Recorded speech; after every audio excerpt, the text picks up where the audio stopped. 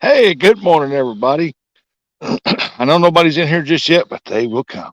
Hey, we're up here at Lake Wapapilla, and we are going to be doing some carp fishing. I mean, the lake is up very high. You can see they got the road closed off to the beach back here. That's because the lake's up real high. It was over this parking lot, this road I'm on. So we're going to see if we can get some fish. So y'all stay tuned with us.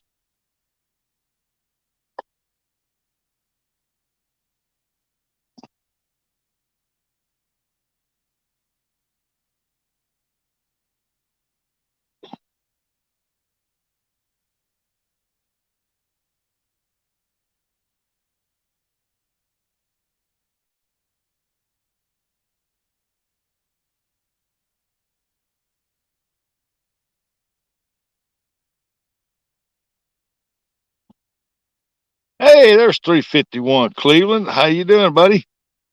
Still in ya. Welcome in. Welcome in. We're trying to do a little bit of carp fishing.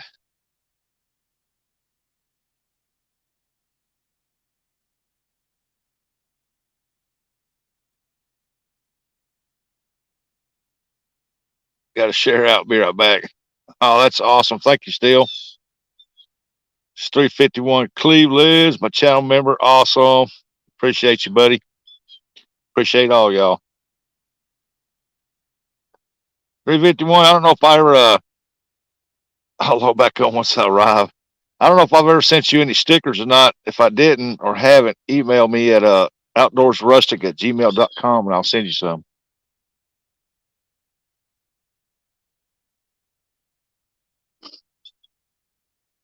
Well, I never knew that carp bait be so sticky and get all over your hands, get everywhere. I don't know how JBT does it. Headed to work. Will you be careful going to work, bud?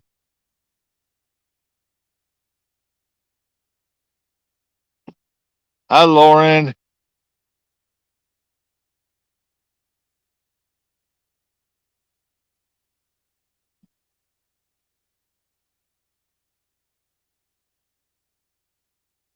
He said, okay, gotcha. Thanks, man.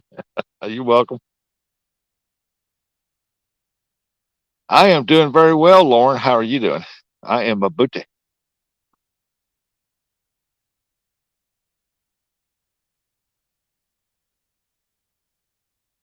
There goes somebody out in the boat. Yeah, it's a cool 61 degrees up here. Very beautiful. Our lake is flooded.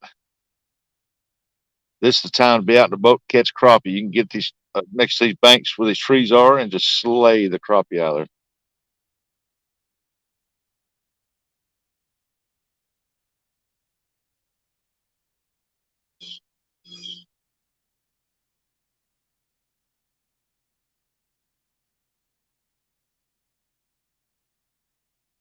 2 of my rods got bait clickers on them, and one of them don't.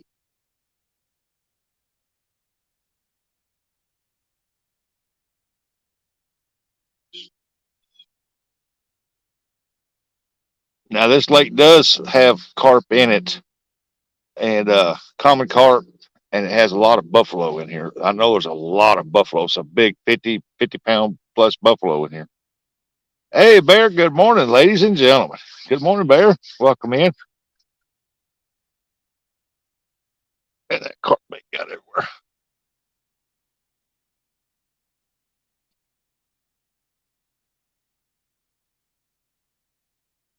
Been watching JBT fish for them carp all week long, and I'm like, I got to go. Mississippi River's up high, trash flowing down it. So I figured, I'm gonna go carp fishing. I ain't been carp fishing since last year. And where I wanted to go carp fishing, and it's flooded. They're letting a lot of water off in that St. Francis River, so you can't get down there to carp fish.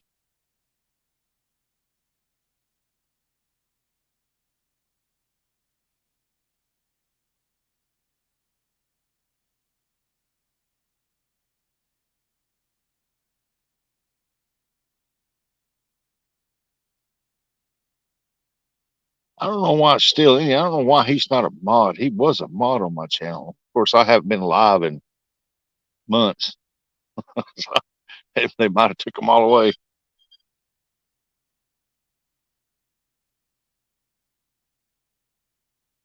Now, if there's any channel cat here, that channel cat come up there and feed on that stuff, and they'll hit that corn too. And there are some massive channel cats in here, some big ones, big giant flatheads.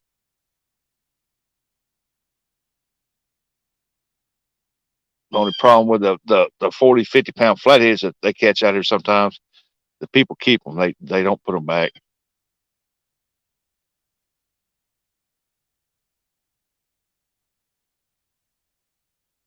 Morning, Mr. Tully.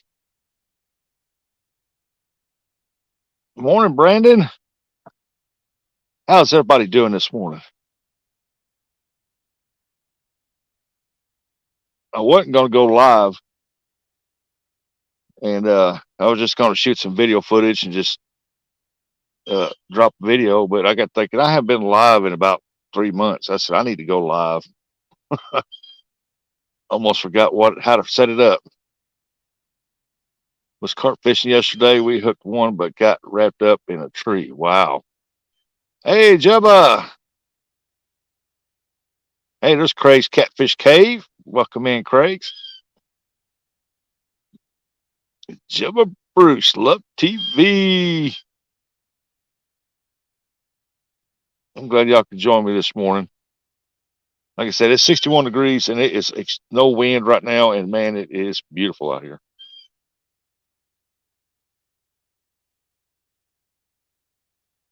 That very last pole, I don't know if y'all can see that or not, but that one don't have a bait clicker on it. So if something takes it, I'm gonna have to get down there quick to that one. These here have bait runners on these two here. The Big Cat Fever and the Thundercat has bait runners. I'm alive, but in a bad place at the moment. Oh, there's my Helen. Hello, Helen. One of the sweetest ladies I know right there, Helen. Helen's vlog.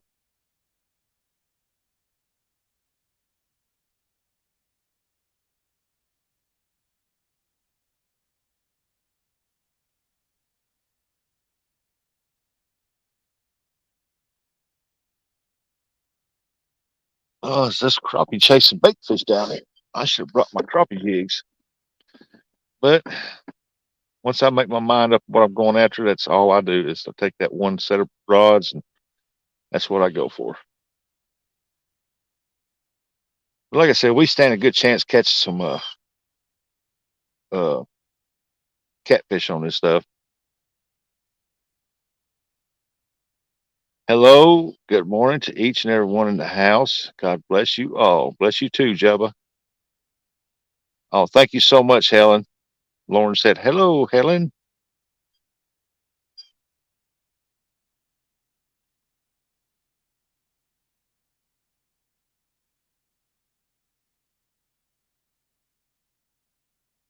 Man, oh man.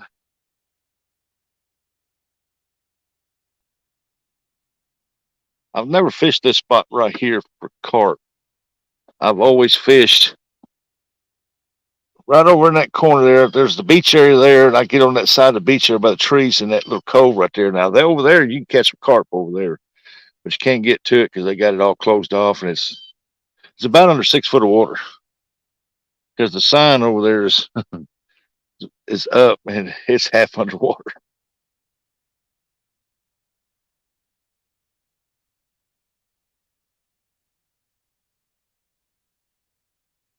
It's like 7 feet above Summer Pool. Summer Pool's 360, and it's about 7 feet above Summer Pool right now. We had a 3-pound channel smoking live bluegill yesterday.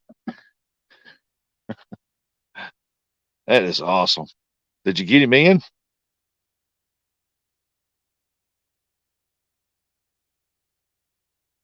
The question is, did you get him in and get a picture?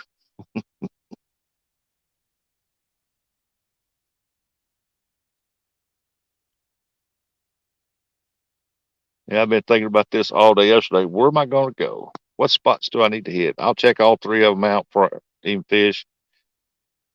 One that got closed off. The other one's underwater, so this is my third option. So I am here.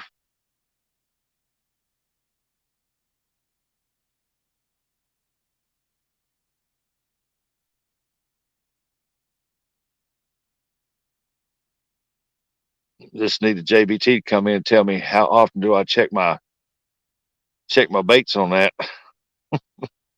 because I know that stuff's gonna get wet and fall apart around there.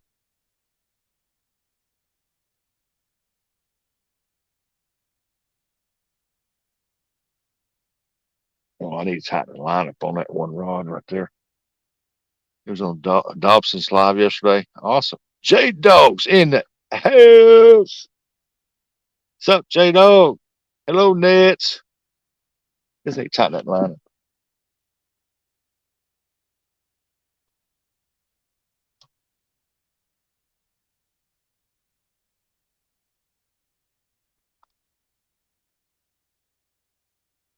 That first rod there's that big cat fever rod I got from Dominic.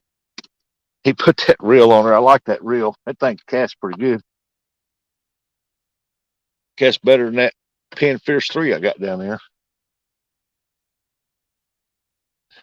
To send us some fish. I wished I could.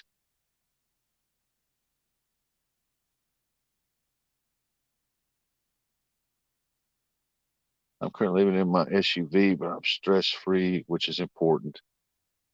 Oh, Brandon, sorry you had to live in your SUV, buddy.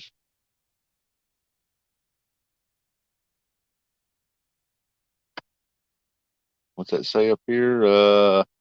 Polar Bear says, J Dog, your rod is back in action.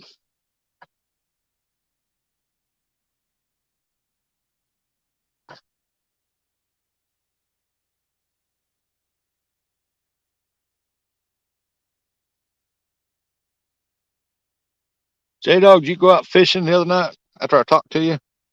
Catch anything?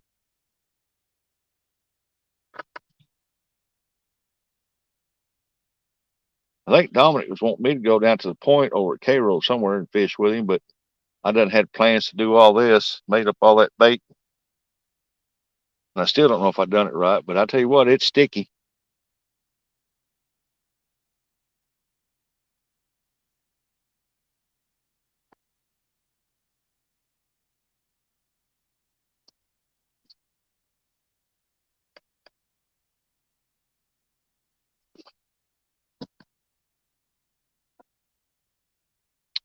I did not. Yeah, I do too, Bear. I hope he lands on his feet real soon. You did not go fishing, huh? Stayed in Walmart too long, didn't you?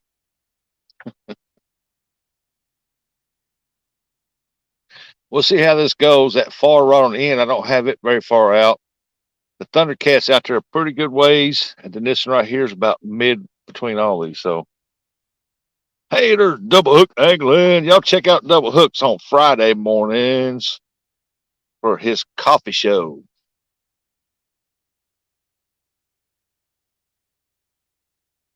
It's a pretty awesome show.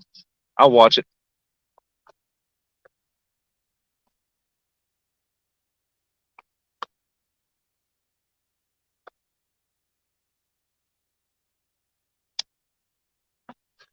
Yeah, where I was wanting to go, I can't get in. The lake is just, hey, Lex, what's going on, buddy? Yeah, I'm good. How are you? Uh, the water's up so high from all the rains, and they're not letting a whole lot out.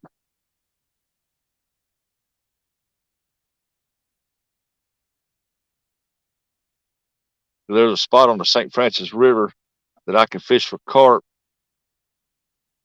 but the water has to be low to get to that spot, and the water's up high and roaring down to there, so I couldn't get there.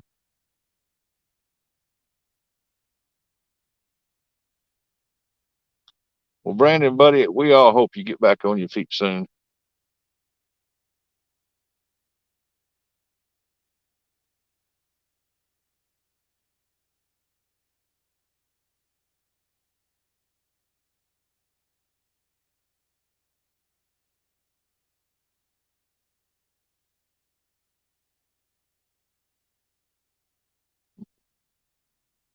Like I said, he's doing good, doing good.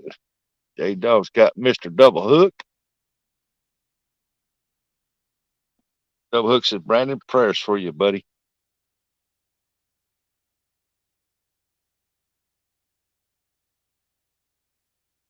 Yeah, I'll give y'all an update on my daughter. A lot of y'all don't know, but she had a miscarriage. We lost our grandbaby, and like to lost her. She like to bled plumb out, and but she's on the mend. She's doing a little better. She's still extremely weak and pale, but uh, she is doing somewhat better. And I want to thank everybody for their thoughts and prayers, and it means a lot.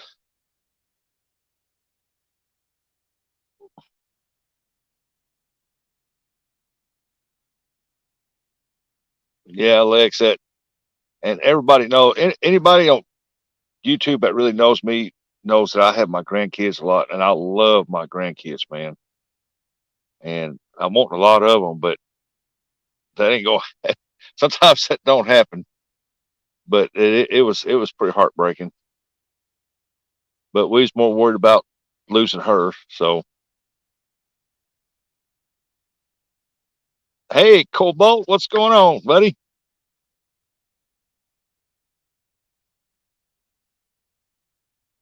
Yeah, she's got three. She's got a 12-year old, a 7-year old, and a 2-year old now. The 2-year old's the same age as Lee Evans' granddaughter, and they're doing wonderful. And this is her first miscarriage. She didn't want to. It just happened. But the doctors did tell her on her last child she had that she wouldn't have any more, and she really needed to get herself took care of because if she had any more, it's a possibility it could kill her. And she was in the process of trying to get that done, and she wound up being pregnant. So she figured she'd try to have this one, and I guess God had other plans. Hey, there's no way, Master. What's going on, Master?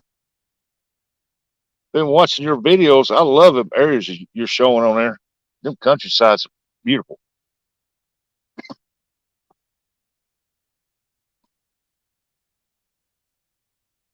Still, and you said, everyone, please enjoy your day. Don't let nothing or no one else steal your joy, ladies and men. That's right. I haven't either, J Dog. I just heard that name on a passing by one day. Somebody said it. Never heard of her. I ain't seen much of Lee. I like Lee. I don't know where he's been. Hope he's okay, doing good.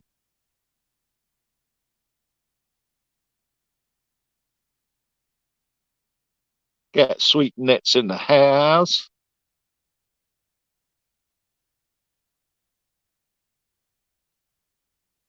Yes, it's resolved, Master.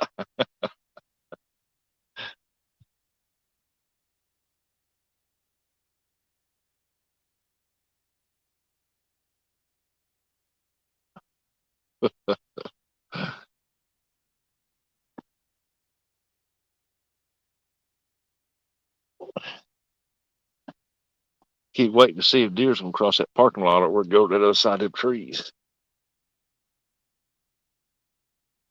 If they do, I'll turn the camera that way and let y'all see them.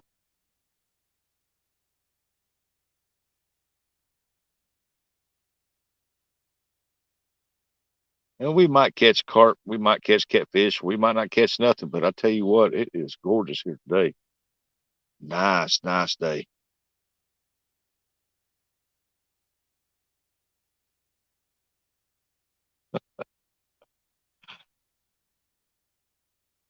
Hey, there's Yak Shore. Yak Shore's got a podcast show now. Y'all need to check out Yak Shore. He's got some good information, tips, helpful. It helps everybody out. Explains more in detail about stuff. It's a good show. I watch it every time it comes on.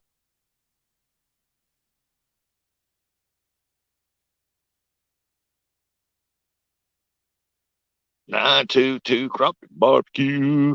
Seen enough of them dodge six this morning, and I live in town. Well, it's lucky I didn't see none coming up here this morning, but usually when it's cool like this here, they're on the side of the roads eating. But I didn't see none this morning.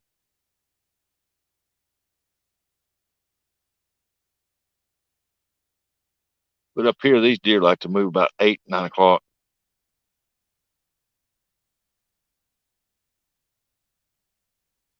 Yeah, yeah. Thanks for dropping the links there, Lex, buddy. Yeah, y'all go check out Yak Shore, man. He's got a good podcast show. Got a lot of good information. He goes more into detail than anybody else I've seen. He explains it a lot better. I should have brought my crop pole up here, my jigs. And oh, there's Samara and Serena. Hello, hello. I'd probably caught me some.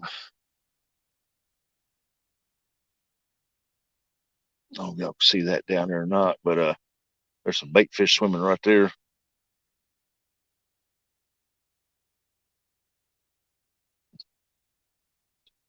Y'all give me a thumbs up if y'all can see them pose pretty good because I'm having a hard time seeing them in this camera.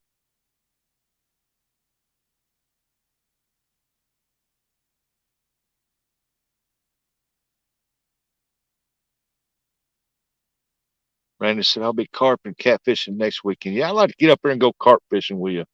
You got some good carp waters up there, but you use different stuff than I use. I got some of this stuff like JBT uses, except I don't have hominy in it. And I got some wire deals that holds the bait on the ball in there. You squish it all up in there and stuff and throw it out. Urban gardening, what's going on? What's going on? What's going on? Good morning.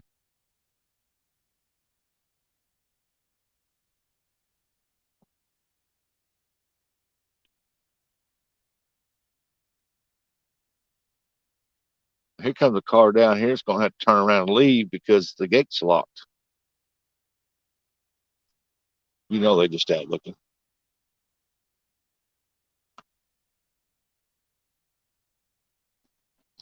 At least he waved. All right, popped in to say hi and hit that number. Slave Master calling. Have a great day. You either talking about your wife or your boss. So either which way, take care.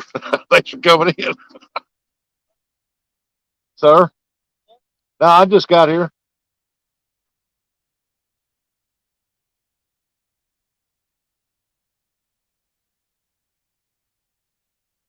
Hey, there's Bogolis keeping it real. Said, hey, chat. Oh, there's little Miss Emily. Oh, little sweetheart.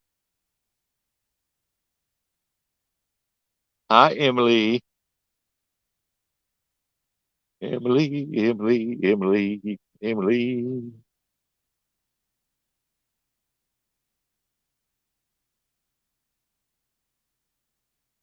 I appreciate y'all coming in. Thank y'all so much. Like I said, it's been about close to 3 months since I've been live. Like I said, I almost forgot how to set it up.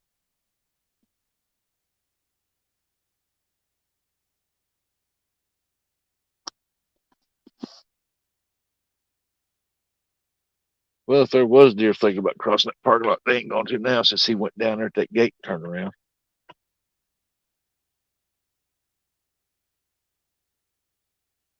The guy right there fishing out there.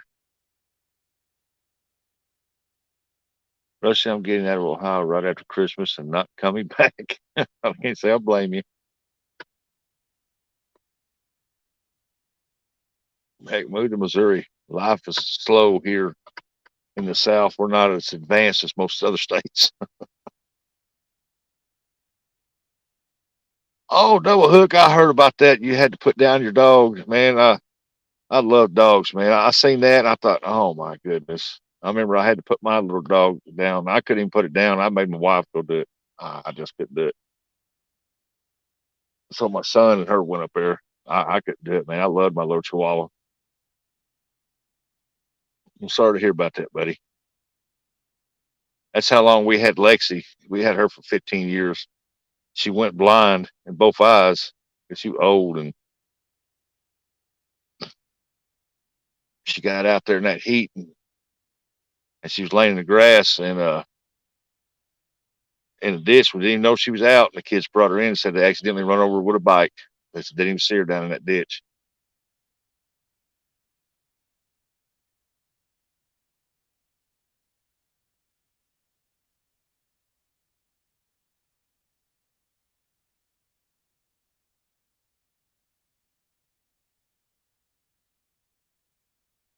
Come on, little carpers. I know you're in there, carpy carpy.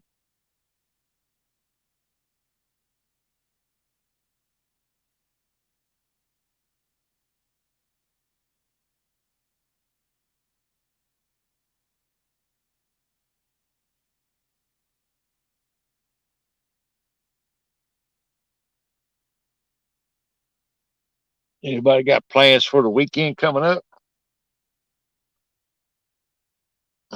I know the end of September, the 29th, 30th, and 31st, I'm going to be at the Lake of the Ozarks. I'll be staying up at the lake house that we stayed in. We went just about a month ago, and I'll be up there by myself, be house sitting, take care of their dogs, and we'll be doing a lot of fishing.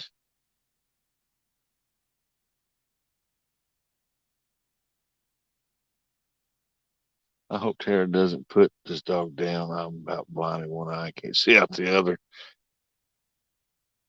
And walking on two and a half legs, that's bad, J Dog.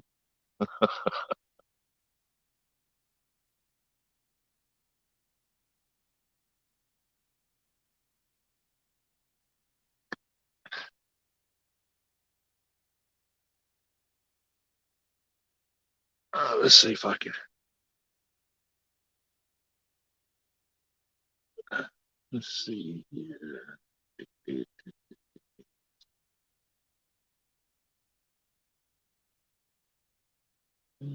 Yeah,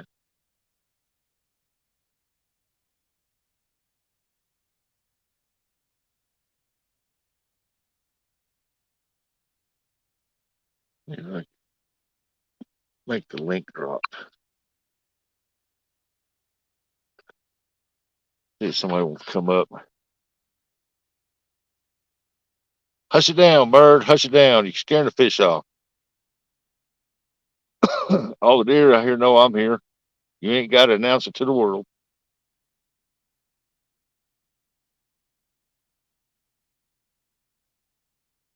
Something must have jumped him off that bank over there. Got to be some deer walking around the edge over there somewhere.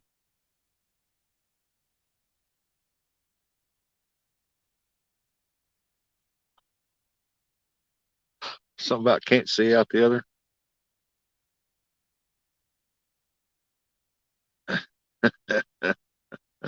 That's funny. Oh yeah, it's beautiful up here. I mean, look at that. You go out between that opening right there, that's the main lake, and that takes you up here to the state park around that way. That right there is the first island. Then there's another island. We call them the Twin Islands. There's an opening between there. You can get between those two right now, but when it's summer pool, you cannot. You have to go to the second island, and you can cut through there. It's deeper water. But yeah, it. This is it's a beautiful lake up here.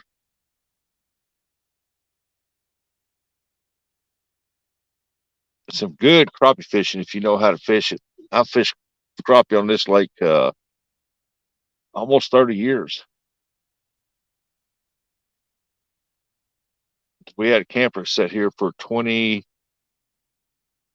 almost 24 years, 21, 24 years, something like that. I was up here all the time fishing.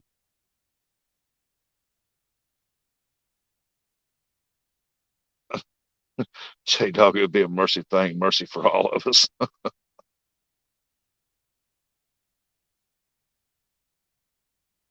Yeah, yeah, it would, especially if you was out there in a boat. Backlash, fisherman.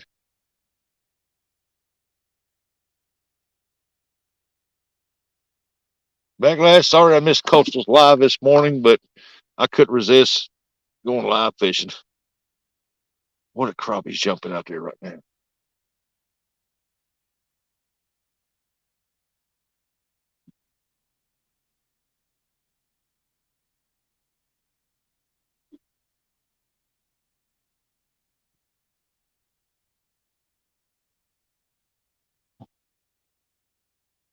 You ain't got to call me sir.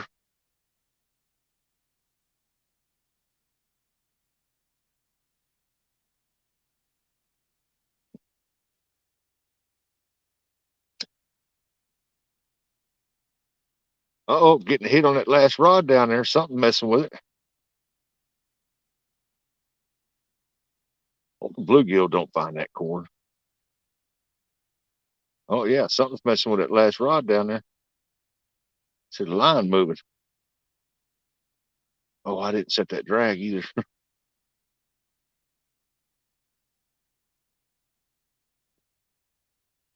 That's the one I had when me and Dom was fishing. I had the reel was broke. The handle was broke in it. And I was still catching them gars on it. And I changed it out, put that Pinfish 3 on there, and it don't throw out as good as that other one. Same size line, and it still won't throw it out that good.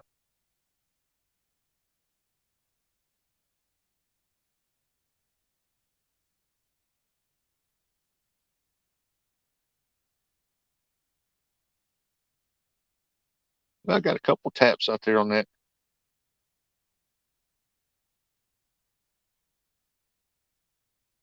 I guess you can call that a good sign. That says J Puppy's still alive. Hey, Mr. Bird Nest. Ah, ah, that's a good one. Mr. Bird Nest.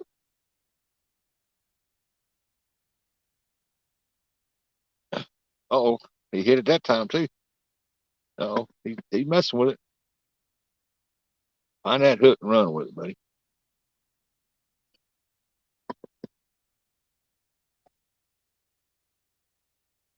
I better go set that drag down there just in case.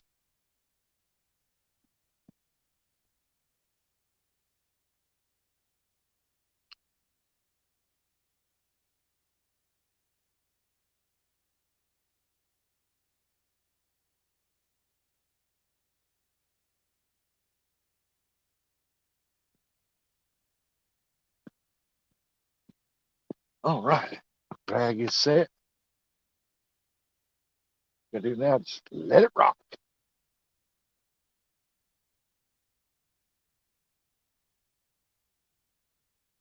Dump somebody down the hill. Thanks too. Oh, he's still hitting. Oh, there you go. Look at that.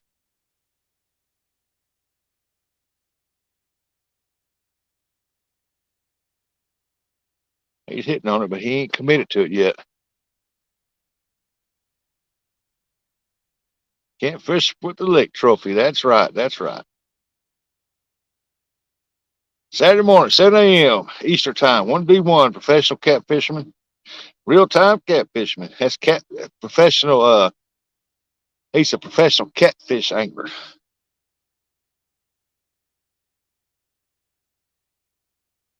I'm gonna need to check that out Saturday morning. That's gonna be a good one.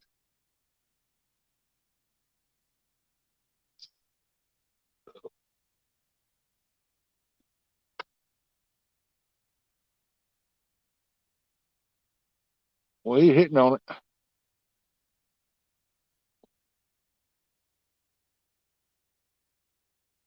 Come on, hit on it.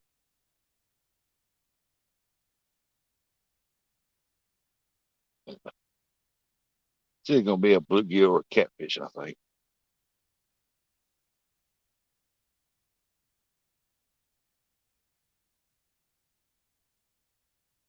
So it may even have a sing off. Lord, hope not. I do see the dance off because when Mr. Parker dances, it's funny, boy. You get to laughing so hard.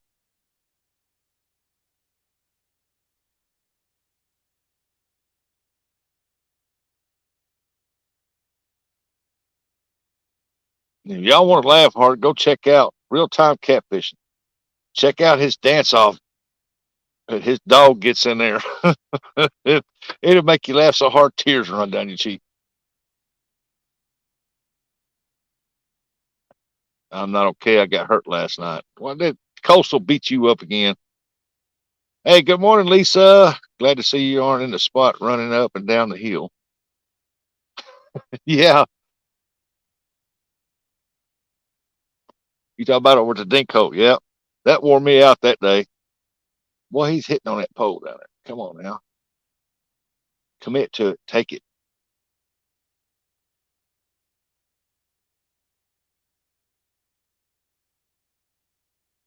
You know you want that. Take it, take it, take it. Probably a bluegill down there pecking at it.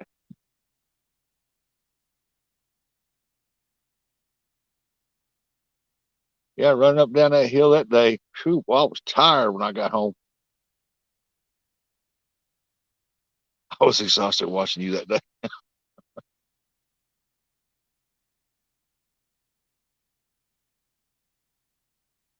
Well, I would sit down there, but hey, Dallas, good morning.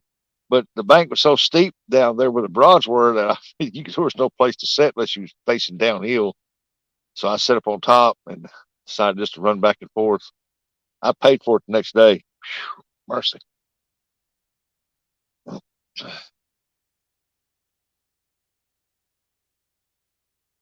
Come on, take that rod. Take that rod. I mean, don't take the rod literally. Just take the line and run.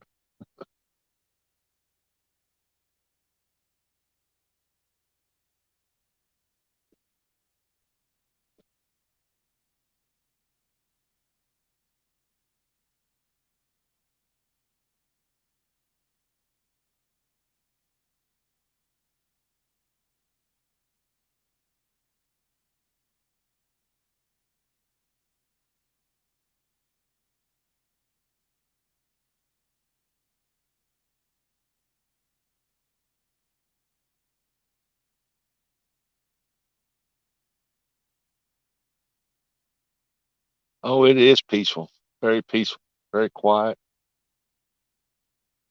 That's why this is my this is my third choice to come spot. Like I said, the lake's flooded, so everywhere else is closed off or flooded. So I come here. They got the gate blocked to the swimming area, and I wanted to get over in that corner, fish that little cove over there, but can't get over there. So at least I can't. Nobody come down here is gonna bother me.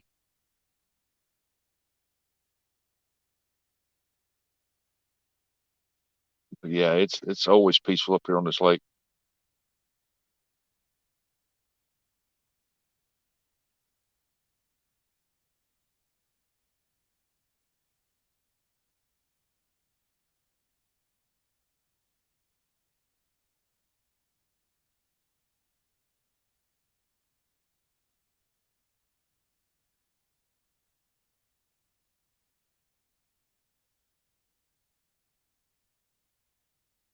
Just Sir Russ, thank you for your help almost there, but not stable.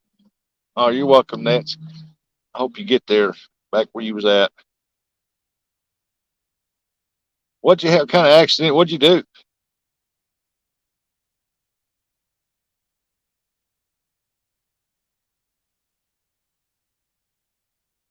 I know your power was off, and the grill blow up on you or something?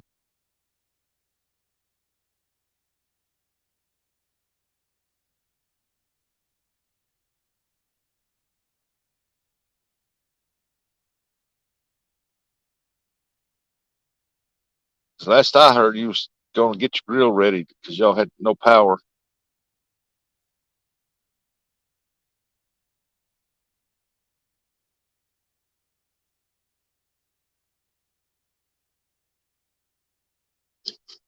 Come on, carp.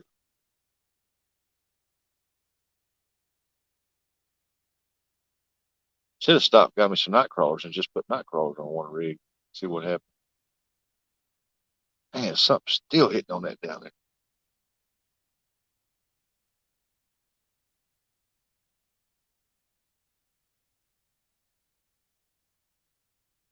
Outfish Ontario, Titan Lines, welcome in. Hey, there's first time casting ventures. Hope you got anything yet. No, I haven't got nothing yet. I'm trying. I'm getting a hit on that last rod down there. Sat down in a plastic and that chair leaned back. The whole back broke off and I fell through it. Hey, I've done that for backlash. So I don't like them plastic chairs and they don't hold nothing up for nothing.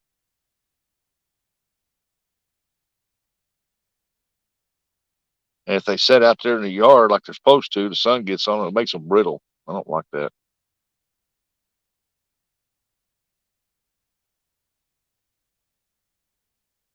Oh man, I thought he was going to take it then. I seen it bounce.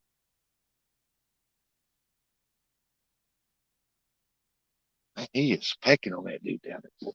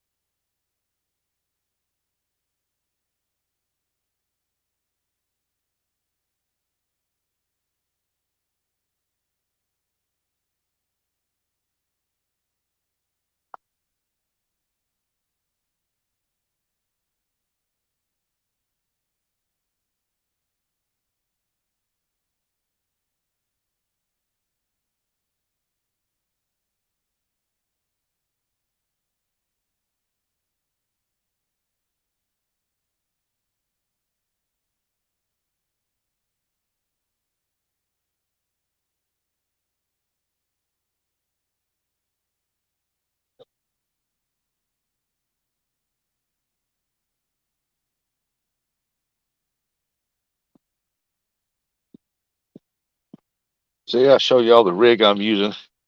It's just a coil type rig. Got a little hair hook on there. Just a little slide sinkers on there to make it move.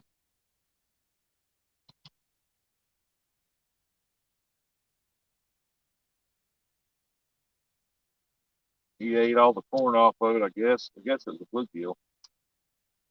Bluegill pecking on. Pack it back up. Throw it back out there. I ain't bad about this stuff. Get all those dangles.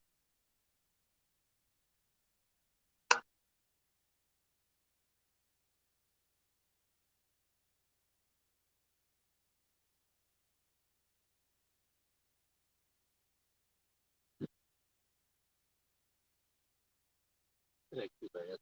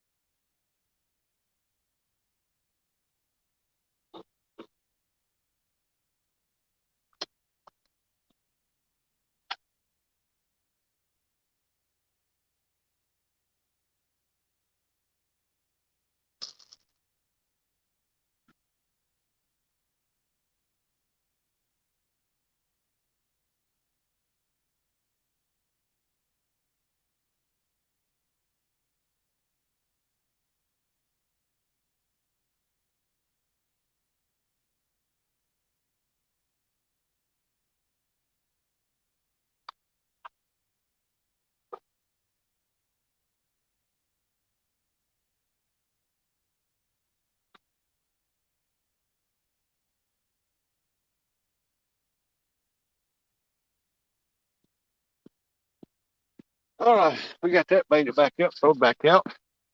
Got it out there further this time.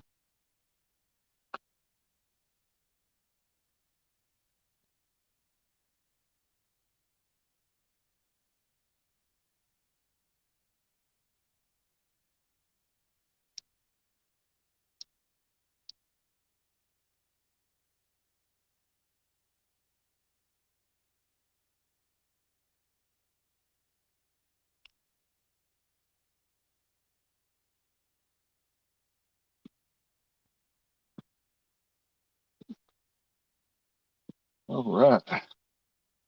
Ain't nothing to do but to sit and wait. See what happens. I'll just say hello to everyone. What's this? Hey, there's Daryl from Trophy Seeker. What's going on, Daryl?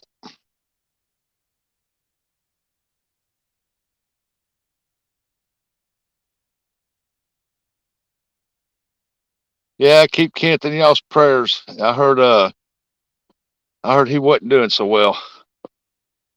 So y'all keep praying for him.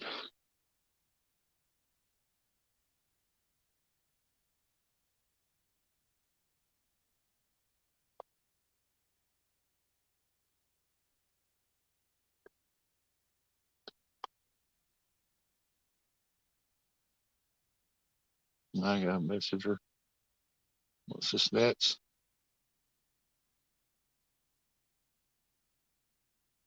Messenger.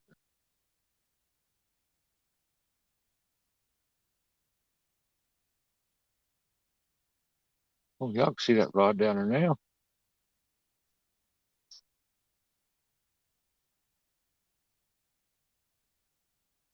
I wonder how often JBT checks his bait when he fishes the carp like that. He got all that water bait on there.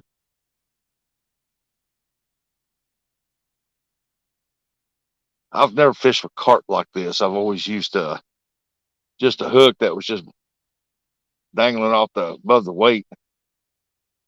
Put a dough ball on it or worm or something. I've caught them like that. 351 Cleveland crappie slayer.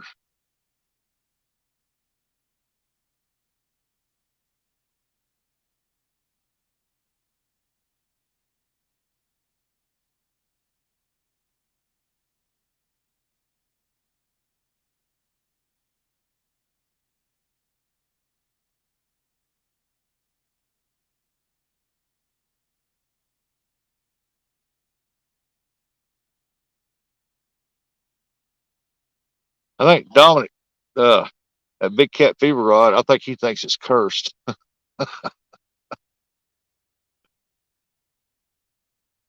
About 45 minutes is how long I wait.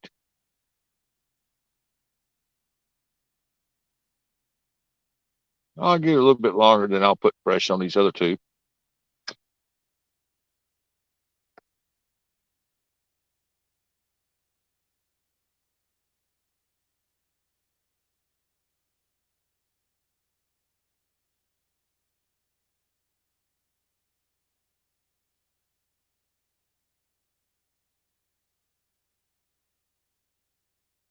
Huh.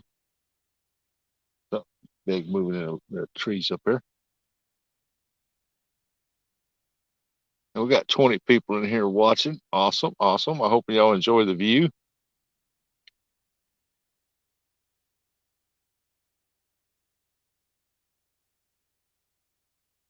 The campground we stayed in, it was nice that we kept the camper in all them years. And it was nice, quiet, good people.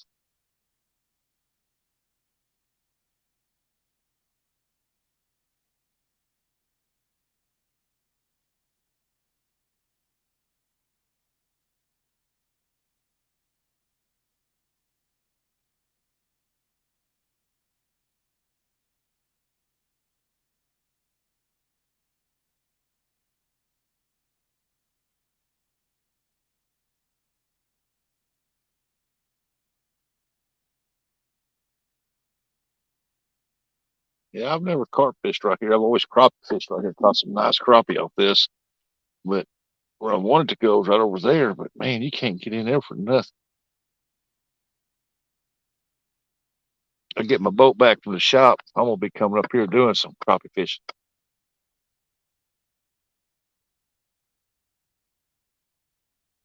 Lex, thank you for dropping the links, buddy. I appreciate it.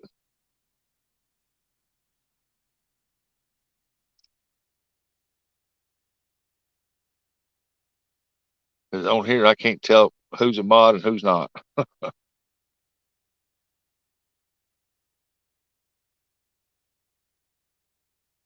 Any fiend is possible. Good morning, Rustic. Working and lurking. You got more lurking and less working. Hello, Rebecca. Good morning.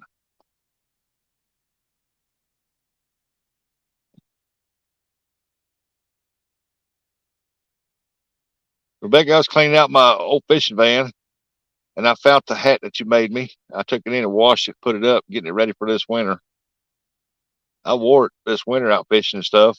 That thing's warm. I love it. I always keep it in the van. That way I'll have it.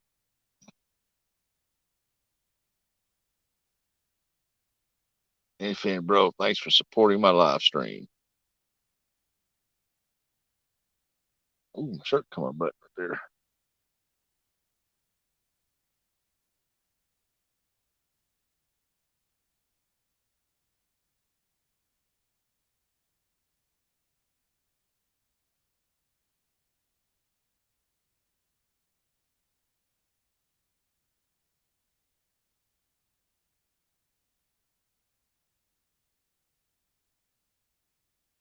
Let's see here. Come on, fishy.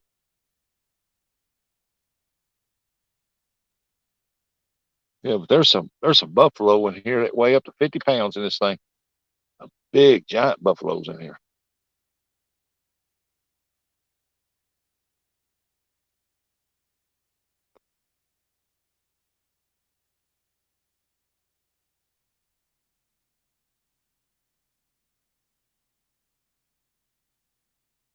There's a place over by State Park where the carp and the buffalo love hanging out in that shallow water.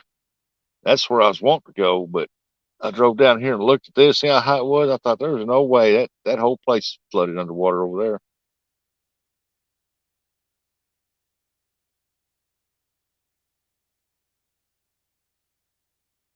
New video coming out for me today. Finally got one to edit and export. Awesome.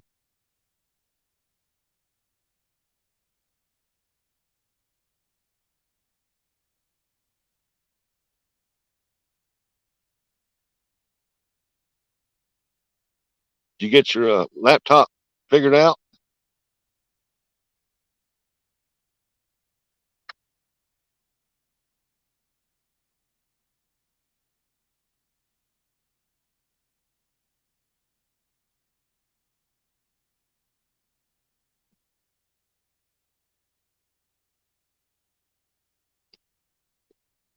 Yeah, I got them fancy rod holders. You liking that?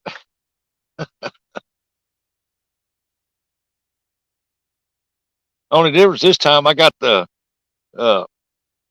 the clickers on these two first ones here, and I got the drag loose on the last one.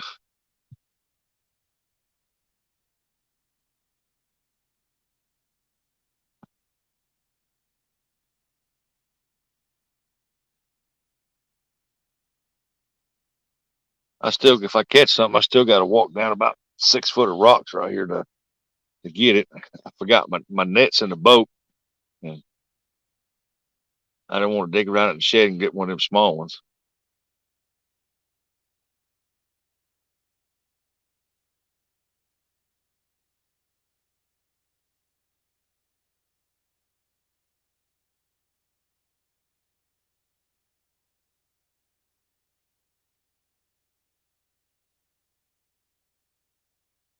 Well, I guess I better check them in there. Check them two rods there because they've been out there for a good while, close to an hour.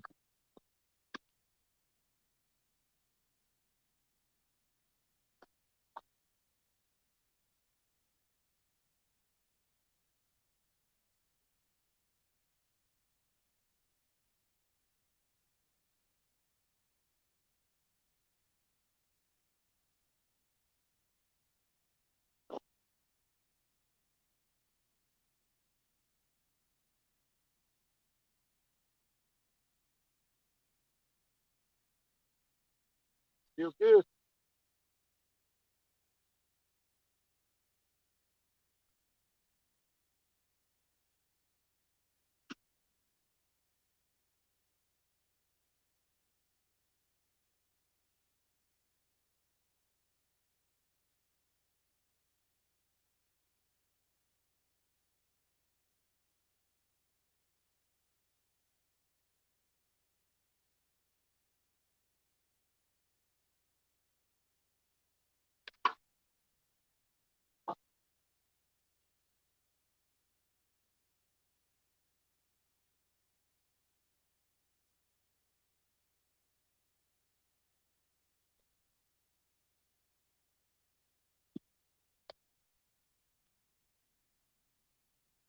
I've got to figure out something to put into this to make it where it break up more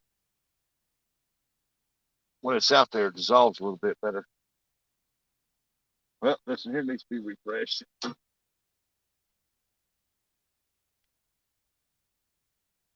Something was hitting on. I thought I seen it move.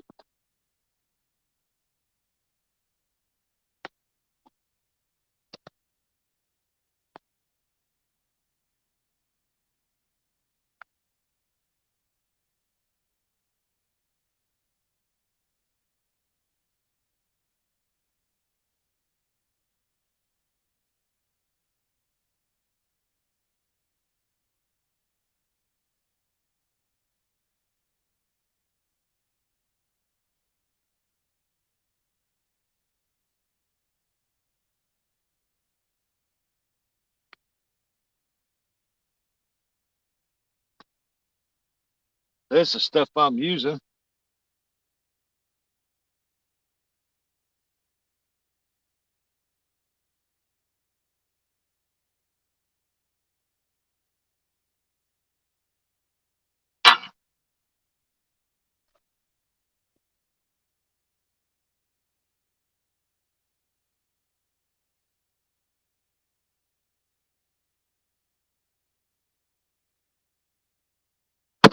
I think I might have got my mix a little bit too wet with that juice. So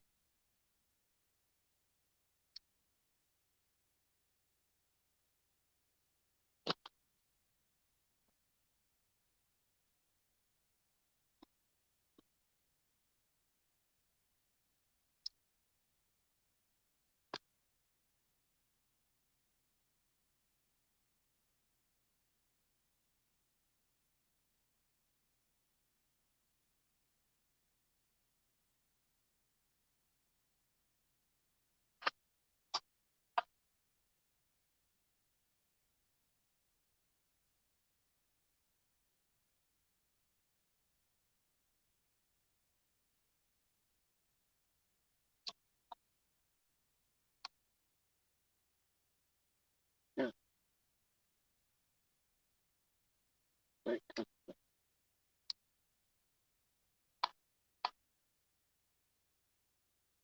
there we go.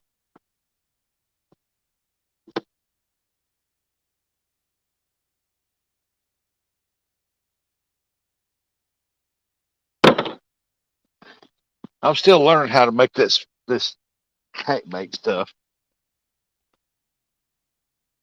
Hello, Coastal. Oh, there's a catfish dog. Uncle Lou's in the house. Yeah, I'm still trying to figure out how to make this pack bait stuff. So I think I got this a little too wet. But it's not breaking down in the water like it's supposed to.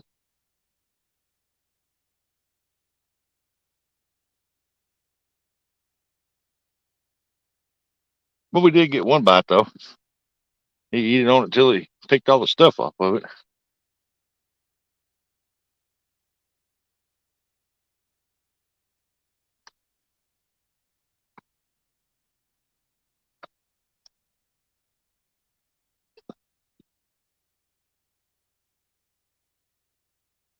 What ingredients? I try to copy JBT's. I got almost a loaf of bread, oats, strawberry jello, corn,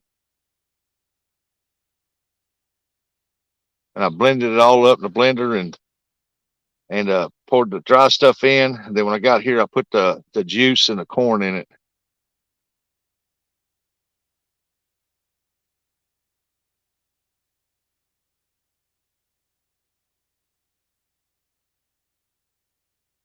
Somebody's fixing to launch a big boat out there. It's about the only boat ramp that's open, I think. Won't take long for this parking lot to fill up.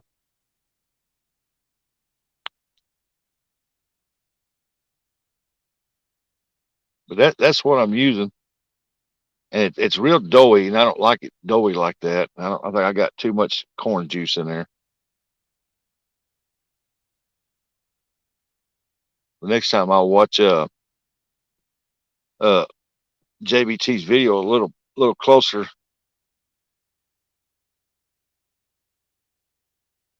I use panko instead of bread. It breaks down quickly. Yeah, yep. But mine is I think I got it too doughy.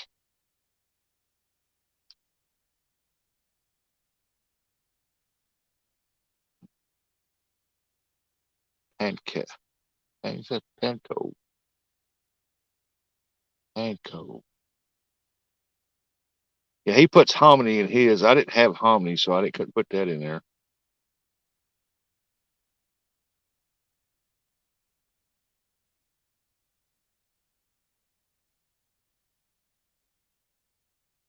But he puts his bread and oats in a blender and makes powder out of it. And then he uh I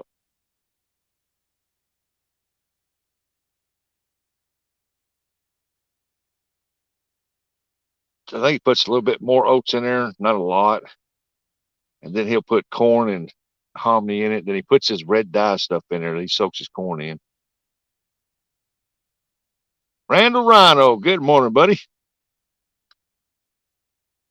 I think Randall's got a new video out. I haven't seen it yet, but I will be watching it. Y'all go check it out.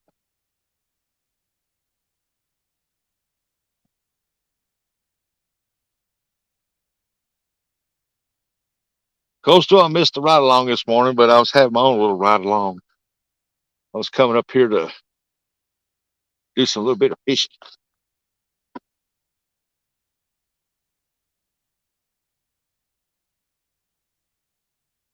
Oh, that sounded like a deer over there. He is. He's in them woods. He ain't showing himself.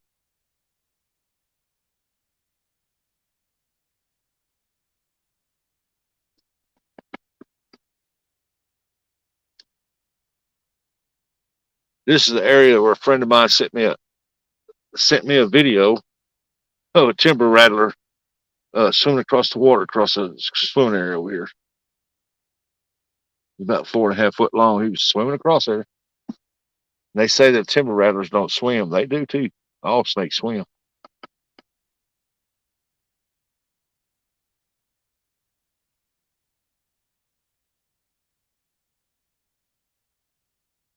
Just waking up, getting ready for work. You having that coffee yet?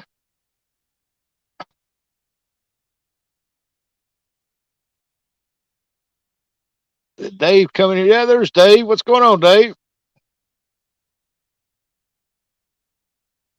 I just do panko strawberry jello and sweet corn. It's probably not the best, but it's easy, and I don't use my wife's blender.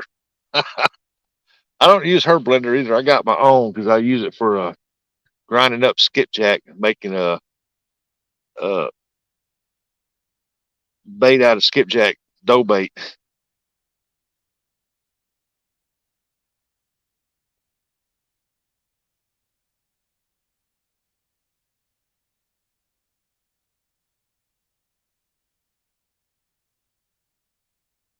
I bought an El Cheapo blender from Walmart, and that's what I use to blend everything.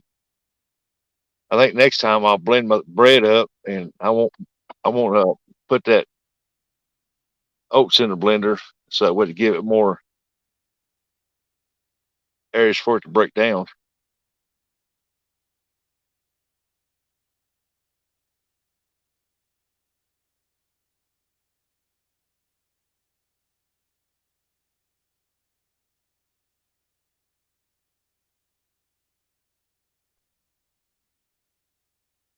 Like getting a little slight breeze out there right now.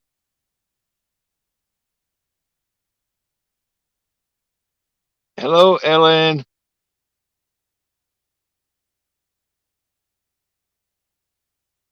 Yep, skipjack milkshake. I take and blend up the skipjack, all but the heads, because the heads are so hard, and I'll use them for cut bait. The heads, vacuum seal them, but the rest of the body I'll take and blend up. Then I add just a little bit of corn oil, just enough to make the bones float, and that way I can get the bones out of that meat stuff, and I'll blend it again. Then I'll add some stuff to it to make it like a stink bait. 18-ounce Quaker Strawberry Jello and can of sweet corn. Drain that juice and can of cream of corn. It totally breaks down within 45 minutes. So I think that's what my problem is. I got whole kernel corn. I didn't get the sweet corn.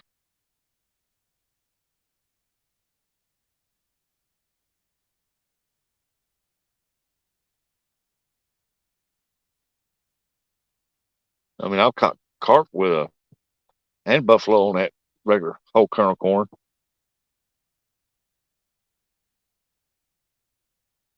So get the regular sweet corn, not the cream corn, the sweet.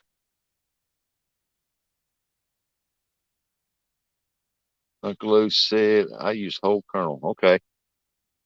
Whole kernel sweet. Okay, I'll remember that next time.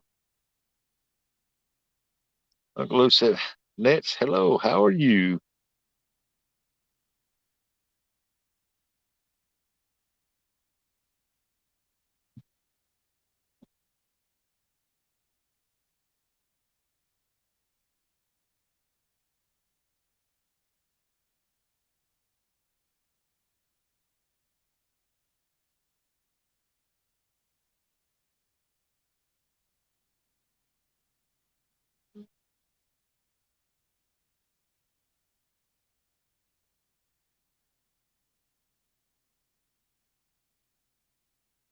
See, last year I went that one time carp fishing and I used Karo syrup, but I didn't ground up the oats and it broke down real good. Because that was my bonding agent was that white Karo syrup.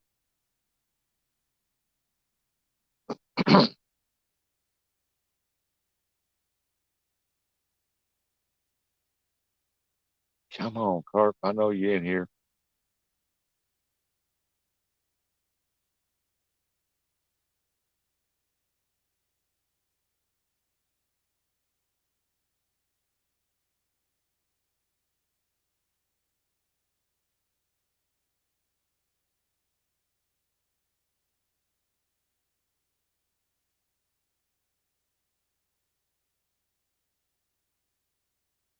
This whole kernel sweet corn. Get me a couple cans of that.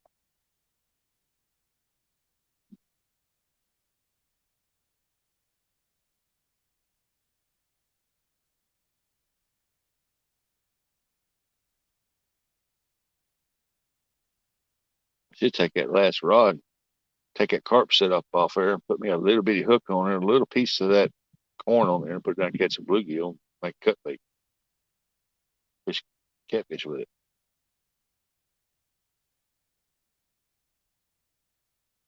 But you got to be dedicated.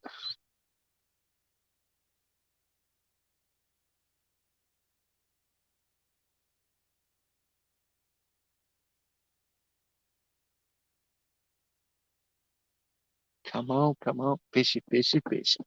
Get it on.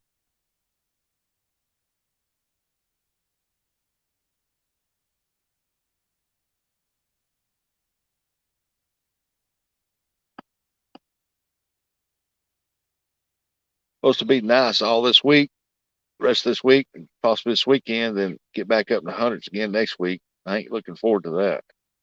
That's just too hot.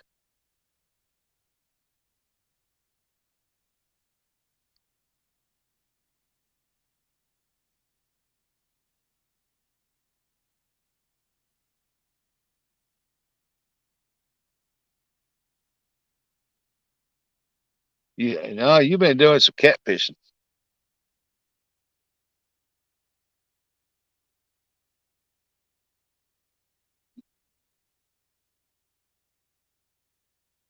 I have been carp fishing this year. What's that up here? Yeah, Rustic, don't grind your oats, leave them whole. Yeah, I think that's where I messed up. I grind the oats now. I should have just ground the bread and let the bread alone and mix the oats with it.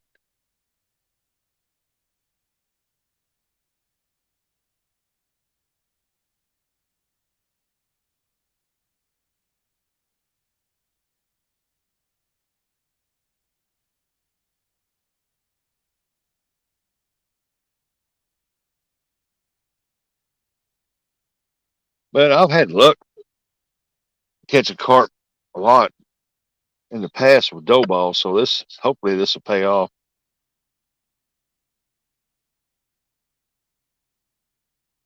Dave, I'm fishing up here at uh Lake Wapapello. It's up here outside of Poplar Bluff, Missouri, a little northeast of Poplar Bluff, Missouri. Lake Wapapello.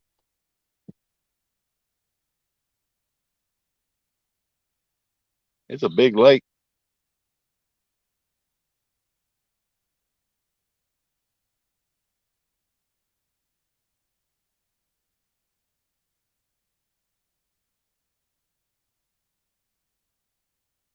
They're letting quite a bit of water out, but not real fast.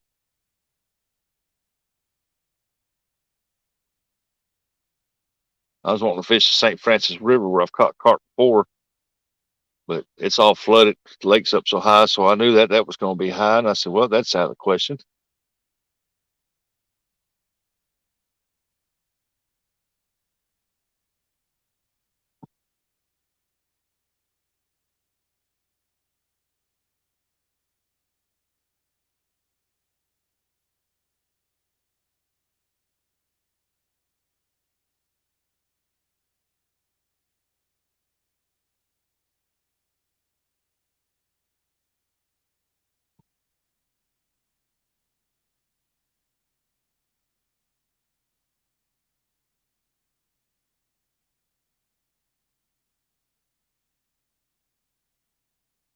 Come on, come on, come on, fishy, fishy, fishy. Let's go fishing. Carp are just being stubborn.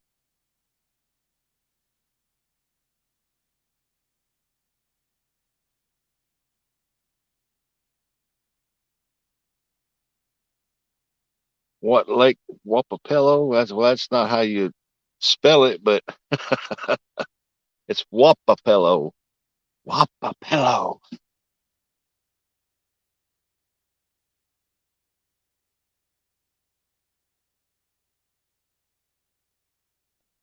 It's a good crappie lake. It holds a lot of good bass in here too. It's a shallow lake. It's not real deep unless you get out there in the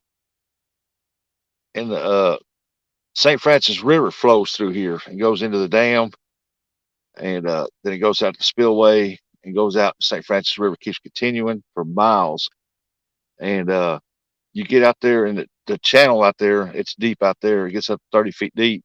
Places a little deeper, and then there's some 15-foot spots. There's some half-foot spots. At Summer Pool, you have to know where you're going, or you're going to run aground.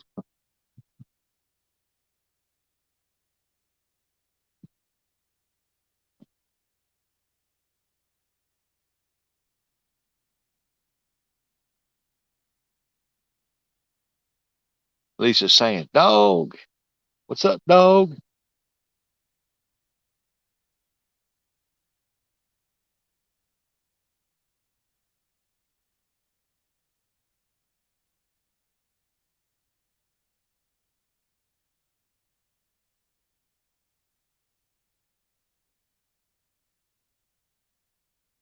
I need to find me a stick and stir my stuff up. See if I can get some more dry to get up into that.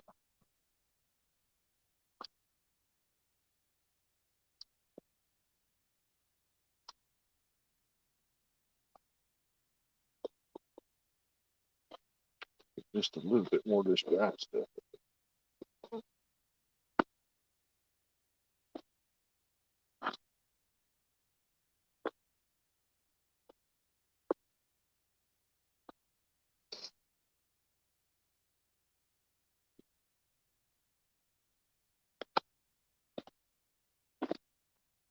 There we go. Now it's just getting mixed up.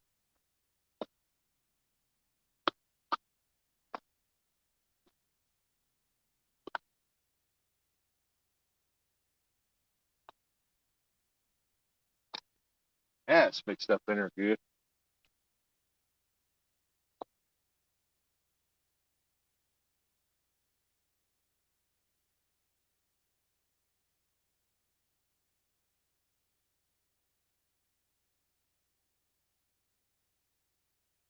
I'm gonna reel this here back in.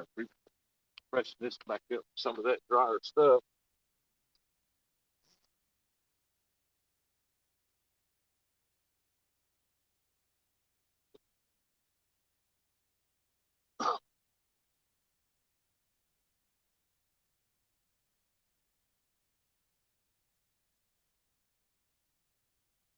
Oh, something been messing with it. It was breaking down out there. The wash not only as thick as it was.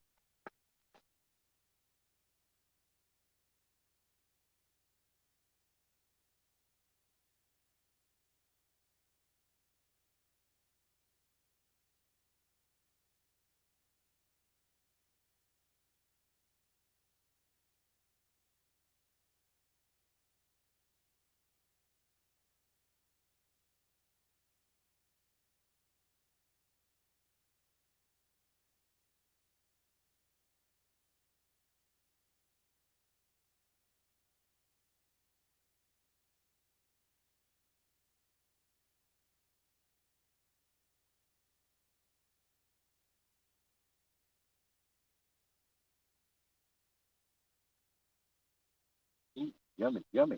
It's corn.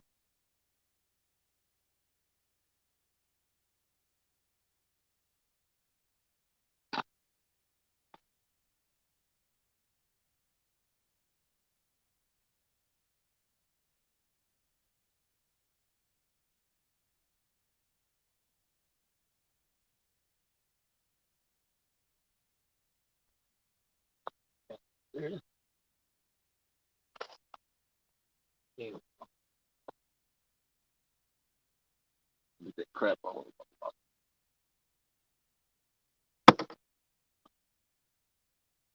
over. There, what do y'all think about that?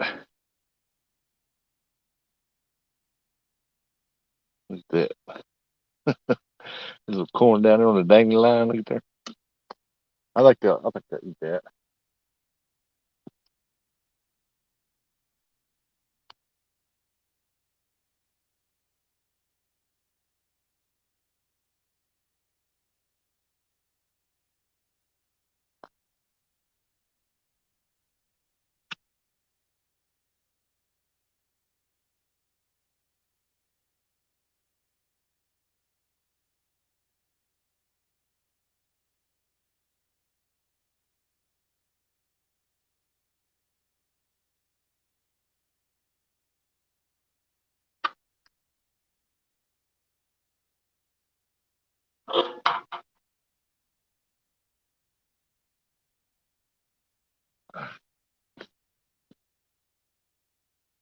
Put a little bit of that drier mix on there. Let's see what happens.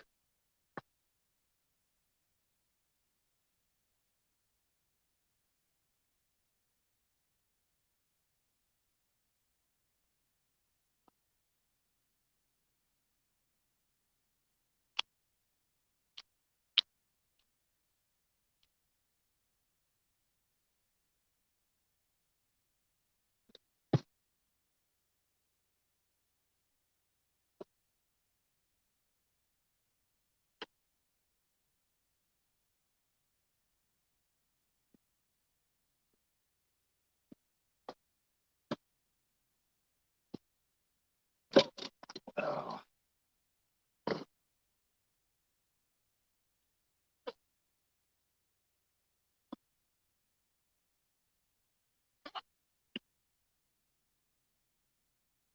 oh, here's my charger. Put up here just in case I need it. Hey, Tinkerbell. Good afternoon, Tinkerbell. Big Slim. I just know that now. Big Slim came in the house.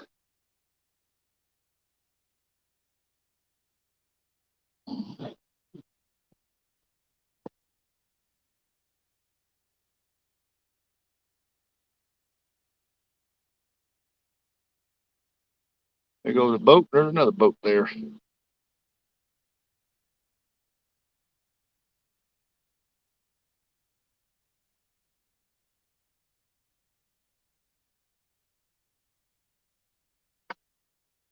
Yeah, Lex the man. He dropping them links. Yeah, I stirred that up. I had a bunch of dry stuff on the bottom, so I stirred it up, got the dry mixed in with that other. So hopefully that'll put more flavor in the water and make it uh, fall off in there and spread a little bit. Hopefully here in a little bit, they'll the channel cats will move in and they'll find it and they'll start feeding on it and then they'll grab that hook and they'll take off.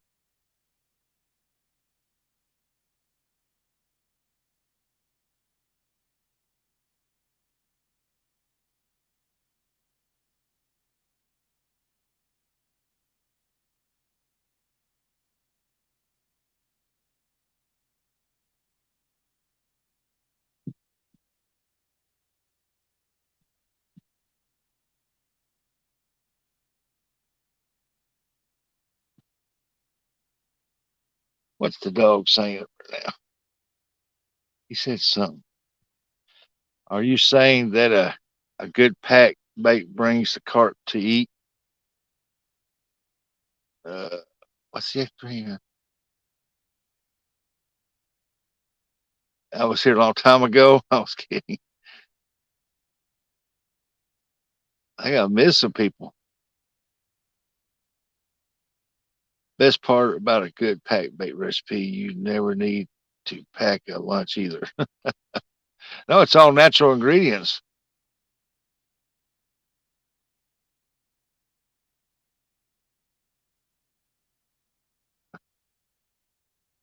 I'm saying that if you can't catch fish, you won't starve. That's about true. Hey, there's Chestnut. What's going on, Ashley? Ashley, Ashley. So you got to talking about eating that stuff. Now I'm getting hungry.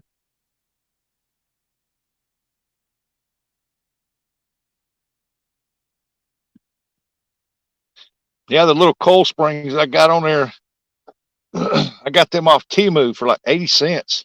I got a pack of 5 of them, and they hold that bait real good. And you tie to one end, and you tie the line, the hook line to the other end. It's a straight shaft. They got it twisted good. There's no way to come apart. And you can compress that spring and get all that bait stuff out of there to put fresh bait in.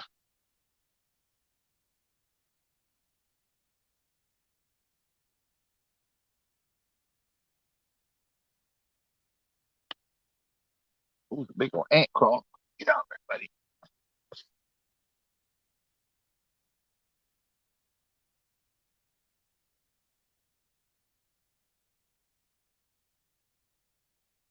I have 20, the ones you have, Rustic. Awesome. Well, I just got these 5, ordered these 5. Came in a 5 pack deal. You can get them in 2s and I think 5s, maybe a 4 or 3. I don't remember. But anyway, I got the 5 and it's like 80 cents time I placed my order of stuff. It come to 80 cents on it. And I said, when it come in, I thought, well, I figured out be little bitty dinky things, but they're pretty good size. They hold a lot of pack bait.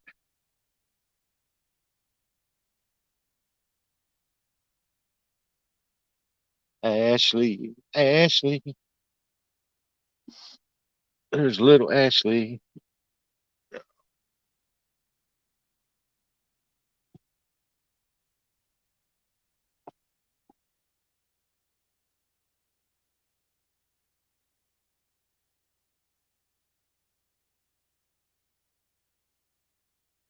Yeah, JBT, he been carp fishing about every morning. He's catching catfish and carp on his pack bait. He can mix up some good pack bait. Like I said, I'm just learning it. I used to catch all my carp on dough balls, weedy balls, and worms.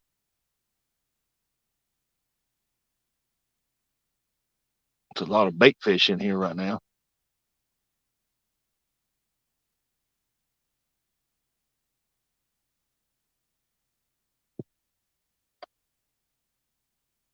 Hello, Jessica. How you doing, Jessica?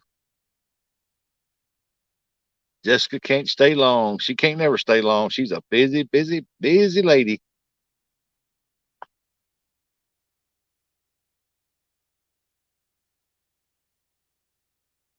Well, Jessica, I'm glad you can come in. I really appreciate it. Look at any fan just throwing in pink hands that waving everybody.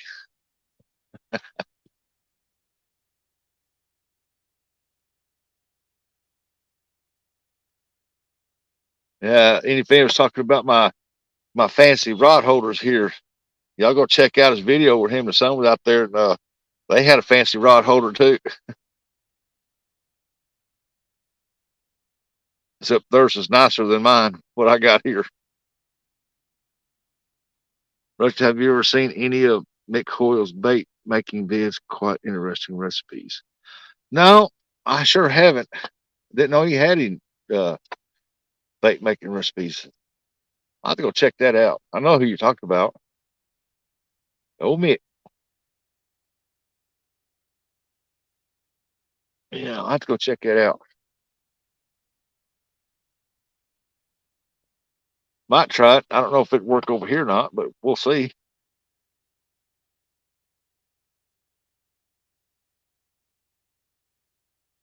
See, I'm sitting right here in this parking lot, and there's trees right there. My phone is showing like a dark picture, so I don't know how's the picture quality. Is it pretty good or is it bad?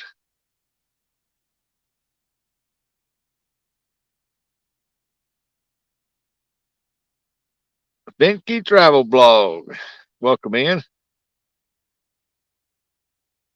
Yeah, he's a great carp fisherman here, buddy. Awesome. I'll have to go check his recipes out.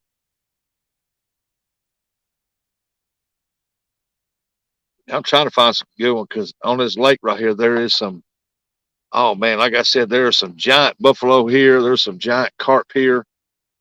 I've never caught a grass carp here, but I've caught common carp and buffalo.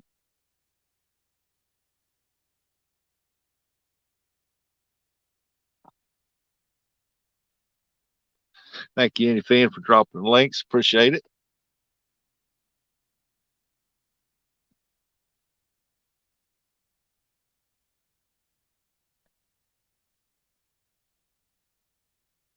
Yeah, I hope the picture quality is good for y'all. Like I said, it looks dark where I'm sitting. Of course, I'm sitting in the shade here.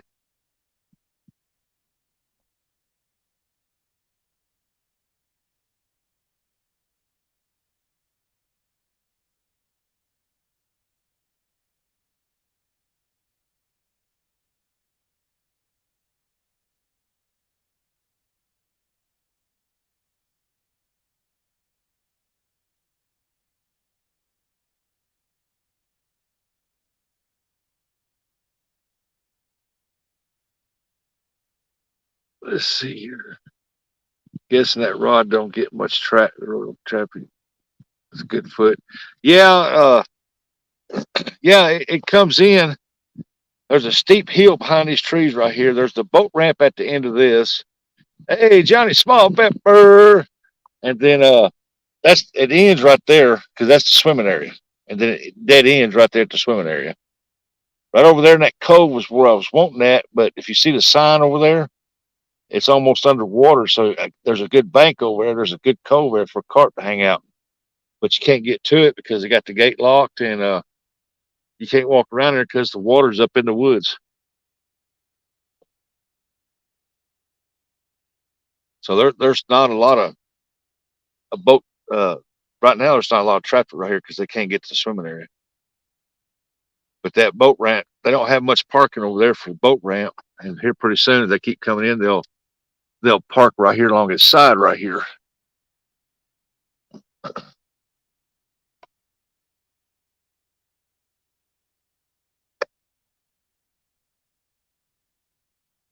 This is called RA boat ramp here.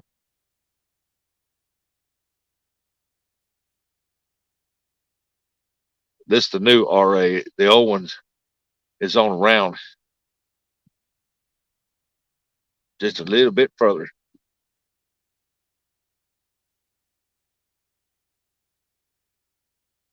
That out there in that opening you see way out there, that opening, that's the main body of the lake out there.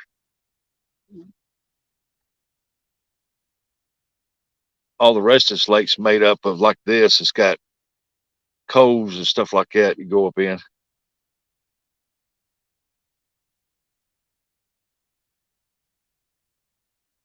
And like I said, this water ranged from uh, at 360 feet at Summer Pool. This lake will range from half foot deep to 15-foot deep. Most of the time, it runs about 12. It's a shallow water lake. Uh, there's been they call it the prop lake because this thing eats a lot of props. For weekend warriors come up here, they don't know. Oh, I appreciate that, Johnny. Hey, Steve, the pleasure angler. Rustic, good luck. Mate, I've been out all night chasing the big carp on the canal till 6 this morning. No action. I'll be trying again tonight. Wow. Good luck, buddy. Sucks you didn't catch nothing. I probably won't catch nothing either. I'm hoping so. So like I said earlier in the live stream, there's 3 places up here that's good for carp, and all 3 places are closed off or flooded. You can't get into it without a boat. And right now, my boat's in the shop. I called the guy to get the Missouri numbers off the front so I could have my new vinyl stickers made for the numbers. And he told me he had it in the shop working on it. So, good Lord, I don't know what that's going to cost. That's going to cost, I bet, $1,000. And all I wanted to do was adjust the carburetor on it. With the price of things today, I bet it's going to be expensive.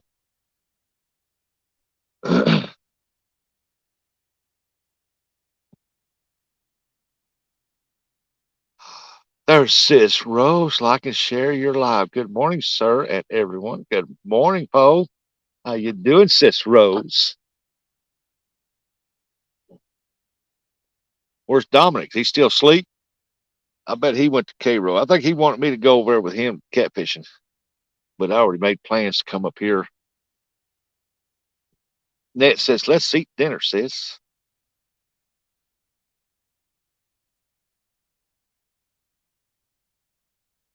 Let's see, what was that said?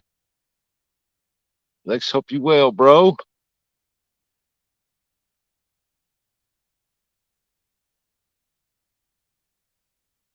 Big Slim said, but out another, bust out, yeah, bust out another 1,000. This time I'm hoping not. I only took it to him because it was flooding real bad. And just to make sure that there was no water that got down in that carburetor where I like to sunk it. When that live well pump snapped off and left that inch and a quarter hole, man, that water was coming in fast, man.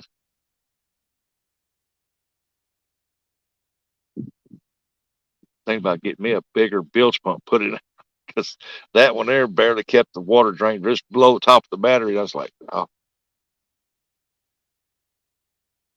either I'm getting another something messing with this first rod, or the wind's picking up a little bit, messing with that line that Dominic put on there.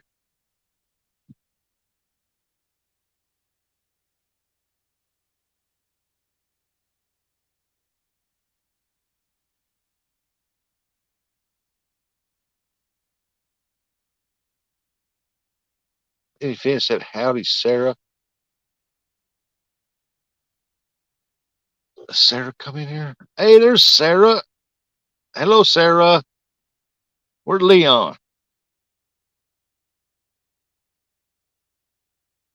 I get it up here.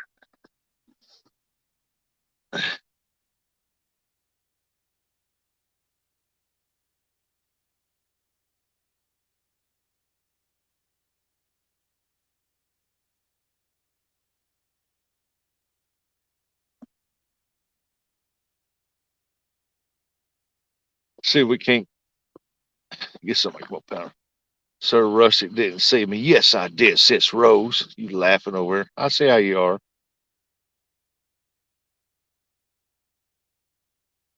I even asked you, where's Dominic at? I bet he's going to go fishing over at Cairo. I like fishing with Dominic.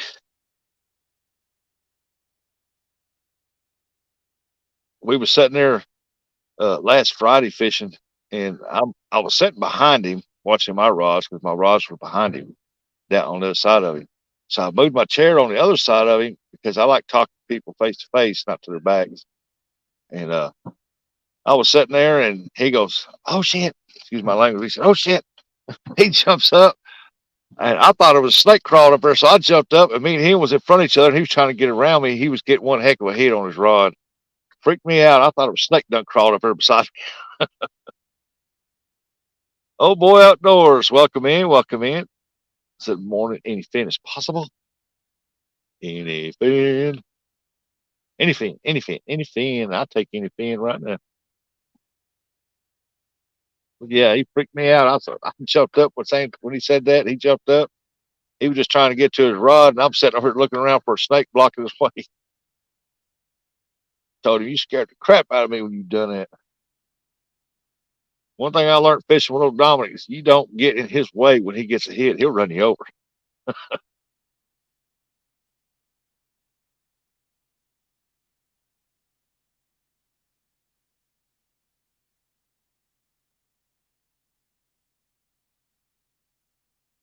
I don't do a whole lot of carp fishing, but this is something different.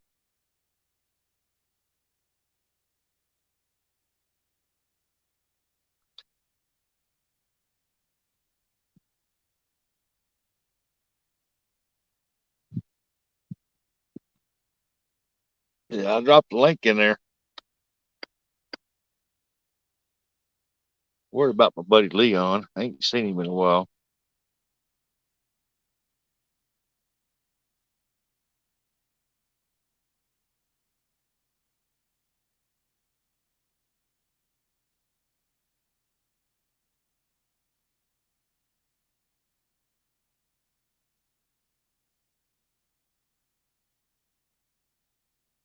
Steam fish.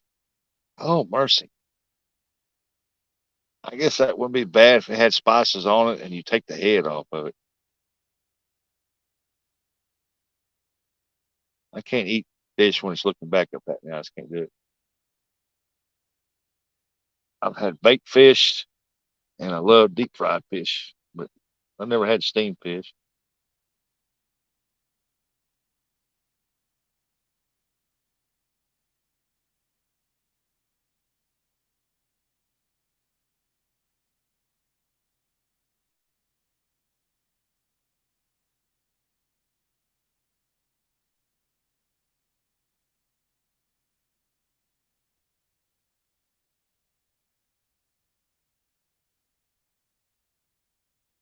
Hey, old boy outdoors.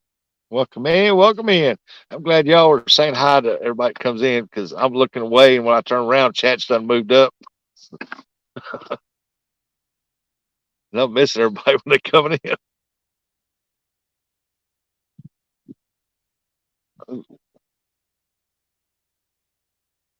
There's a buffalo right there on top of the water right there. He's headed over towards my lines. It looks like a buffalo coming up every now and then. For all I know, it might be a baby turtle putting his head up there. No, it's a fish. Oh, yeah, it's a buffalo. Oh, y'all see that right there? Oh, as soon as I turned the camera on, he went down. Ah, maybe he'll come back. That's a buffalo. Probably about a 10-pound buffalo. Go over there and grab on that hook. Get some action going.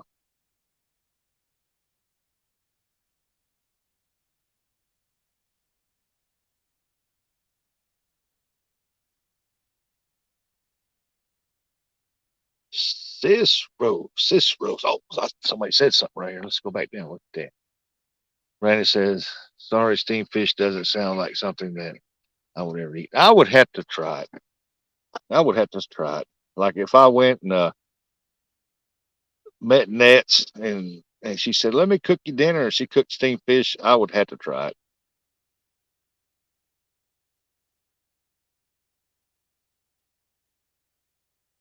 Doesn't mean I like it, but you never know till you try it. Oh, he came back up again, went back down. Come on, Buffalo.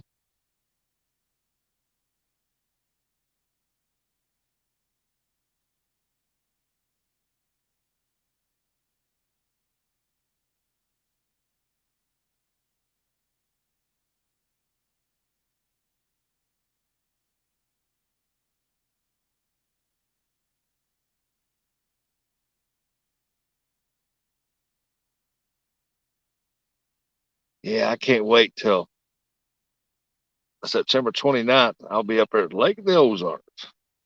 3 days. Might have to stay a fourth day just to fish an extra day. I don't know. I ain't got no reason to get back home early. Yeah, it's what it looks like. He's coming up here looking like, ha ha, we know you got that out there, but we're not going to hit it. It looked like about a 10 pounder. He just cruising the top of the water right there. Tell him to turn the camera on him. He decided to go down. I was like, oh, you don't want everybody to see you're there.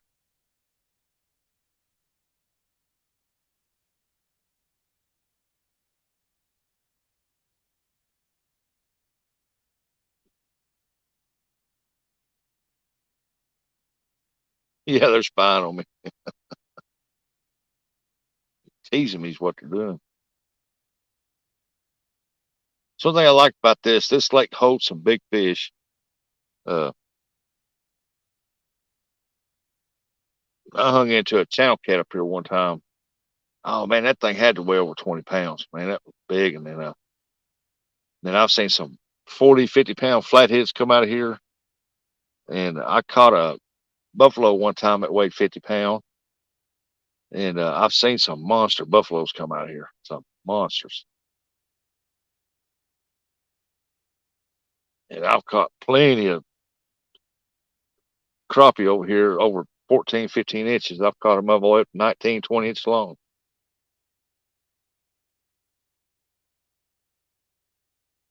Caught some good bass up here too.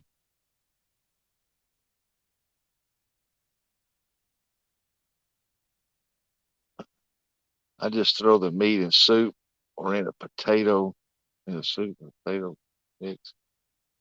More stretches in underutilized method of cooking fish. Not me. I just rather have mine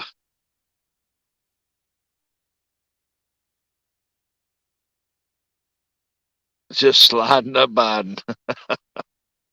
Welcome in.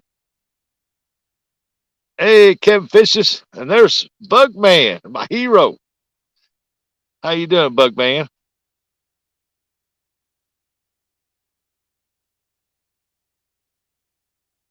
Me, I just rather have mine deep fried in peanut oil. Man, just deep fried. Let's eat.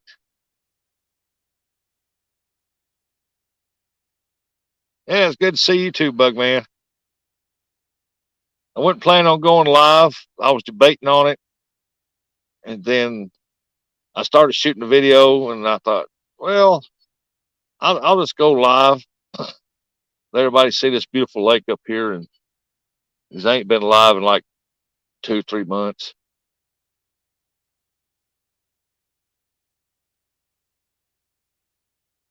I hope his old boy in his boat don't cruise right down beside his bank. If he does, he's gonna catch all my lines. I'll probably have to wind up hollering at him.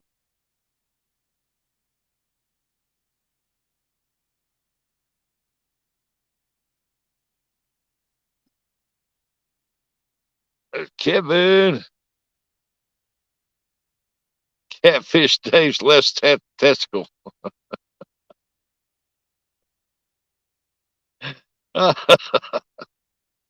Who's the right? Don't even want to know who the center is.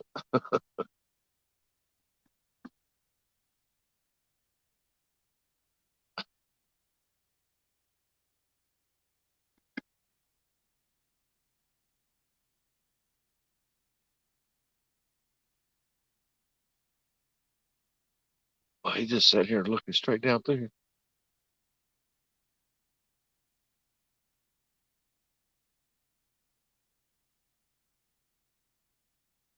I'm gonna have to tell him I got lines out there.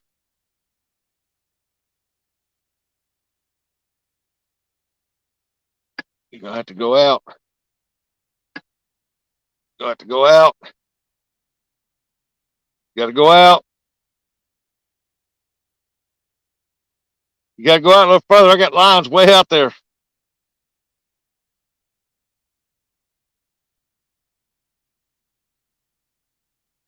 Carp is one of the best fish I've ever eaten. Yes, I've eaten plenty of carp. They're good eating if they're cooked right, man. They are good eating.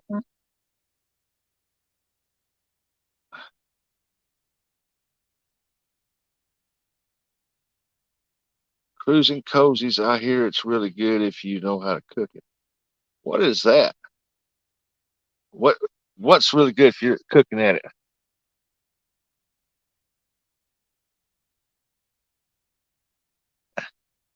Cruising cozies. We grew up eating carp and catfish. What we had, what we our dad brought home from work. He cleaned fish in a restaurant here in Nebraska. Oh, that's awesome.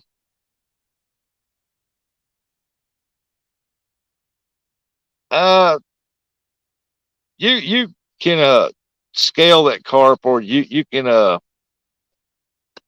take and fillet it with a fillet knife, just like you do a regular fish.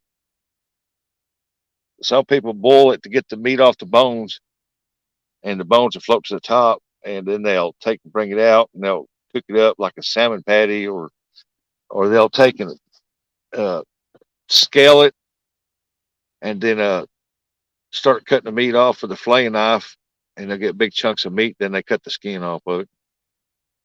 But I take when we had them, I would just take a fillet knife and I'd go through there and I'd fillet it just like you do a crappie.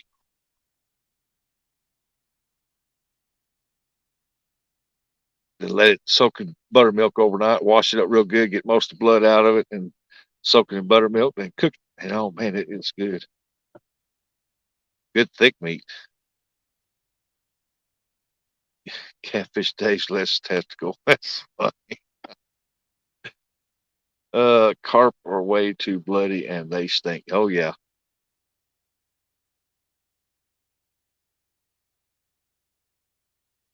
Like I said, you soak it, you clean it real good, and put a little salty buttermilk in there, let it soak overnight, clean it next morning, fix your stuff up, roll it in it, throw it in that hot grease, man. You talk about it is good, but I haven't eaten carp since we was kids.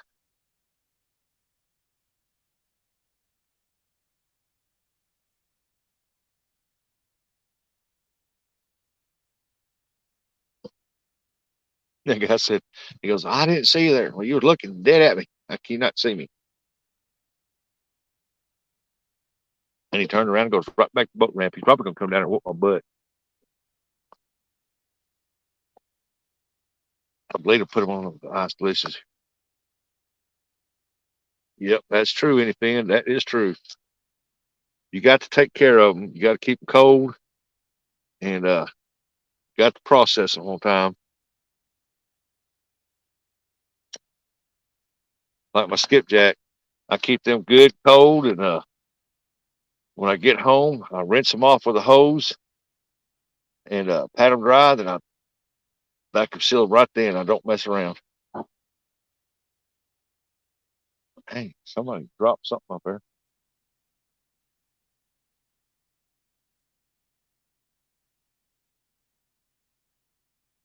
Same way with my catfish. If I decide to keep cut it in sections and make quarter-inch slices all the way down the spine and fry. You always get bones. That's the best way. The restaurant just shut down to go to demographics.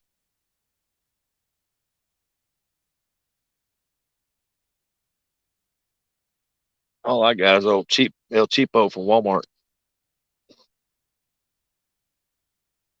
Put them on a string of mealy and cut under their neck, right between their gills. They bleed out in a minute or two. Oh yeah.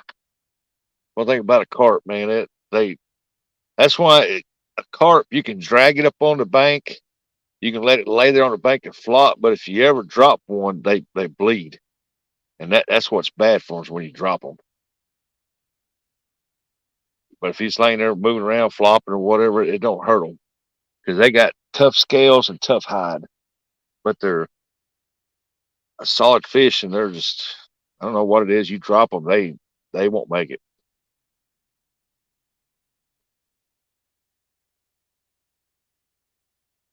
Do like steak sound like a good idea. Yeah, I haven't had a steak in a while. I need to get some out of the deep freezer, cook some. I made Cracker Barrel meatloaf last night, mashed potatoes, corn.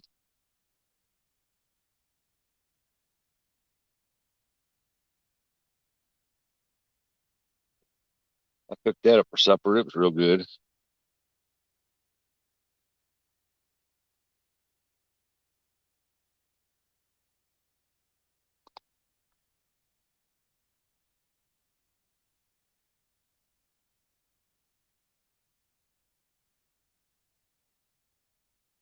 The wind's supposed to blow out of the southwest. I'm pretty much protected here in this cold.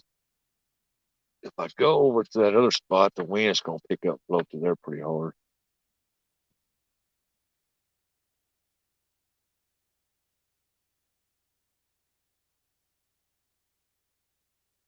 I hate to leave here today. I doubt I get skunked, but there's a great possibility of it.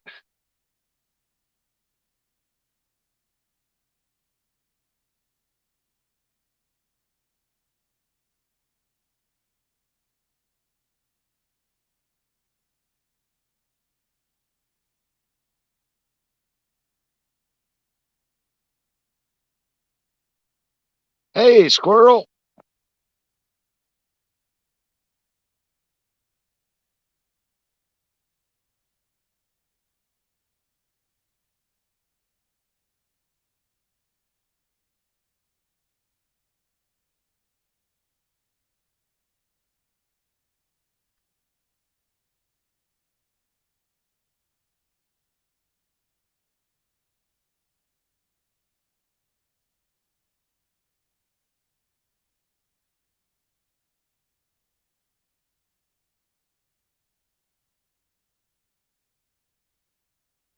Come on, fishy, fishy. Let's go. I had one bite since I've been here.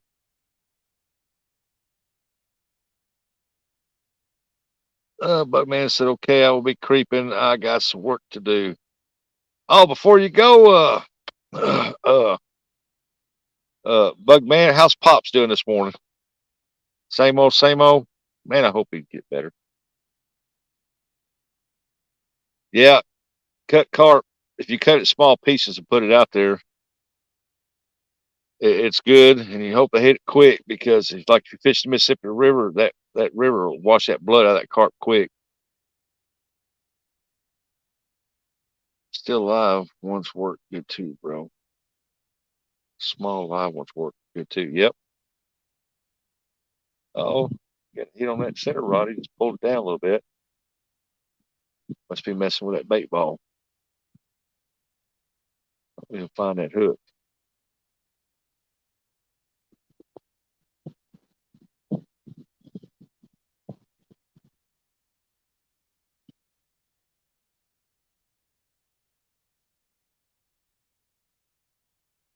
First time. He's waving that pink hand around. What's up, Clyde?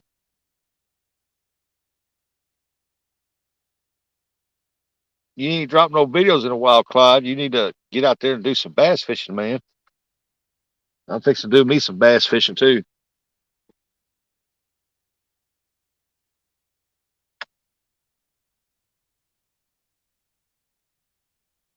That's what I should have brought. I should have brought my bass pole up here and throw the spinner bait down through there beside them rocks. I caught something. Well, Clyde, you know me, just do a little bit of fishing, trying to catch some carp.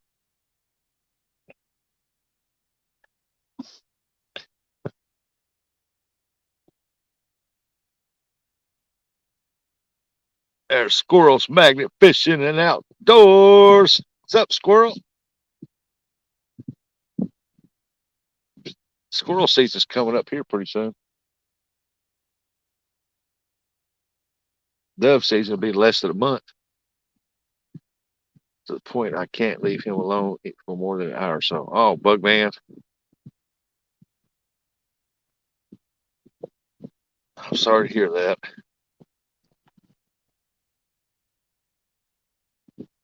I'll pray for him, man. I wish he'd get better. I can see you and him out there fishing. Clyde said, I'm working on a video.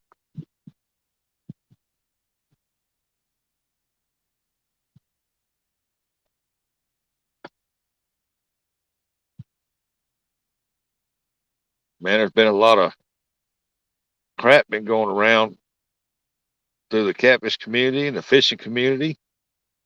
Then you got Kenneth Powell, man. He's in bad shape. And Bobcat, he had open heart surgery. And my daughter had a miscarriage, lost her grandbaby. Uh, man, there's just a lot of stuff going around right now. I pray for everybody to get better, man.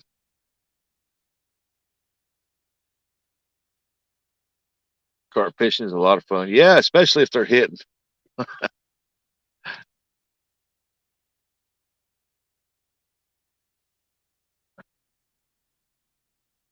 Oh, that'd be awesome, Bug Man, if you can get him out there. All right, cruising. Thanks for stopping by and saying hi to us. We appreciate it. You have a good day, and don't work too hard. Yeah, I heard it this morning. I watched uh, a deal popped up. We had Caitlin on there with hog leg, and I watched it. Yeah, he's not in real good shape at all. And the good Lord sees fit that says, you know what, I need you back with me. But I really wished he'd heal up and get better and get back to fishing. He will be missed if something happens, which I hope it don't. I like KP.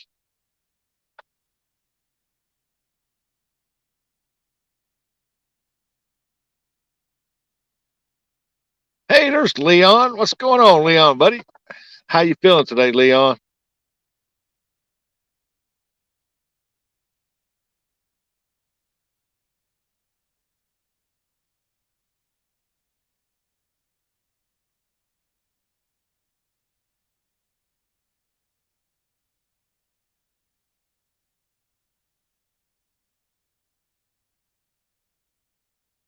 Our dove season will be in sometime next month. Yep. Ours, I think, is opens up September 1st, I think. Well, Leon, I'm glad you're doing better, buddy.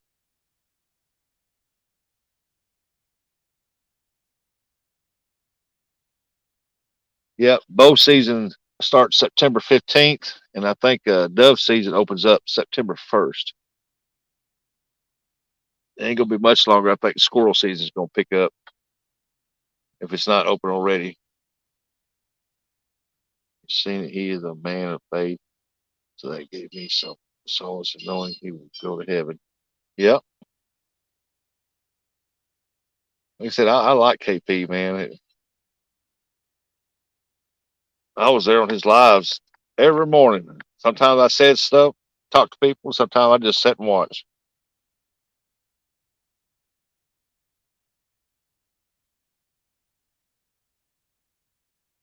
Catfish Dave's left testicle. That name just funny. I hunt squirrels. I do too. Me and my brother, we like to hunt squirrels. I don't eat them that often. He eats them all the time, but I do eat them every once in a while. They're good. Good. It's a dark, rich meat. You don't eat a whole lot of. They're high in cholesterol, but oh, there's a turtle out there. Maybe he'll stay over there. We don't want this to be a turtle show.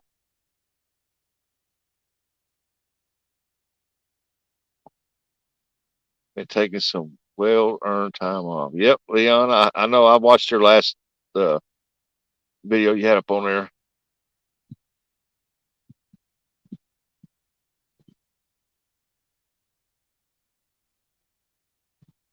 Yep, yep. There was over 100 people in there.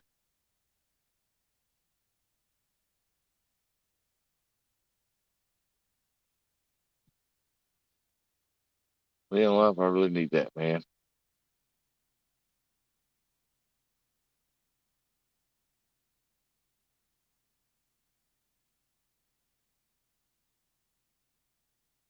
Yeah, when I hit the thumbs up, I think it was 109, and I think I made 110. It's sad, man. I know when that one hit my father-in-law, it hit him, and it took him quick. I mean, it just knocked him down. He couldn't do nothing except for look. That's all he could do was just look. Hey, morning, Eddie. Welcome in, Eddie.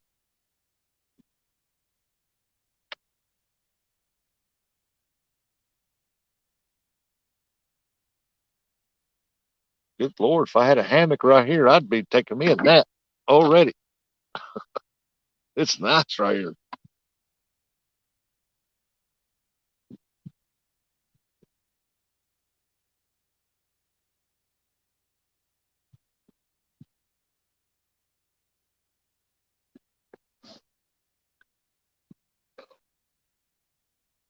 Let's see here. Plug his charger in. Okay. Oh, don't say that. I'm ready. I was talking to mom about going fishing with my son and grandsons for a few days next month. My grandsons are growing up and I'm not there. Oh yeah, you got to spend some time with them grandbabies.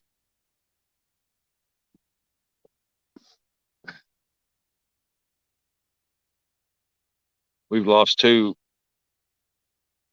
children to miscarriages. My daughter-in-law and my daughter, and that would have gave me 5 grandkids. And I got 3. My daughter has 3 living, and man, I love them to death, man. They're my world.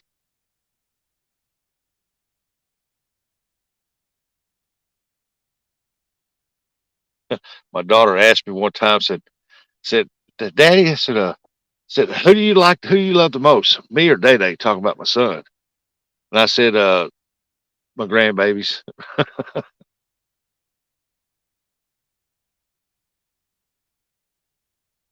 Leon said it's been nearly 2 weeks since I did a live stream. Leon, it's been almost 3 months for me, bud.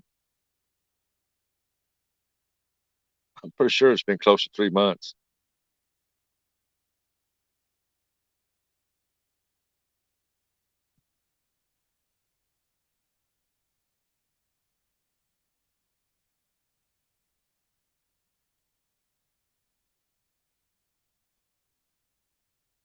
We got Eddie Gross in the house. Oh, we got 20 awesome folks watching. I appreciate each and every one of you coming in and watching. These poles just sit there and not move. Hey, it's a morning fishing show. Wish it was a morning catching show, but we do what we can, I guess. There's some trash laying up there by my van. I don't know who cup that is, but I'm gonna go get it. Throw it in the trash can.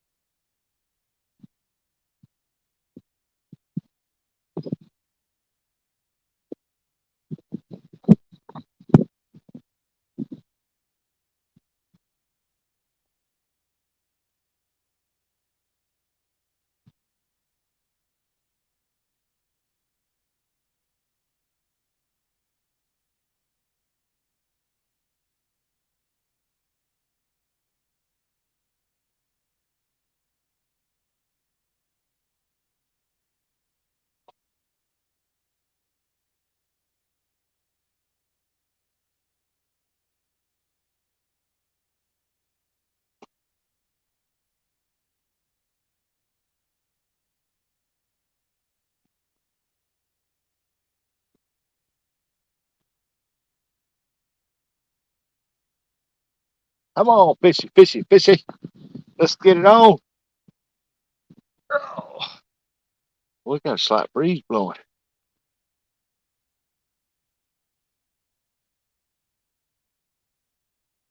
Here, I got these freaking birds flying around right here. Big old buzzard hawks. Oh,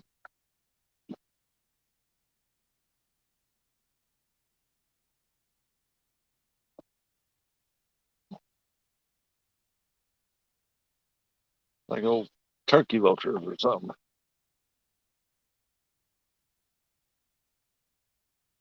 They were way over on that point. Now they're over here for some reason. They're looking for something. Looking for something dead to eat.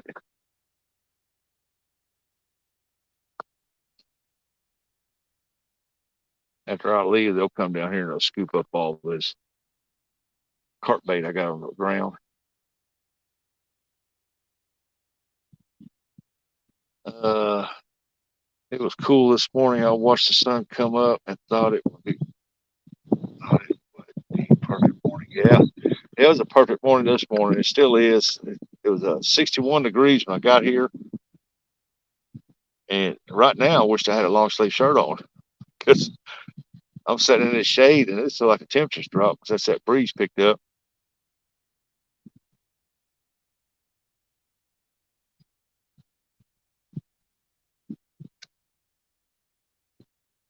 Give a few more minutes here, then I'll have to reel in. We do the baits up. Maybe I'll get enough bait out there. They get that scent in the water. They'll come following that scent because the water current is running out between it. Is running out. It's coming in, going around, go back out that way. So hopefully it's going right down the bank, curving around, and going back out towards the dam. So hopefully it'll pull some scent down that way or something. They'll come up this way.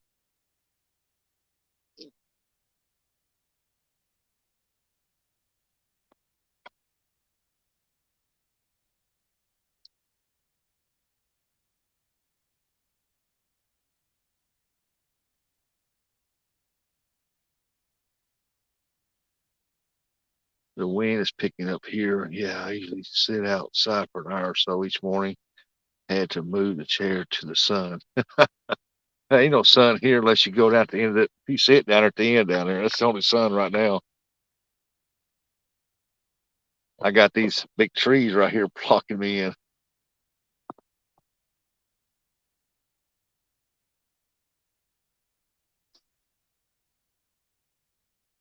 I got the rods in there, part of that lake in there.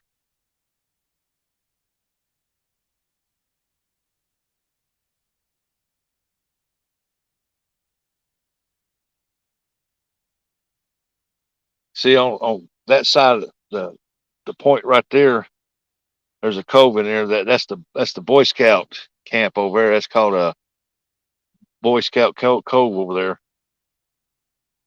That's the point right there. That's the backside of the Boy Scout camp.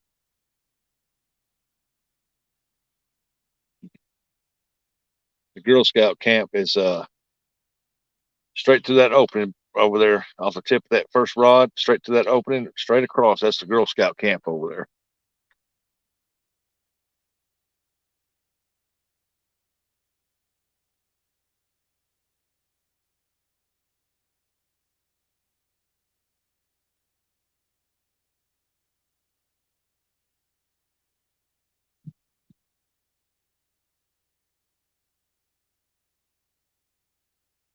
It says, "Sir, casting run away from YouTube when I could ask him for a watch hour. Ask help for the watch hour, Sir Rustic." Aw, I've been playing uh, your deals. You got a couple more new videos out. I need to play them too.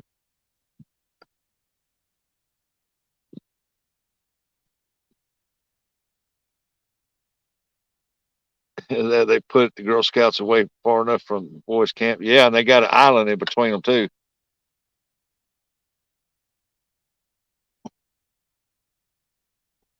It's like on the movies, they're just right across the lake right there. They can yell at each other, get in boats to scoop over right quick and come back.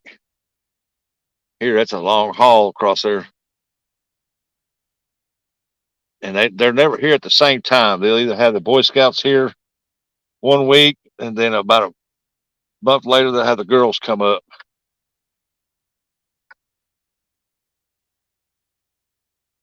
And let me tell you, the entrance going into them places, it's like trying to get into Fort Knox, buddy. And if they catch you walking around in the woods, around them edges over there, oh, they run you out of there quick.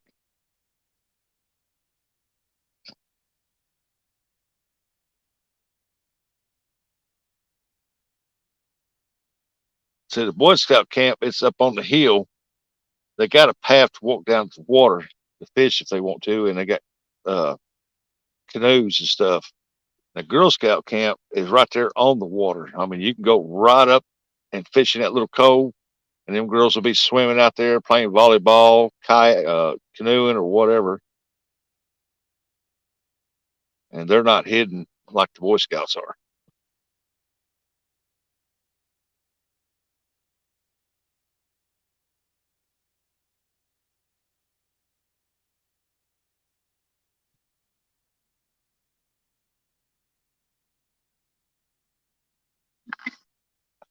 Okay, talk me into it.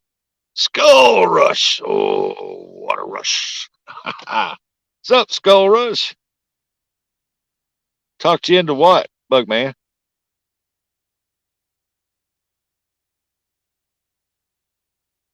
You seem to know a lot about there. Yeah, any fin. If you're talking to me, bud, I fished this lake for 30 years. I know every square inch of this lake.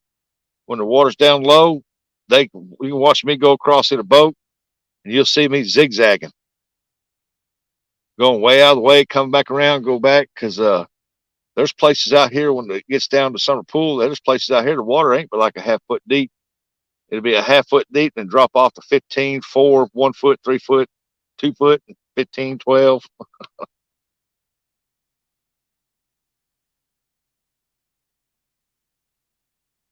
They used to dredge this years ago, keep it dredged some high spots out, but they don't anymore.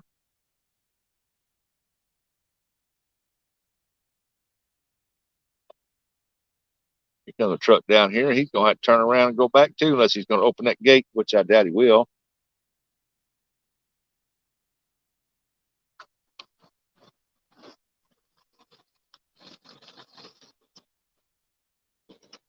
He ain't going to open that gate. He's going to turn around. I've seen that's a local truck. I've seen that truck right here many times. He's going to stop, come over here. I remember co-ed boy and girl camp when I was 12. What an eye-opening experience. Think so, huh? You gonna open that gate up? No, I can't really do that. I got signed a book. You got what? I signed a book for one frequent. Oh, okay. Any luck today? No, I'm going after carp. I was wanting to go over there to that corner over there, fish, because that's carp haven over there. Yeah. And there's some big carps and buffalo hanging out in there. And but it's all flooded. Yeah, it is. It's real high. So I figured if I put enough pack bait out here in the water out here, they'll smell it and they'll come over here. Man, you can see the carp coming out of the water over there. I need help with what's there, guys. Anyone help me? I give my full support. And she will too. Randall Ronald Outdoors. Somebody said something here.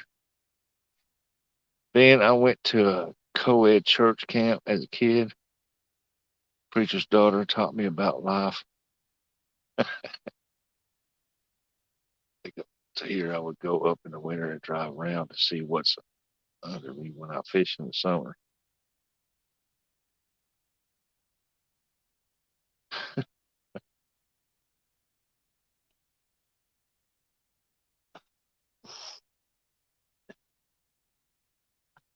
Yeah, she lost her channel, guys, so she's trying to get back monetized again, and she needs watch hours. she's a big supporter of a bunch of channels and stuff, and she's always been a big supporter of me, and I've always supported her, and so I appreciate if y'all help her out.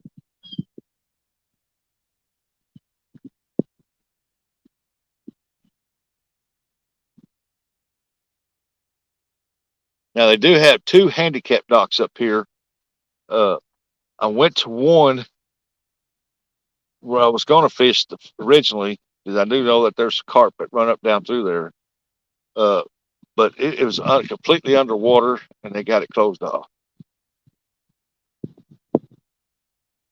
The other one, I can look across the lake and I could tell that it was underwater too.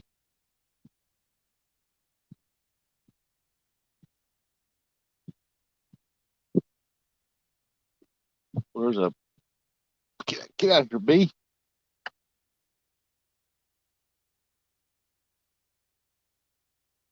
That's awesome, guys.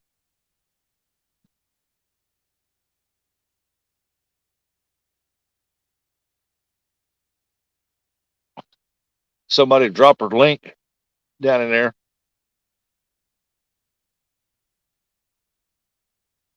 Bugman said he got 20 videos on it. He said hit the play all, just gonna leave it running. Awesome. That's what I did.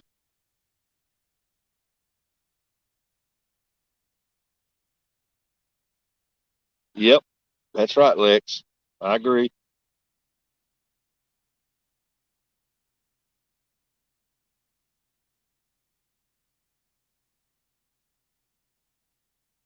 Man, I just seen some carp jumping over. I was like, golly, man, that's where I need to be. I wish I had my boat. That's where I'd been out there for one carp. That is carp heaven right over there. That water's always in them bushes, and them carp love it stuff.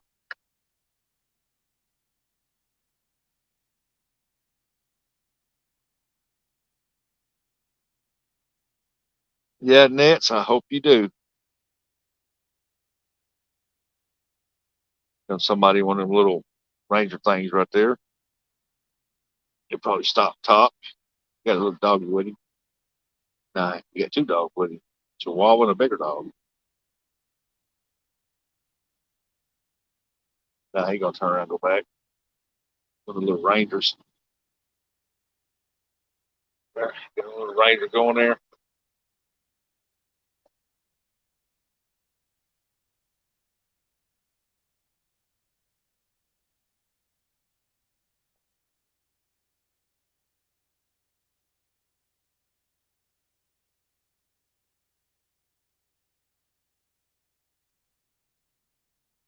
Ashley's back. Ashley, Ashley, Ashley.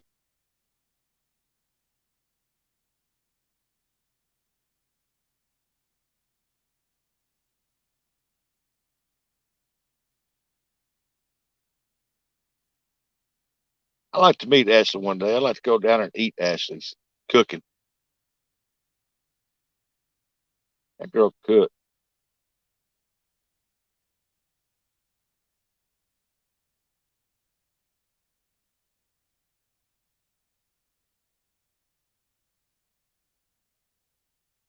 Then one day I get down there and hook up with John Order and go fishing. I'll stop by and say hi to her. See if she can make me dinner. I'm starving, Ashley. I'm hungry. Can you feed me? Probably tell me, no, you just take your butt on to McDonald's. I ain't cooking. She got a great Ashley's cool. Yeah, she's cool. Rustin, I'm a good cook. Come on down. Haven't heard that in a while. Come on down.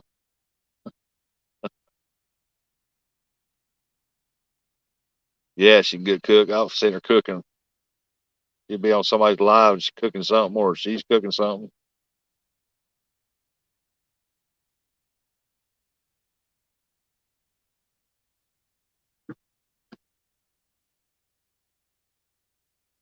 Man, that water's just as clear out there, clean looking.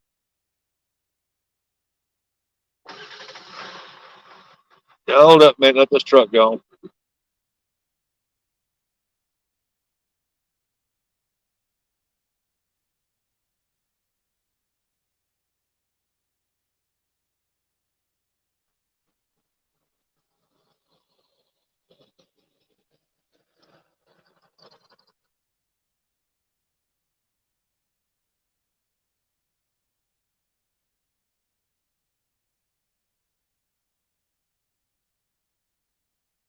Yeah, I know 3 good carp places up here. This is the only one I can almost get into.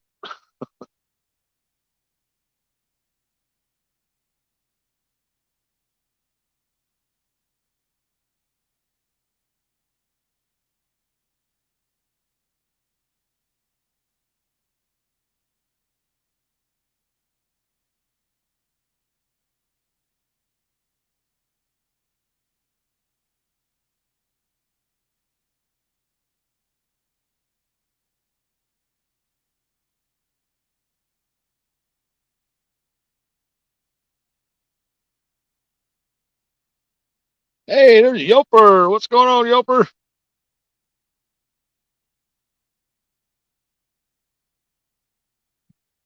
Catch any bugle mouth bass? Not yet. I want to have. Uh, Earlier I had some pretty good bites, but I think they was pulling on the feeding off the bait ball.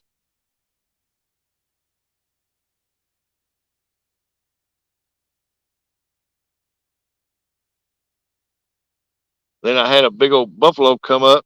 He was just swimming out there. When I turned the camera over, everybody to see him. He done took off. He went back under. I was like, "Oh, you dirty dog!"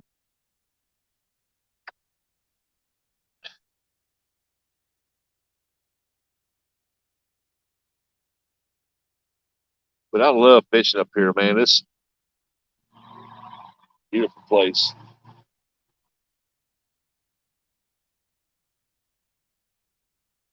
I can't wait to get back at Lake Ozark where I can get back up on them giant blues.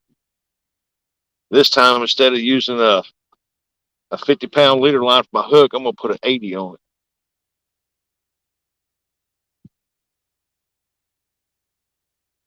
I didn't think there was anything that big in there, boy. It snapped that 50-pound leader line like it wasn't nothing.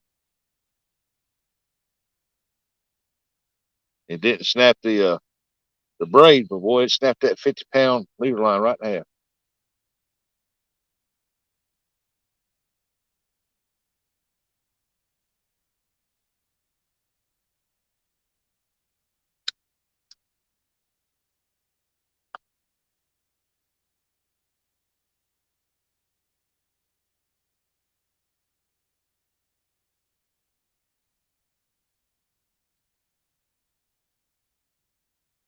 Yep. Good morning, Mr.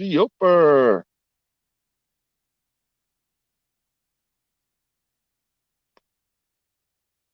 Ooh, crappie just jumped up out of the water.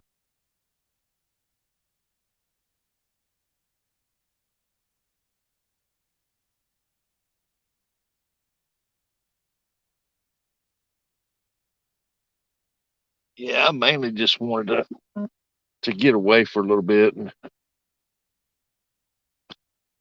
come up here and go fishing.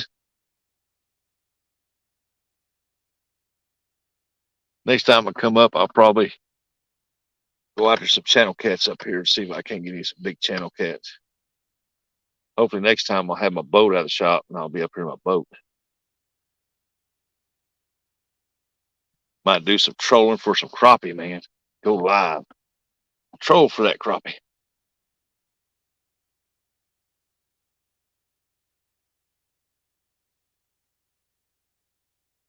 Hey, Mr. Steve Loke, how you doing? Welcome in, welcome in.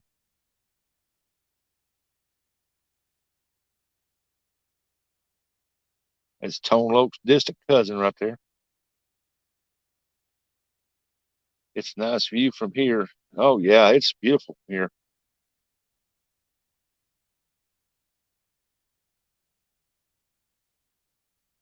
So it's unusual. Man, there's carp all up down that bank over. I see them come up, but they're not anywhere. It's because it's up in there around the trees. Uh, it's weird how got the amount of water they got, and this water's pretty clear. Usually, it's when they get a ton of rain, this water stays muddy for a while.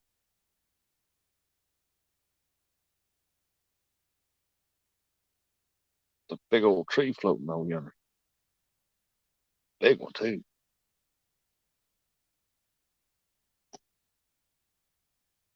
That one go that was floating right there.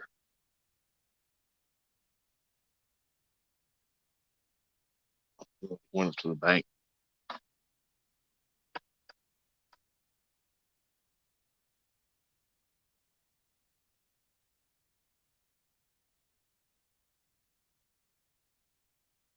See, right out there, that towards the middle of this, it goes down and it curves around where that tree is out there. It goes out in that open. There's a clear line that runs through there. That's a little deeper water right there, and that's where the water's uh, being pulled down here. It's coming up around the banks and going right back down that. My daughter ready for school, going back to bed after I drop her off. Oh, I can't say I blame you. My two oldest grandbabies, they went back to school yesterday. They said they had a pretty good day.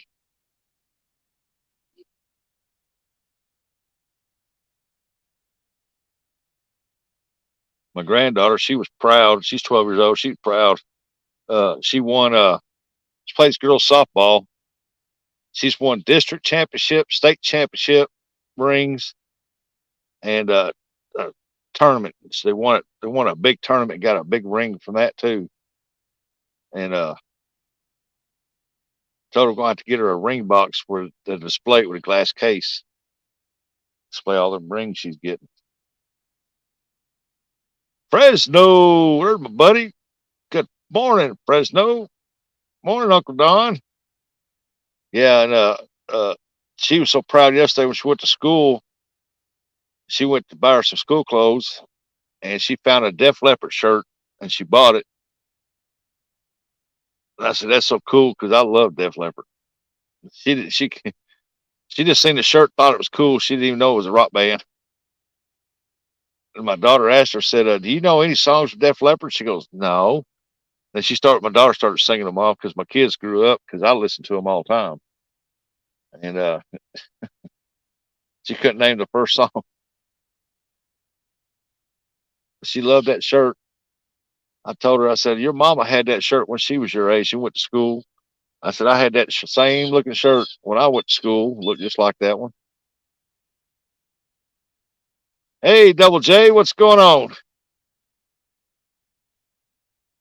J Dog, J Dog, J Dog.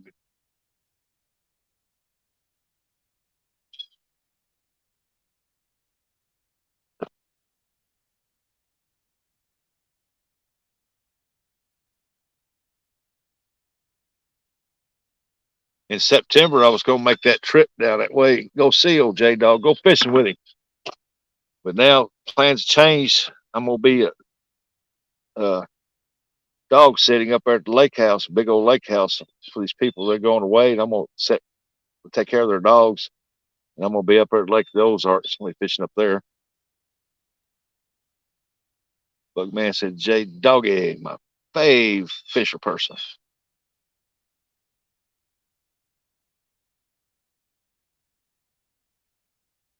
But I'm going to have to make a trip down there and go fishing with J Dog. I think it'd be fun. There's a cart came up right there. Come over here, just go over 10 feet, you'll find some food.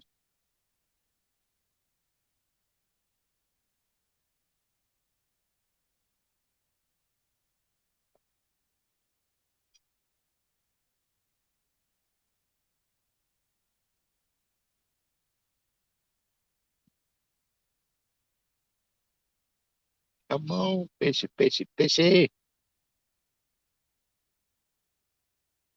24 awesome people in here watching. Thank you, thank you, thank you. Hope y'all are having a great morning.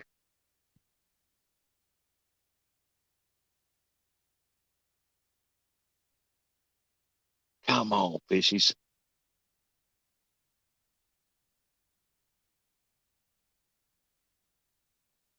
I kind of figured when I seen this water that it was going to be high, it's going to be kind of tough for them carp because they tend to get around them trees when that water gets up. Same way with them crappie.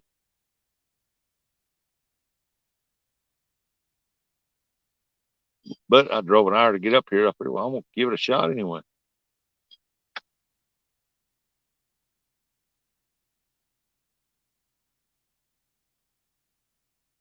One that just came up right there. It could have been a crappie chasing bait fish.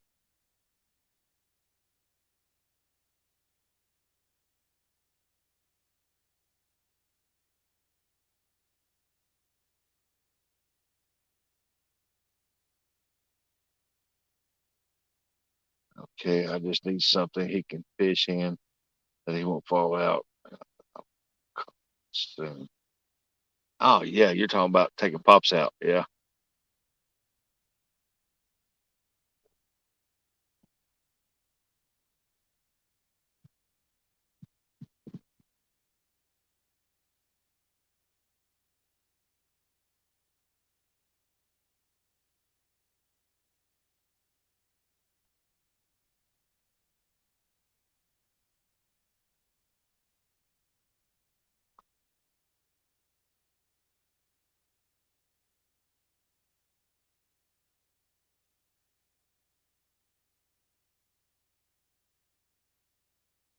It's been 45 minutes yet. I might need to refreshen up my baits. I'll go check that one anyway. Their dead best daughter had her fifth baby. I had no clue who the father is, so CPS wanted to know. What?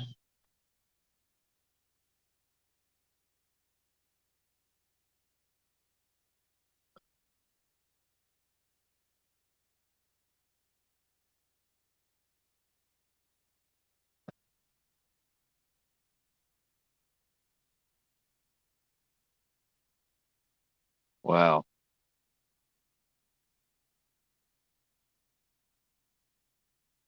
Yeah, I plan on it, Bug Man. I plan on getting up there seeing him. We was talking about the other day. He's only lives like I think he said was right, J Dog. It's like 6.5 hours apart, and I'll drive up there and fish with him a couple of days. I just got a right now. I put in front of Lake Ozark, man. You can make buku money, man, just dog sitting for them people up there while they go away for a week or something.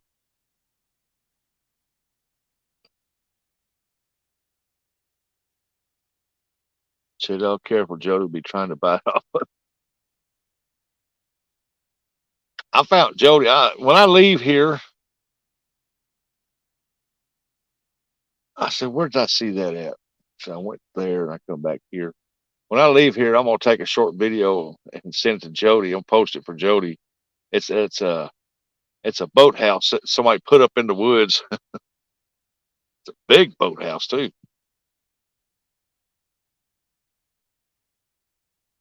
All right, Bug Man. Appreciate you, buddy.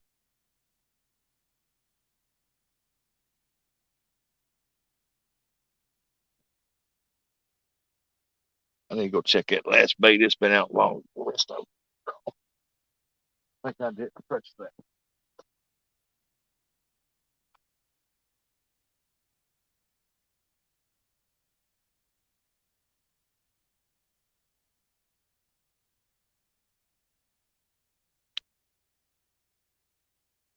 Feel like I got no bait on it.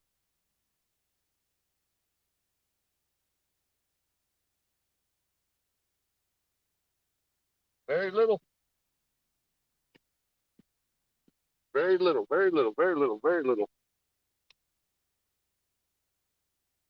Put some fresh on there.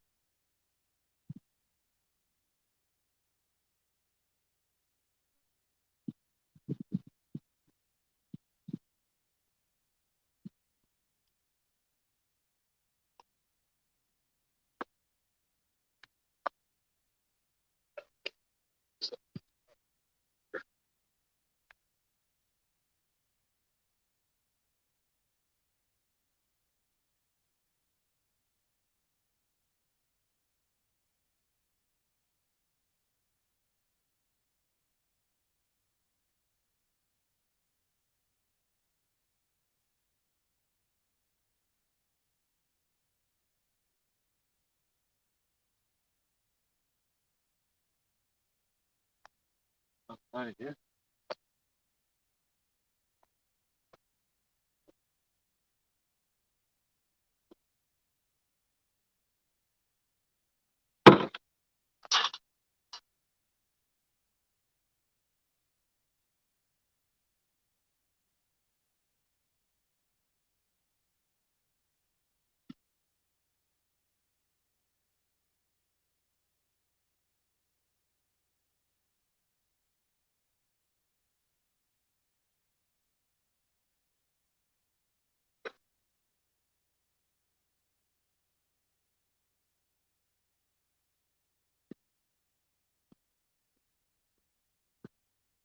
All right. Let's see if we can get us action cranked up here. Oh, I dropped my soda. I dropped my soda. Uh-oh. How's everyone doing, Rustic? I don't know how everyone else is doing. I hope they're doing okay. I'm doing pretty good. Trying to figure this carp stuff out. What's J Dog doing? Gonna come back up here. Lisa, tell Rex he needs a pontoon I deliver.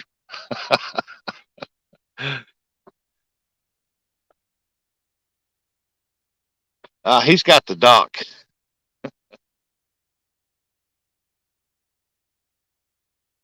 Pontoon's fun. I get my boat done up. I'm gonna try my best to see if I can trade for a pontoon. I'd love to have one. Where I can take my grandkids out on. Bring them up here. Let them catch all the crappie they want to catch.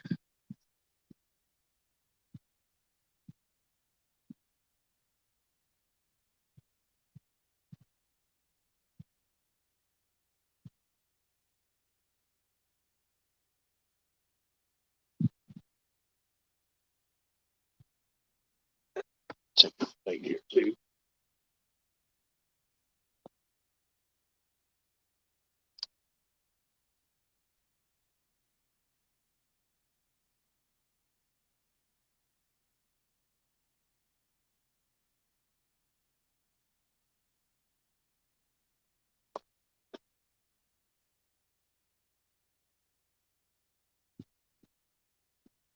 Yep, it's needing some on there too. But all going out there.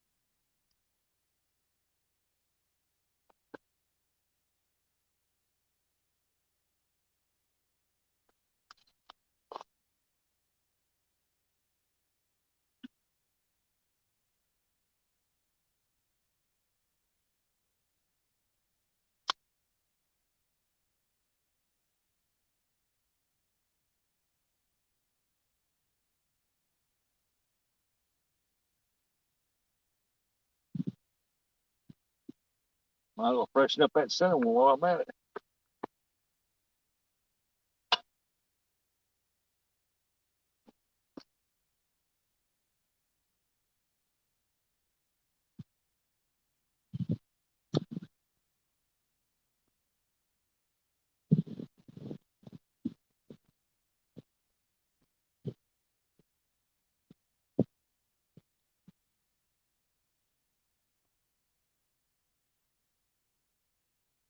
Oh, got something messing with that right there.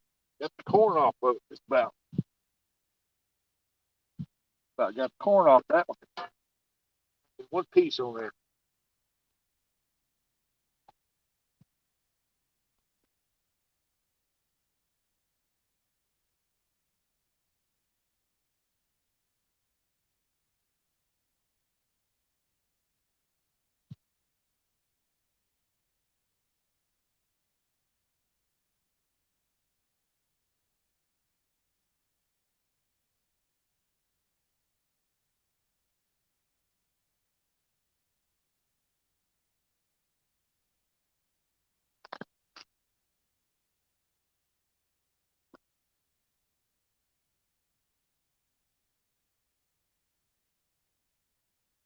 Come on, Mr. Carp.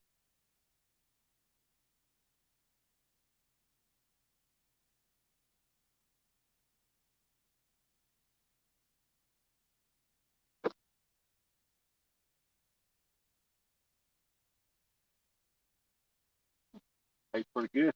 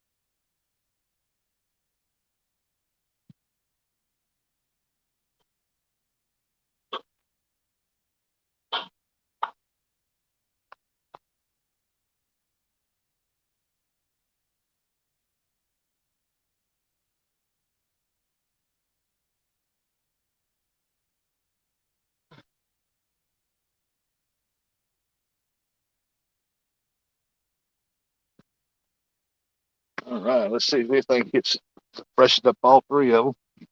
There's two of them about had the bait all gone off of it.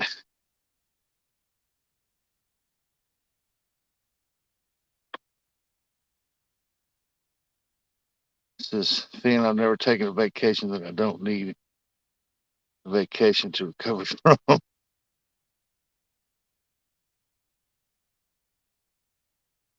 It's awesome. I don't even have one.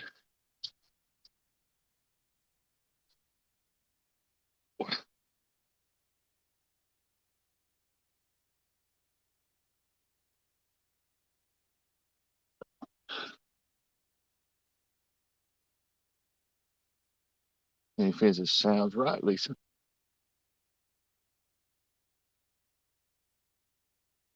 I don't know. We went to Myrtle Beach last year, and man, by the time we got through playing in the ocean up there, and I went fishing with Jamie, then I went fishing with JTC. Then the time I got to Georgia and I fished with Daryl, I was wore out. I was wore slap out.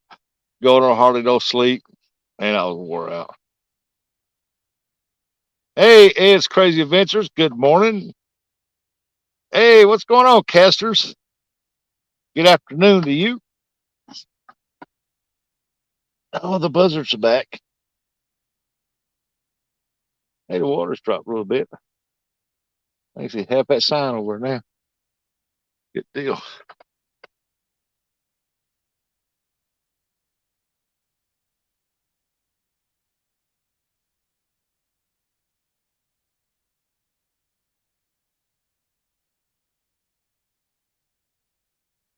I've never fished for catfish right here. I fished for carp over there before. Caught about four of them over there.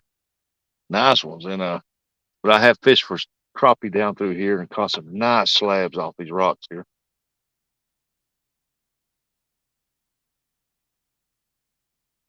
And I'm in Missouri. I guess you can still consider this southeast Missouri. Just a little further north from my house, about an hour north from my house.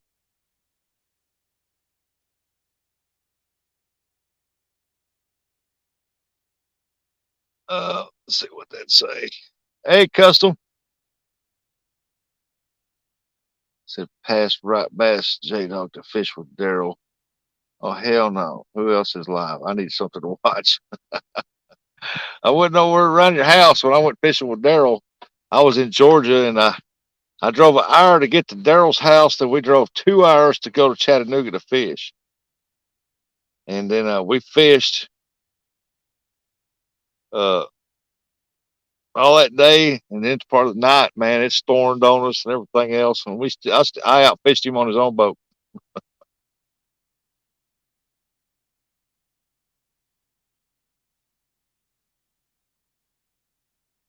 How you been, Custom?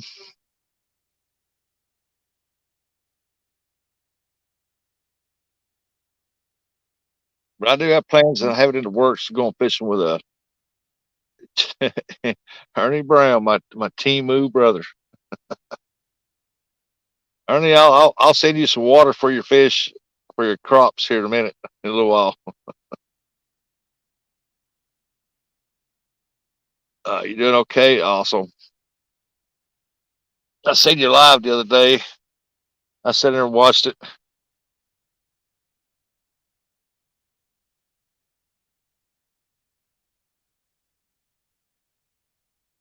He said, Matt,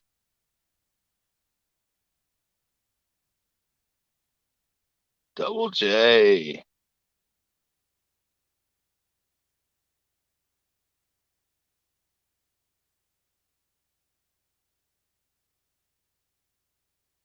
Hey, Monty.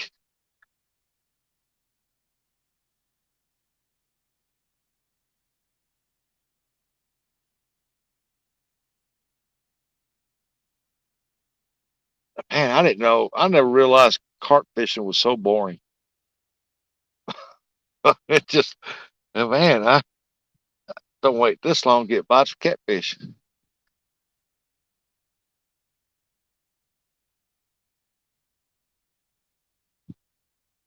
But one thing about it, when a carp does hit it, he hits it.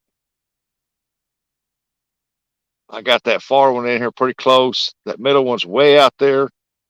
And then this big cat fever rod, it's about halfway the distance of what that middle rod is. Hey, there's Bushcrafter. How you been?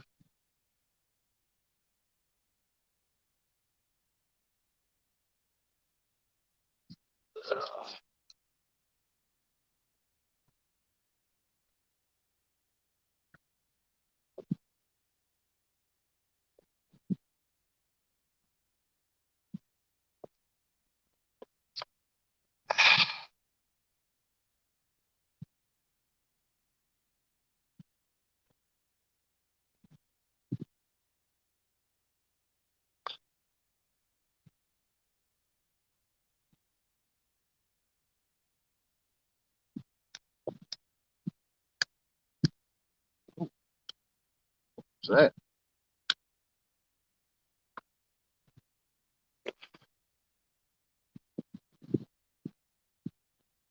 Come on now. There should be enough bait out there on the bottom of that water to draw something in. Cash says, we're going fishing in a storm tomorrow, fishing Chelsea Beach in England, 3 hours drive, 24 hours fishing. Must be mad. Uh, love carp fishing. Oh, I do too. Oh, yeah, Bushcrafter. Everything's going good. A pound, brother.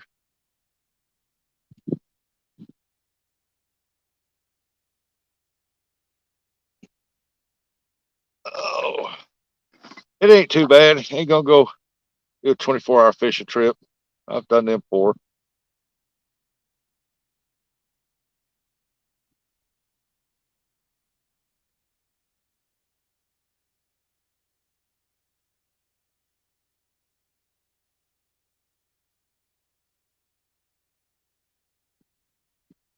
I was thinking about getting me a tent, going out on this certain spot on the Mississippi River. There's a clear opening up on the bank there. Set up a tent and go bushcraft for a couple days out there and fish. And I think that'd be cool.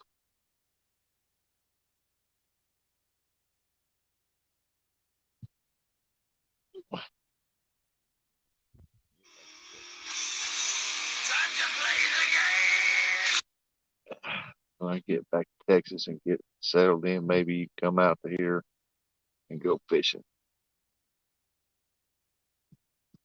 So let's scroll down and read all that. Oh, it's Ed's. Hey, Rustic, when I get back to Texas and get settled in, maybe you can come out here and go fishing. You never know. I try to go fishing with at least a couple different people every year.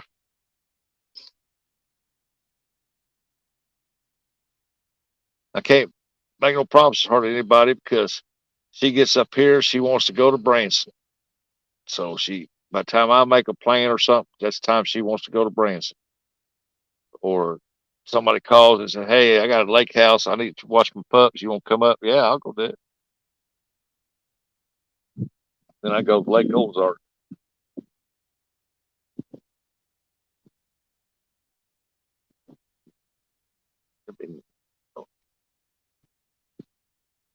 Well, UK, I sent it. Martin when he left. Only one watch, dog.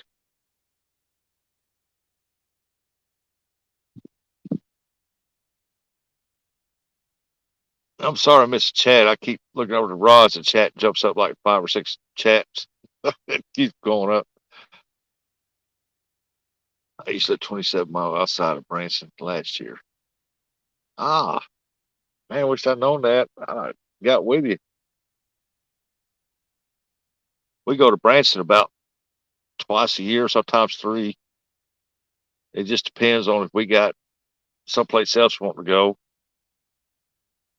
Right now, we're thinking about buying like a vacation home in Myrtle Beach, somewhere around that area. I found one there last year, and that's what got them talking about buying one. I was like, yeah, I'm all for that. I really want this lake house up there at Lake of the Ozarks. It's beautiful up there.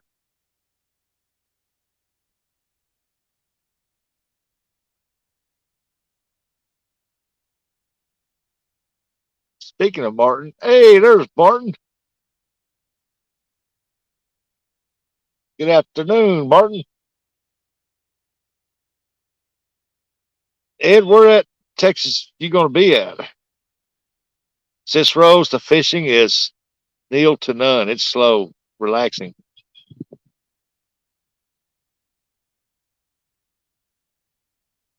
We're starting to get a little piece of sun. Oh, there's a crappie jump right there. Man, I should have brought my crappie rig. I could have caught me a nice crappie.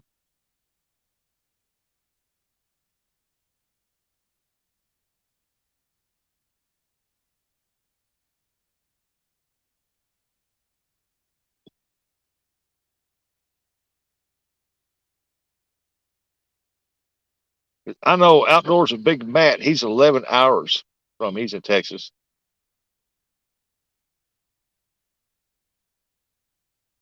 I'm going to be doing some bass fishing next week from the bank. I'll be using soft plastics.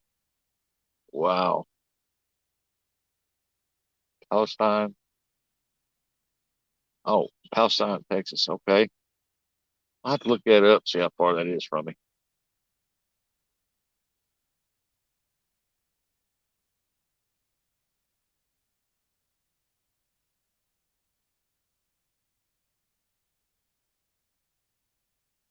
I've been wanting to go to Texas to fish anyway.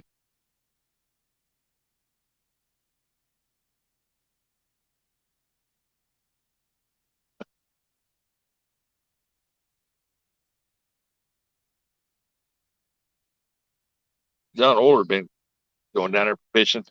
He been catching some these weird looking fish, man, some big ones. Or he went last year and he caught some nice fish down there.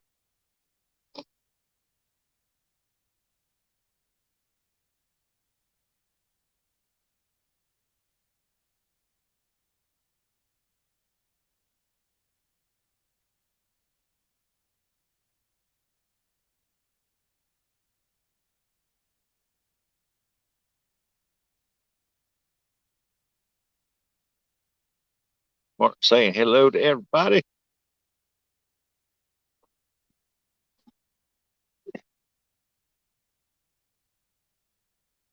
Yeah, that's the only thing I missed about not going, skipping out on not going to CatCon was the chance to get to meet Martin.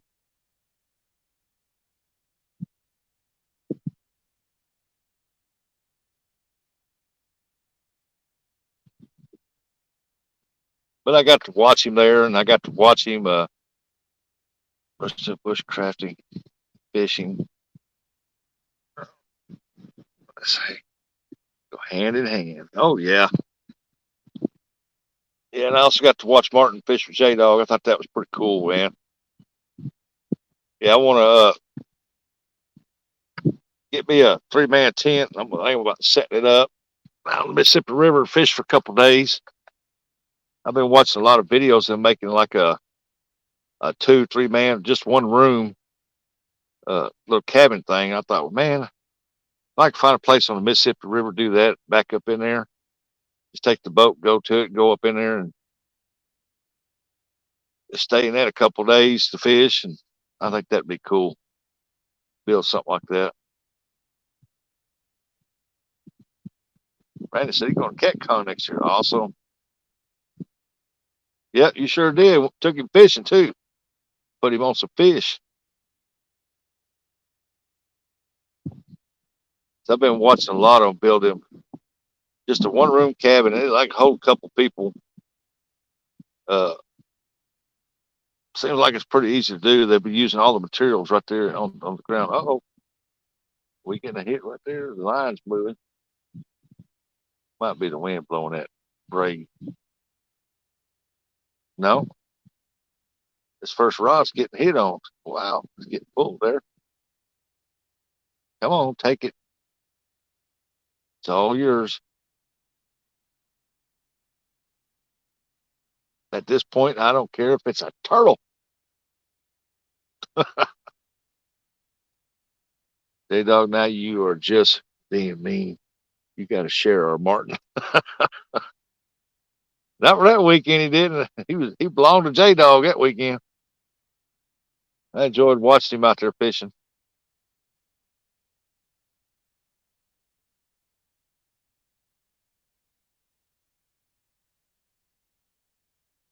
Next year, I might go to CatCon next year.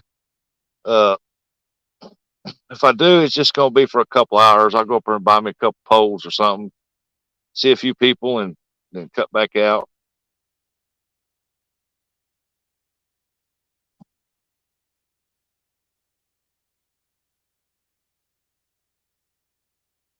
Hey, SoFlo, what's going on? No, no luck. Earlier, I got a bite on that far pole down there, and I just got a hit on this rod next to me right here.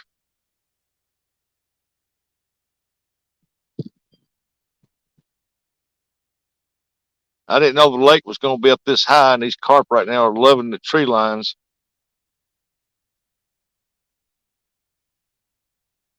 So I'm hoping they kind of scatter out when that sun starts beating down over there.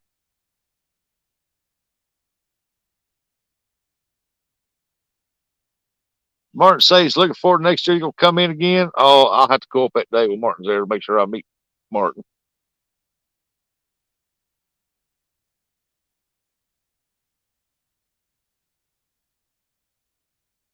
I'll make a 12-hour day of it. I'll drive up, go in there, stay a couple hours, 3 hours, and drive 5 hours back.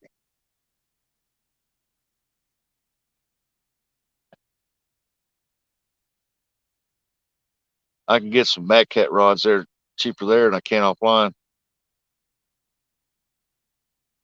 So I seen the channel. What me when I need help.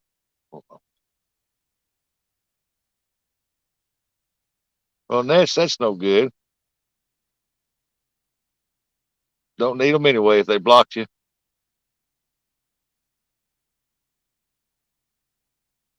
I'm there for 2 weeks next year. Awesome.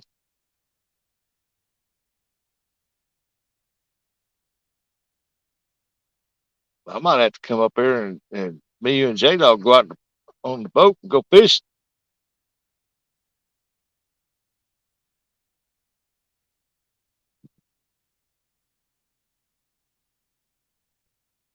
Mr. Tully. Mr. Tully's in the house.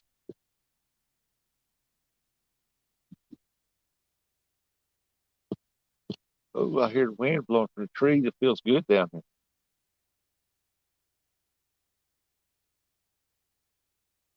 Man, I bet you he was just pulling on that bait ball, whatever's messing with it.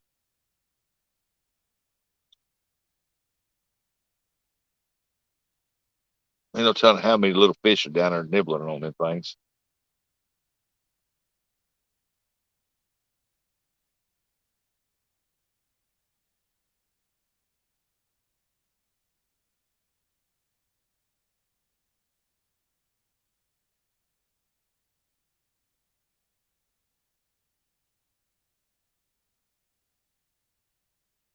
Double J.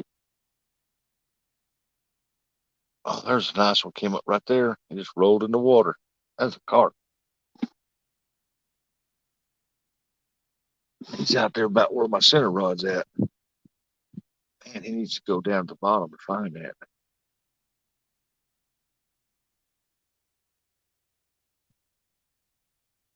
I see the carp out there coming up every now and then. Maybe I don't have the right mixture for him or something.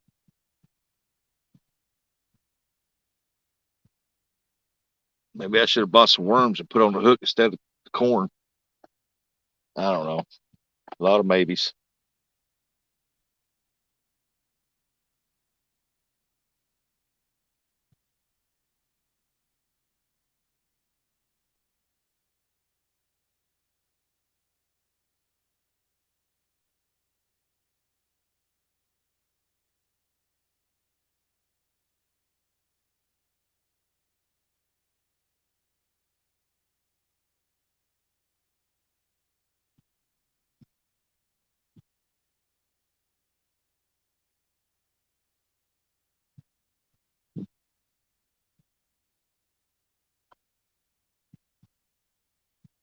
Squirrels jumping around up there on the bank. The trees in there. I said, you have meatballs. No, I ain't got no meatballs.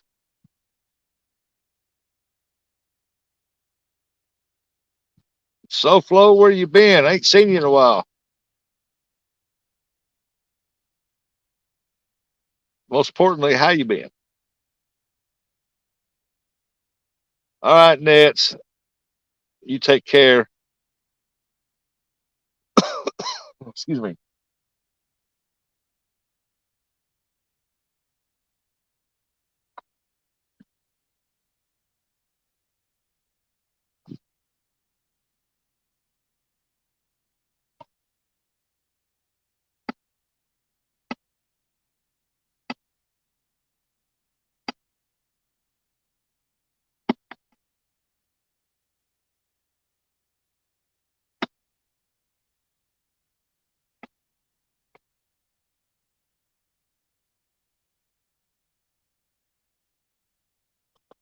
Man, this is where I've always deer hunted up here.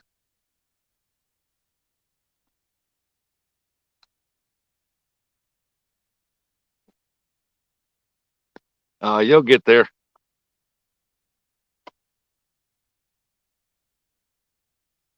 I started a guy surf down this way.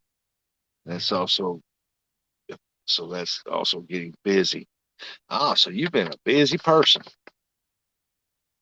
That's good.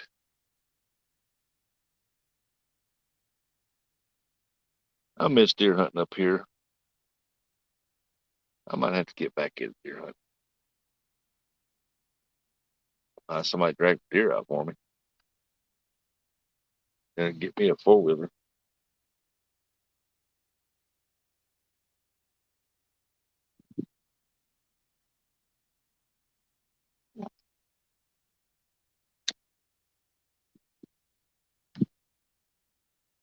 Maybe I can get one of them e-bikes to pull a deer out. You think an e-bike could pull a deer out?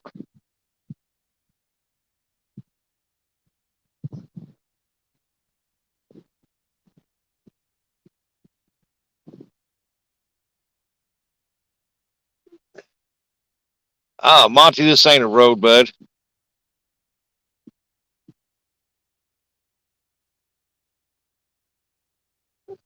Very busy. Haven't had time to really get out, make videos, and edit. Uh, yeah, I don't think Monty was in here. Let's see here. Sarah Monty, that right there, where that sun's shining down there, there's a little curve right there. The road goes uphill. I mean, it goes uphill. There's a boat ramp right there. The water's end right there. There's a swimming area. That's where the road is, but they got the gate blocked because all that's flooded. Right over that little cove right there. That's Carp City right there. Man, you talk about some big carp over there, but you can't get to it because it's all underwater over there.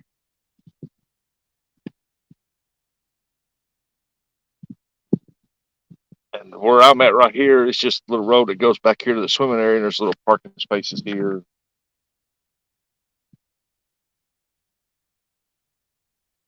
And then that opening that at the tip of that rod, below the tip rod, that's the opening to the main body of the lake. And then in between that island and this point right there, you go back up in there, and you go back up to the state park area. E-bike might be kind of tough to pull deer. I don't know, but give it a try. I don't know. I mean, the last deer I think we killed, I think that on the hoof, that thing weighed like 260 pounds. It's a big buck, a big one.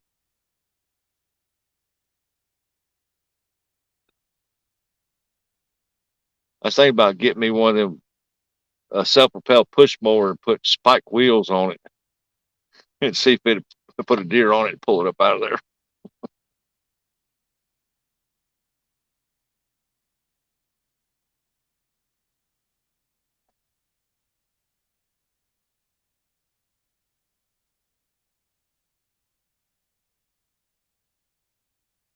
Oh yeah, this is a beautiful lake. It's beautiful everywhere.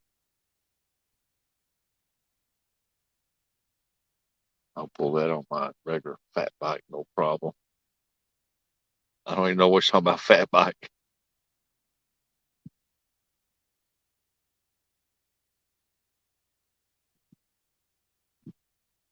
They have all kinds of attachments for an e-bike, like a sled stuff.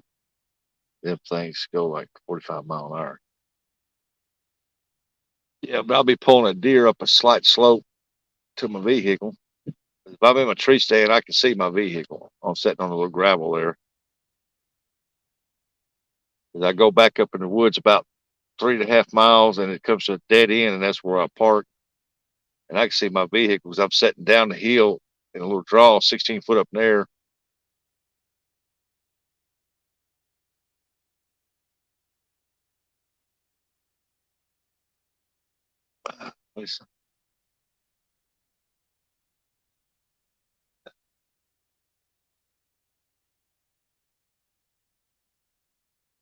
Yeah, I've dragged out.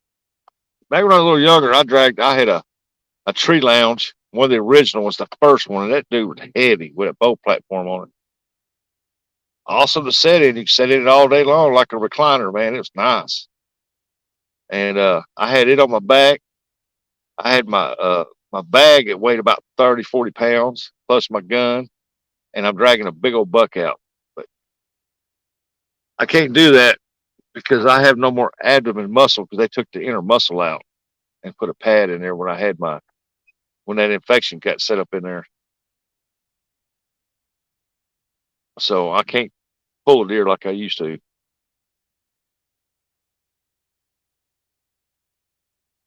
And I had a newer version of the tree lounge tree stand.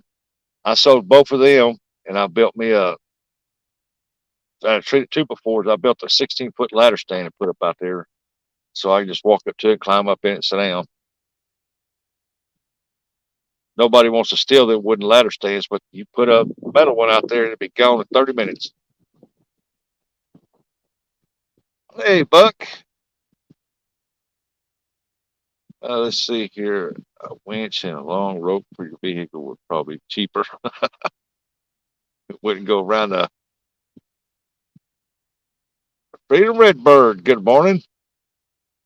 Uh, a winch and a rope wouldn't do no good around here. Too many curves in the trees to get around.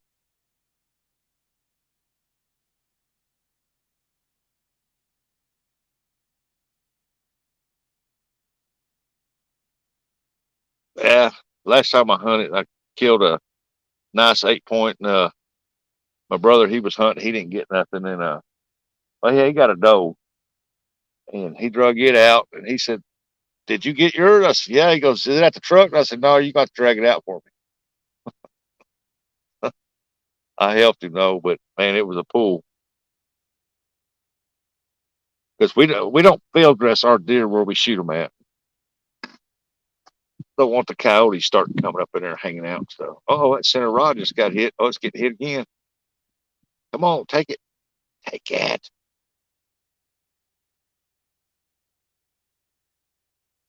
That's where that carp came up out there a while ago.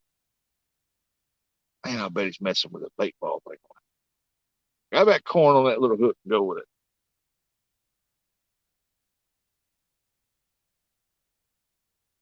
9 miles.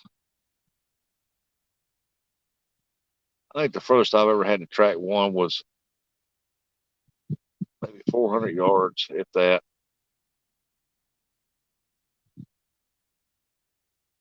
Most of them, 98, 90, 99 more percent of them just dropped dead in their tracks.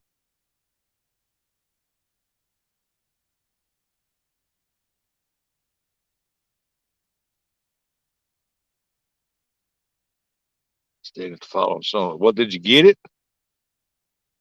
Put a bopper on rustic. I don't have one that big to hold that up.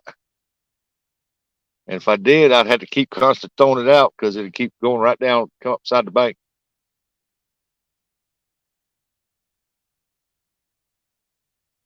I used to do that, Uncle Don. I used to do that carp, put corn on dough ball in the hook, weedy ball or corn, throw it out there with the floater and let it sit out there. And eventually they take it.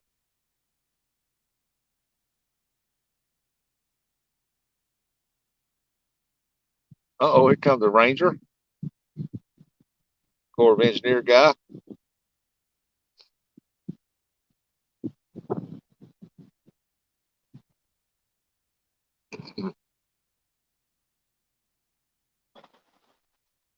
Ranger.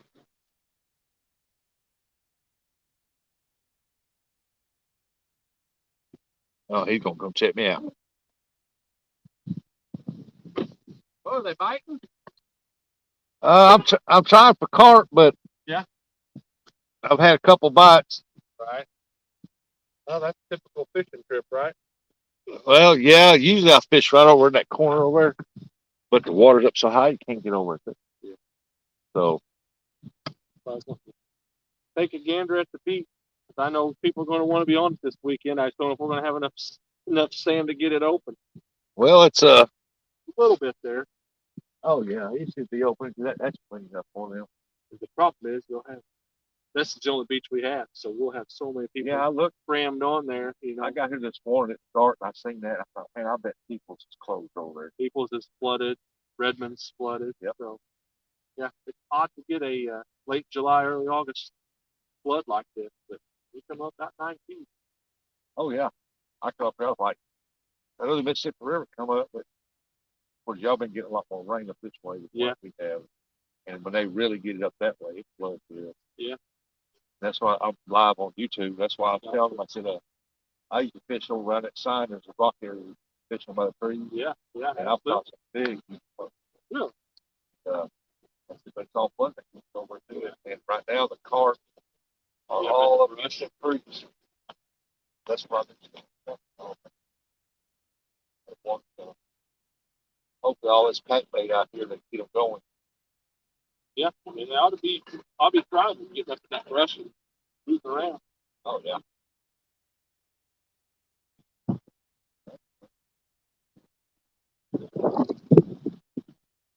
Problem comes in where I enter our cat on the beach. That's probably underwater, is my guess. That's why I'm going to go back and see if I can do it. Yeah. See if we can get it open. It's going to be touch and go. Yeah, there's got to come out and check the water. Yeah.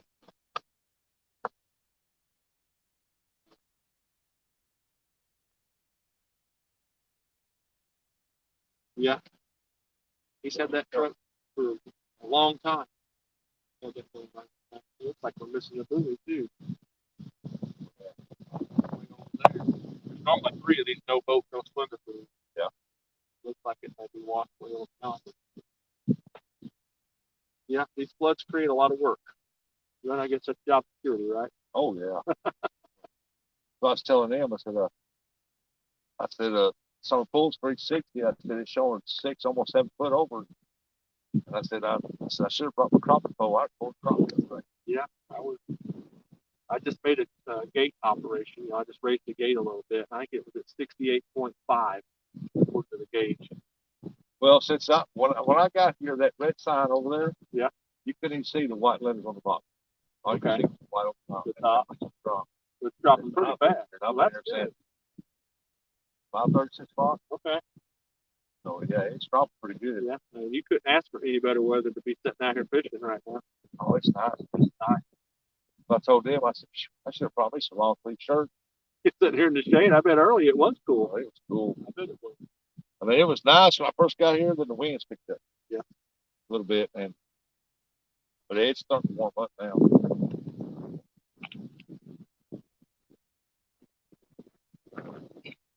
But other than that, I'm just waiting on a carp bite. And yeah. I told him, I said, we had a camper over at Myers Cove for 20 something years, and I've been fishing this place for 30. Yeah. I know where there's 3 of the best carp places over at State Park. It's flooded. That's flooded. And over at Peoples Creek, you can catch buffalo over now and then. And all of it's flooded. You can't do that. Fish are still out there. You just can't get down to the spot where you normally catch. Yeah. And my boat's in the shop, so I couldn't bring my boat. So. Yeah.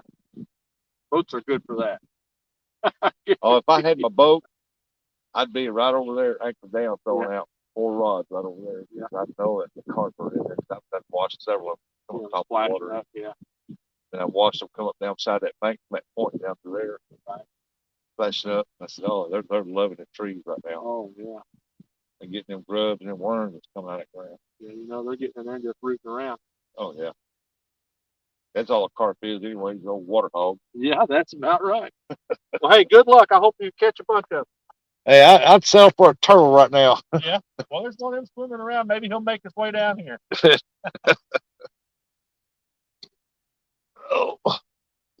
Hey, Guerrero, what's going on? Hey, there's Indy. What's going on, Indy? Any fish yet? I've had you running while doing chores. It's storming there. Oh man, be safe. Hope it ain't storming bad. Nah, no fish yet. There's a couple rods I might have to reel in and check because I got hits on them a little bit ago, and they seem to just left it alone.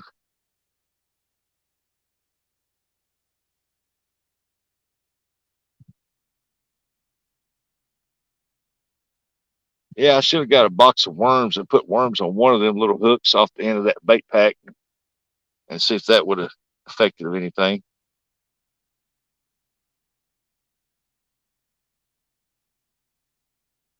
Oh, come on, fishes.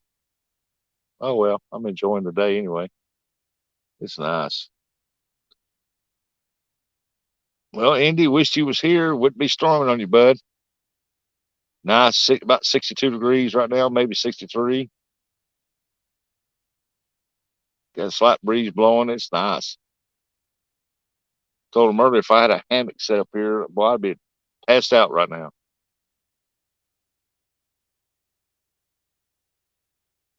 Yeah, yeah, Brenda, it's nice here. It is very nice here.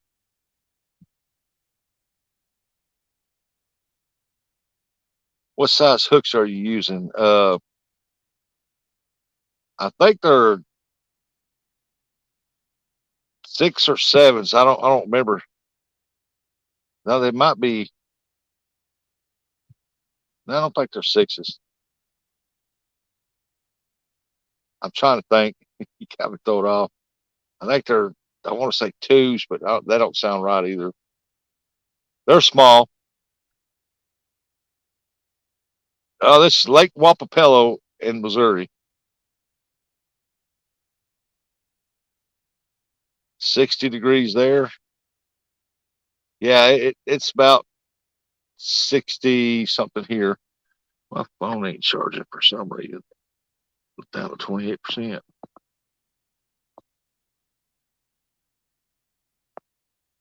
Oh, it should be charging.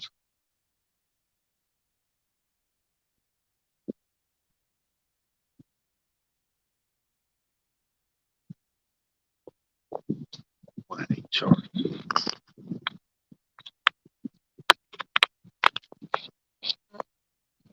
Let's see if it charges now. Outdoors. As the saying goes, small catches all. Yep.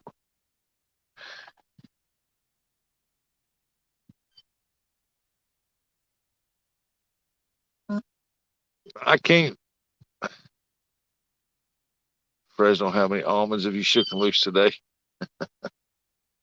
Uh,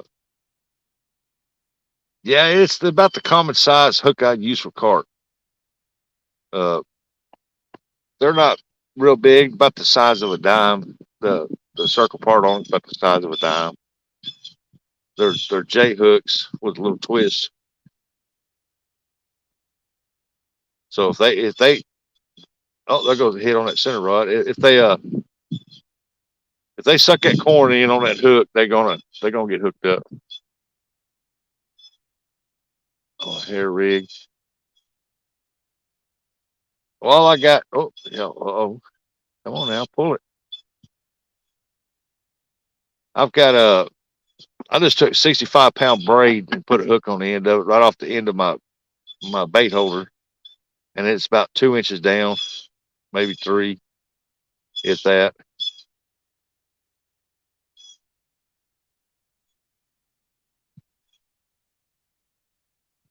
No, it's not. It's nowhere near close Lake Stockton. No.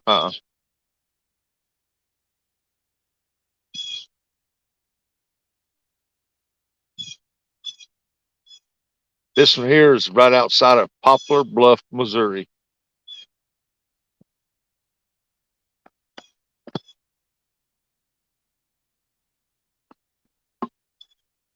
He's walking back. He's checking his anchor points off the swimming buoys.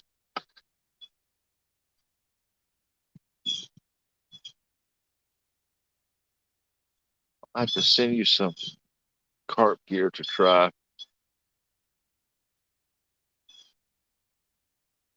Well, that'd be awesome. I've never used the hair rig stuff. I've seen all kinds of videos on them and stuff like that, but I've always just took in put a little bit of braid at the end of it where they can't see it, and put a little hook at the end of that right off the end of my bait pack. And when they go to sucking around there and getting that stuff up, they usually suck that corn right up in that hook.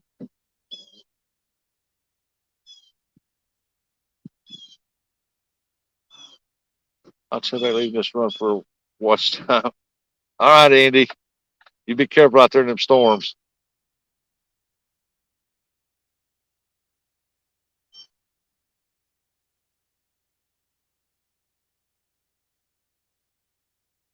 And he just messing with that center rod. It ain't really hitting it hard enough for anything.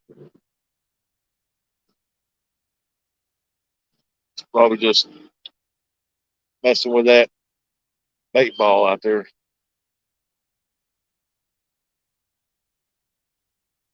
Here comes another truck down through there. He's leaving, another one coming in.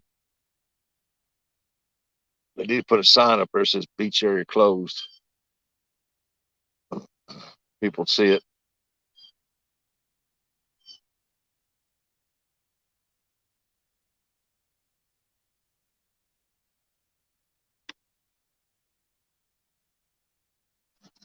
Now, now I'm trying to get carp, but they're not hitting. They're all over on the tree line over there, rooting around over there. All right, appreciate it.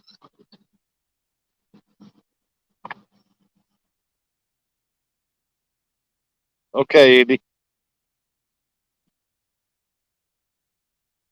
As far as taking it easy, I'm gonna take it easy. It is nice out here. It's one of the nicest mornings in a long time.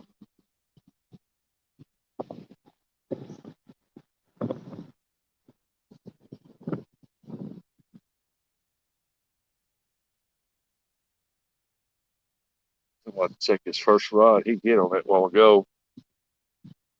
Quit. It's been about 20 minutes. I'll send some boilies and all. Boilies. Yeah, I ain't seen none of them around here anywhere that I can get a hold of. I guess if I get some, you have to order them offline.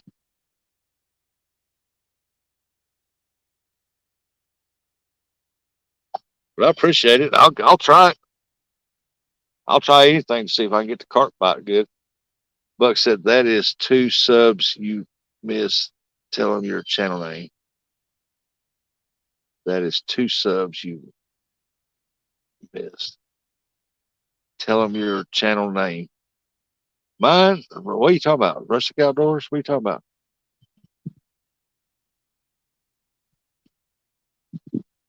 What are you talking to, Buck? What are you talking about?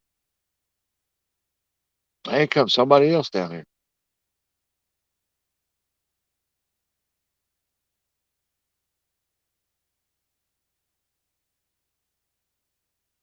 I've probably been better off fish for catfish, put worms on the hook.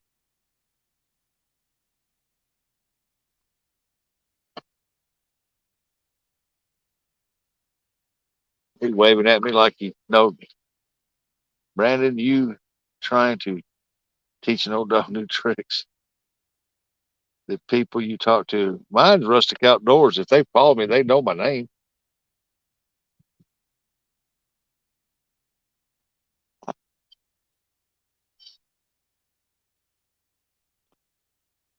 Oh, if I miss saying hi to somebody, I'm sorry. I was talking to a couple people and trying to keep an eye on these rods here because if they're not in holders, they're just laid up there. Because if a carp hits, carp's gone.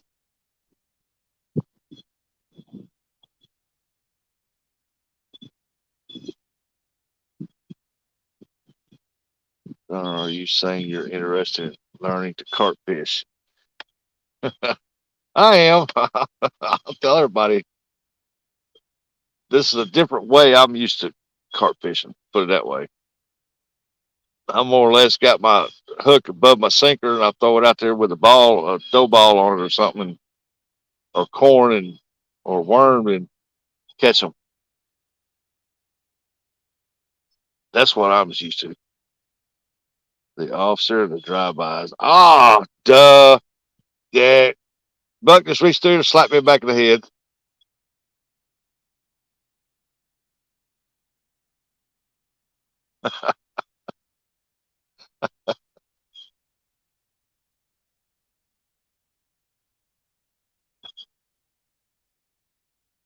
And I ain't been promoting my channel in probably 4 months.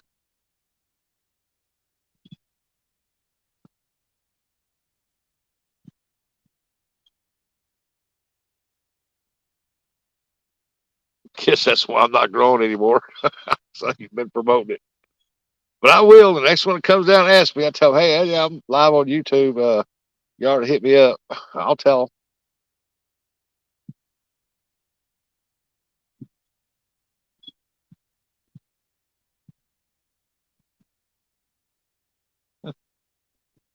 That guy that came down through here just a minute ago, that red truck, he throw a cigarette out right there by my bag.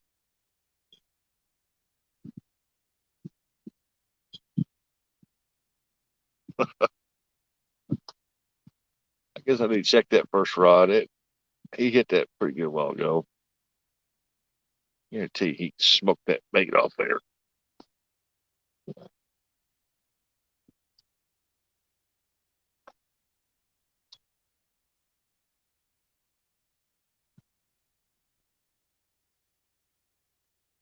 It feels like there's a little bit on there, not much.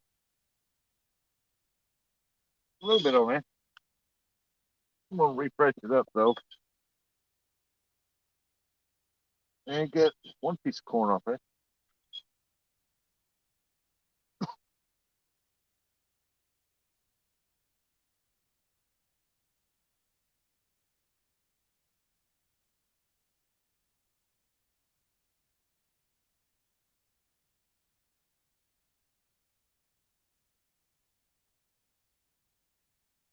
Let's put that piece of corn on there. Go on there.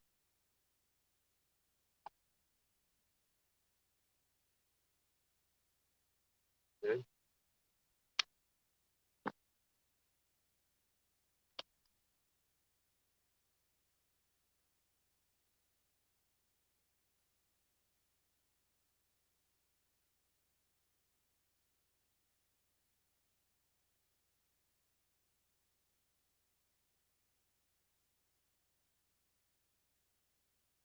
Man, I don't see why they're not eating that. They should be pounding that.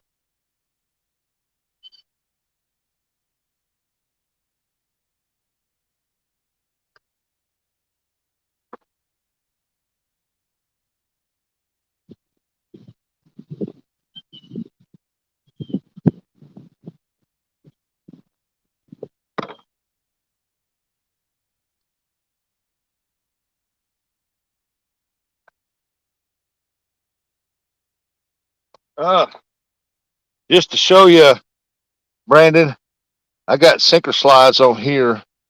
Then I got that big dough ball piece right there. And then there's my little,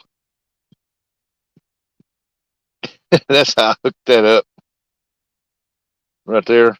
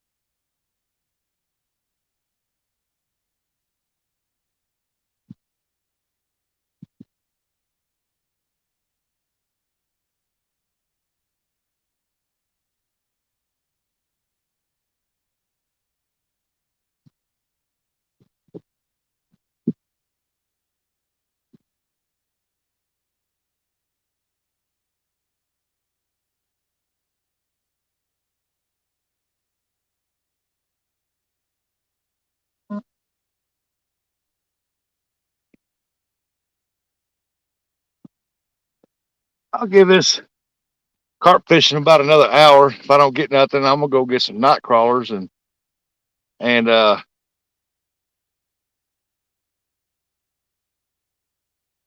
come back and see if I can't do some uh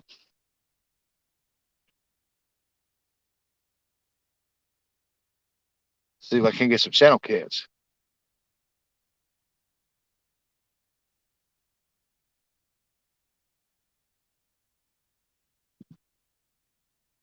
Because they're fun to catch, Redbird. They're fun to catch.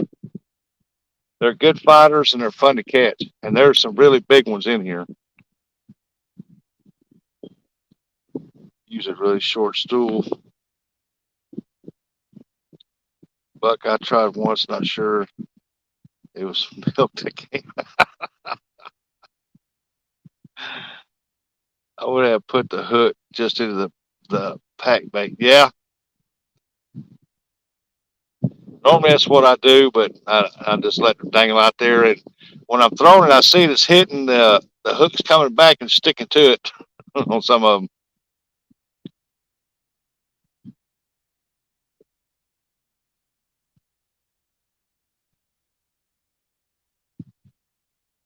I mean, ducks you catch. Ain't no duck. I ain't seen no ducks yet. Hey, Jacob. Hey, Rhonda. Chat's jumping on me. I don't eat them. I just catch them, release them. I used to eat them when I was younger. Rhonda, I hope you're having a good day.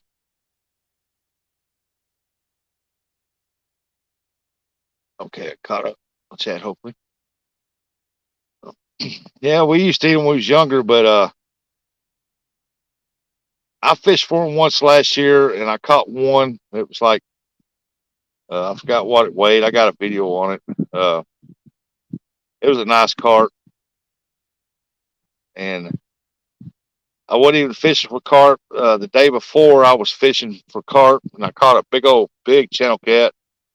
And then, so the next day, I decided I was going to go channel cat fishing since some big channels were in there, and that carp hit that cut bait.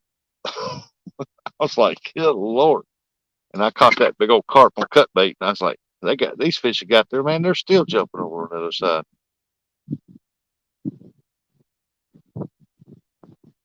But it was hilarious.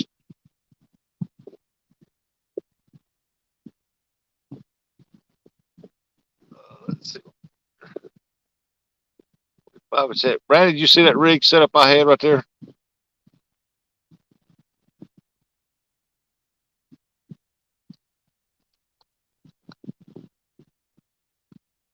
I'll show you the coil that I got. Find it. Get that in my bag.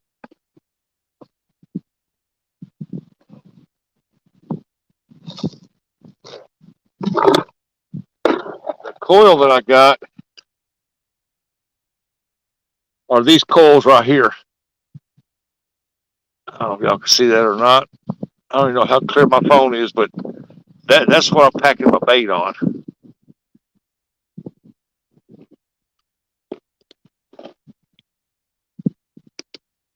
Going through a tractor show.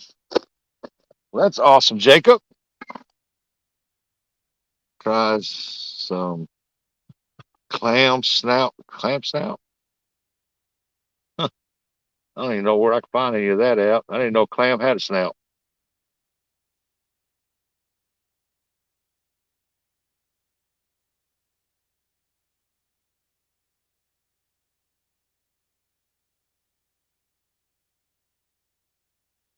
Well, as that guy trolling for crappie over there, I wouldn't be right there. I'd be over there along that bank going into State Park. Got a deep channel alongside that bank. You slow troll through there, man, you pull up some slabs through there. Oh, you gonna catch there some little bitty dinks. Well, at least you're catching something. You're doing better than I am. Yeah, I have some of those as well. It's the American Threshermen Association. Awesome. I have some of those as well. What do you think of it? What do you think about them, Brandon? Those kind right there. I got them off Temu, but I didn't see no other kind on Temu to order none, and they was I got them dirt cheap. They seem pretty stout. I pulled the spring together to see how they was made. They got a good solid wrapped around the deal.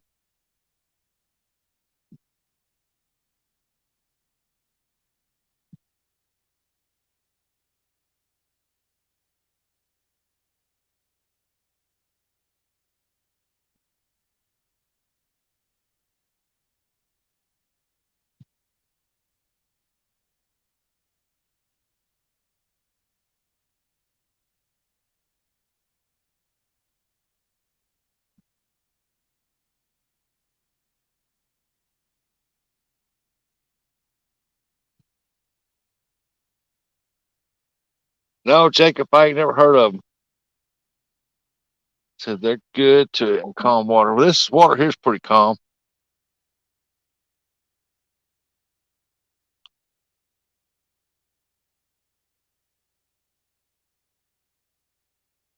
I seen one other on Temu that was it's like a little plastic box had holes in it. You pack it full of that stuff in there and put it in there, and they said it was for like faster running water.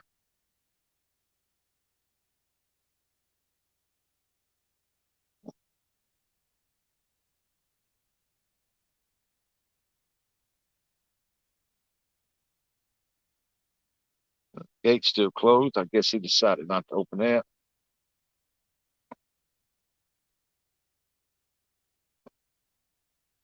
Hey, I guess he heard me because there he goes.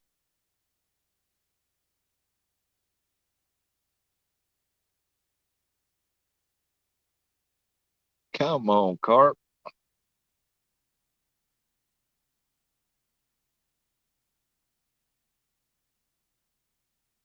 I don't catch any carp. I guess I have to bring the boat up here to get on that far side over in the carp hole. But when the water goes down, go over there and fish.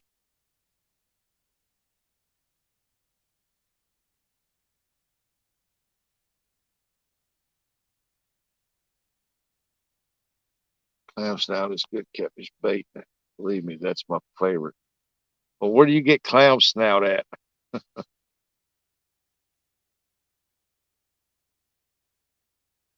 Every now and then we'll find them big old clams uh, in the Mississippi River, pull them out, open them up, get that meat out of there. That makes good catfish bait. Any type of current you want, they had to be part of your bait holder. Oh, I've seen those. JBT's got some of those. Got a little shaft that runs down the middle of it, and he packs his bait on it.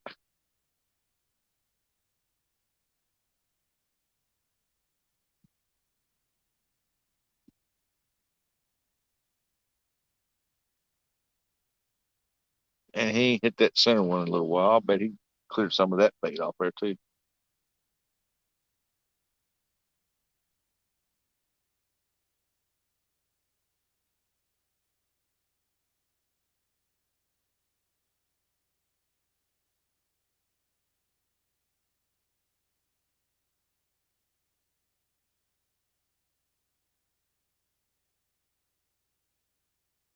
Come on, let's rock. That's his favorite bait, clam snap. I never heard of that.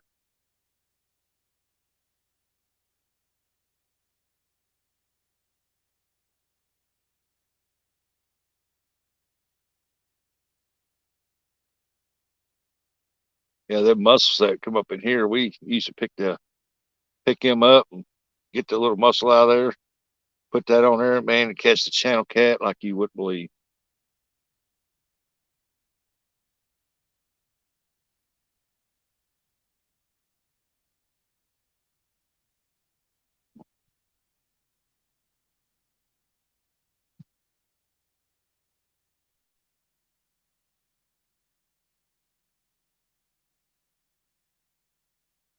Yeah, I'll give it to about 10:30. And I'll go get me some worms, re-rig my poles up, or some catfish. Sit back and enjoy the rest of the day. Witchcraft said, well, Rush, it's time for me to go to Home Depot post office and do laundry. I'll catch the rest of the video on replay. Good luck. All right, Bushcrafter, you take care and don't spend a whole lot of money. I did all my laundry up yesterday.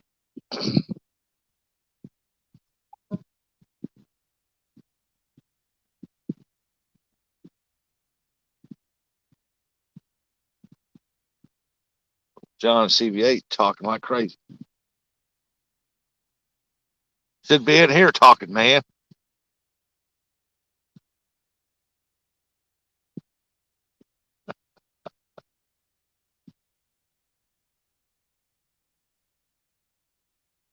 Well, I appreciate you coming in, Bushcrafter. You have a good one.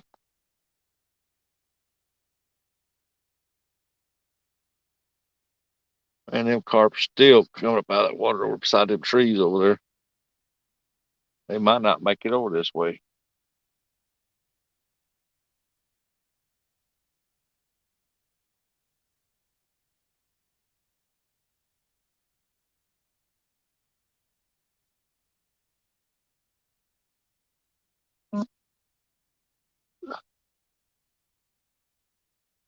I seen that.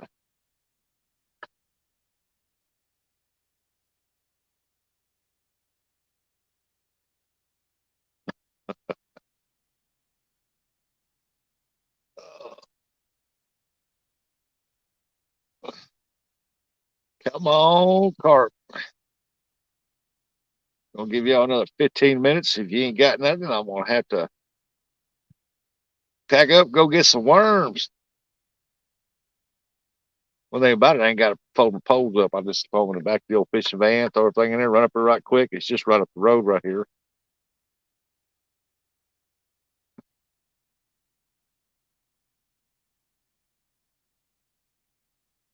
And I'm starting to get to the sunlight now. Yeah.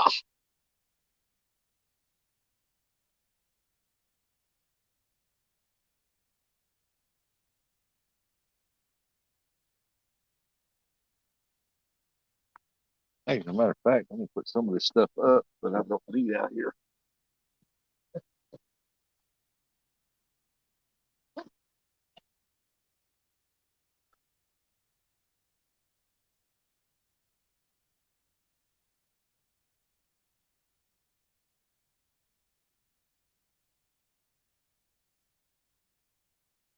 Come on, come on, come on, come on, bite, bite, bite, bite, bite, bite. Come on, bite, bite, bite, bite, bite.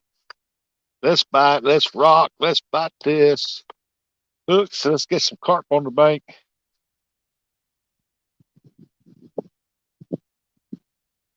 Yeah, the picture I made for this thumbnail for this live right here, the picture that's under that carp, that's the one I caught last year.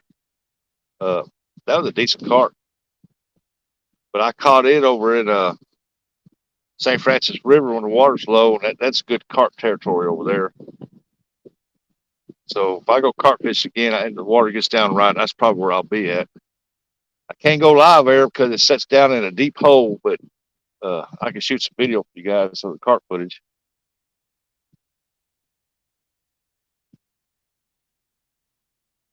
Yeah, I hear fishy fish. That's what I say.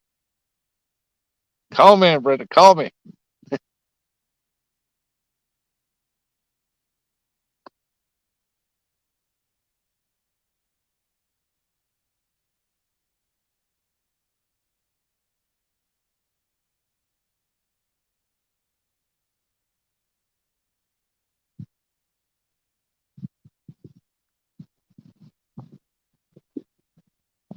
Oh, quick. Set this stuff here up.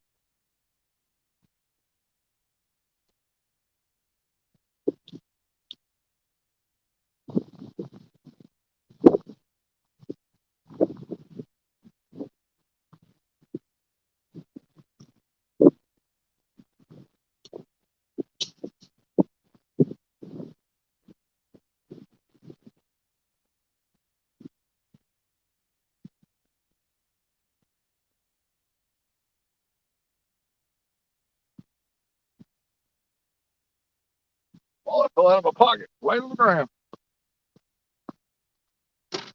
I had my wallet somewhere.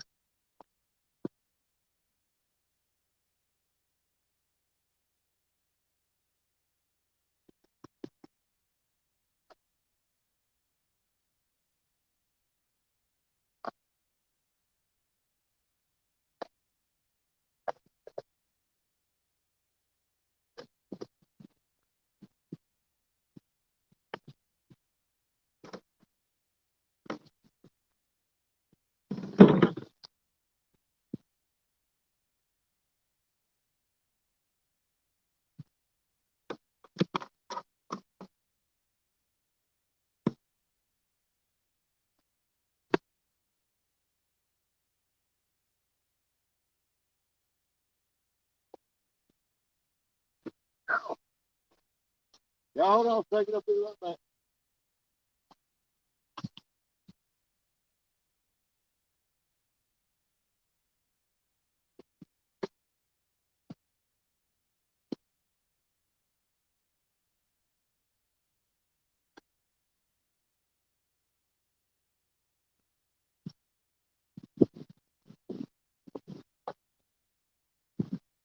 Let me ask y'all something. What do y'all think? Y'all think I should just go get some worms or see what I can get for catfish and come back, do another live, this time go catfishing? What do y'all think? What do y'all think? What do y'all think? Hey, Mr. Sampson. This job would be great if it wasn't for all the customers. If it wouldn't be the customers, wouldn't be a job, would it?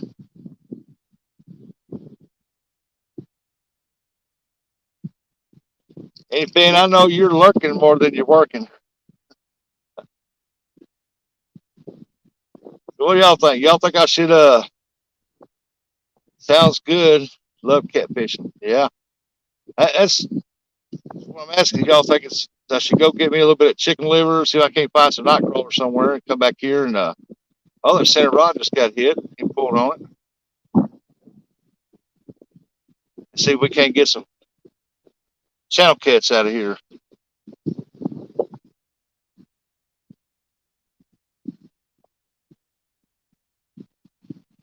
Might try a different spot for channel cats. Catfish Fresno. Take you a what? Take you a break and get catfishing. Uh, Donner, I was just about to say that. Get worms, fish for both.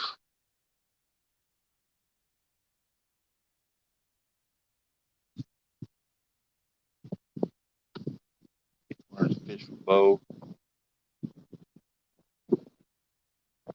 Yeah, get worms and fish for both.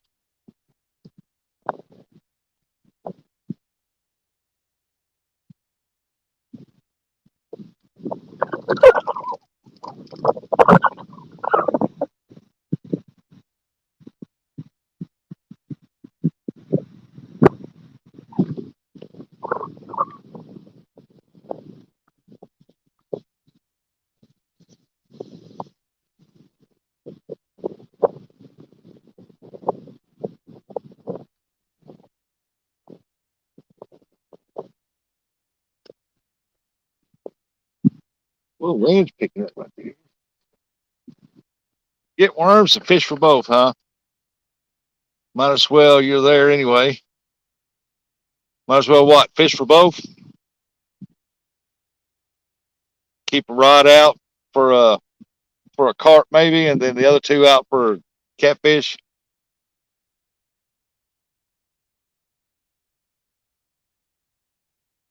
I like to keep a couple good little 2 pound channel cats take home to eat.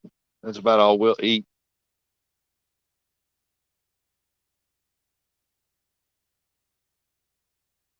Alrighty then. I might do that.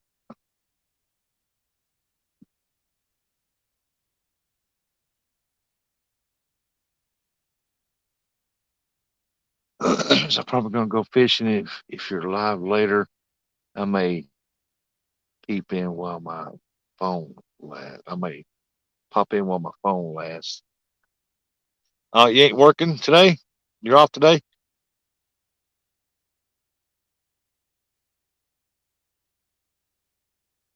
I figure I'm gonna put that center rod I'm gonna put for catfishing,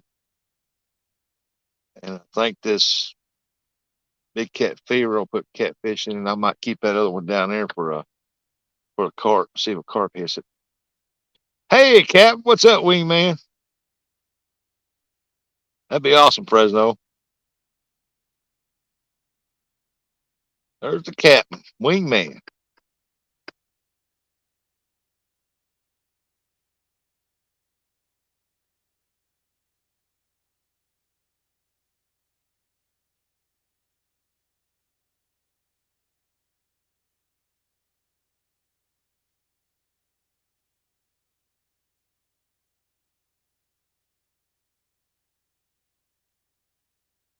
I didn't bring no cash with me. Hope my card's working now. Hey, let's do that. Let's go get some a night crawler. Stop here at the store at the end of the road, get a little deal of chicken liver, and then we'll jump down there to the bait store and get a box of night crawlers or something, and then we'll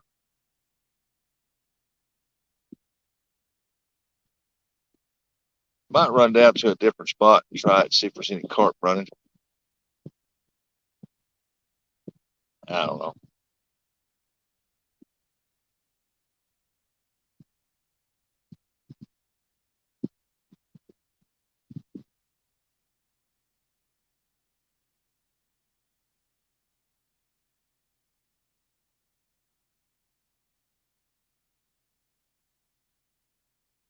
Got squirrels barking at something up there.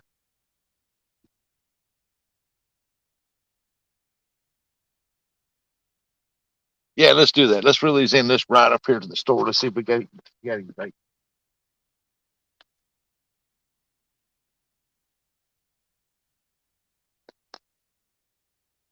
Wasting daylight. We got to get something on the bank.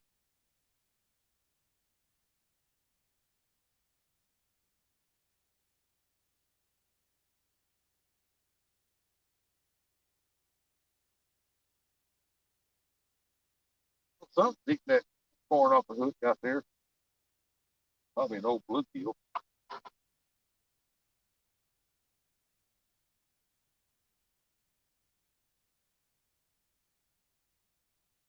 Ow. One time I clean these poles up when I get back. Put the junk off here. Let's go put this one right here up.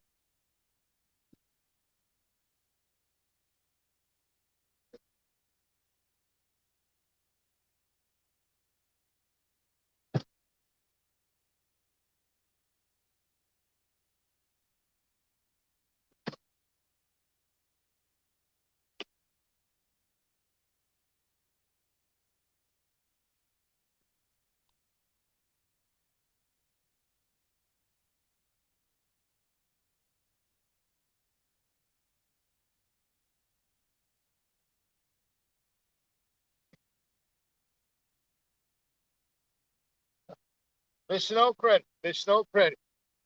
Whatever it was, it cleaned this all off.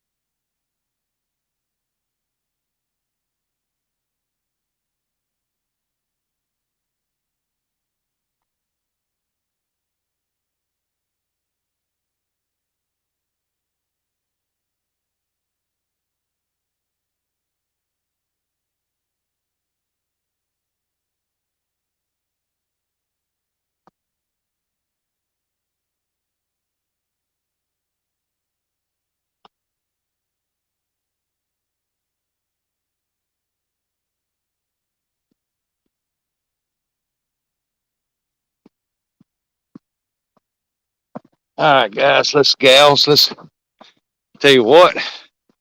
We're gonna go get us a different kind of bait because we're gonna catch us a fish.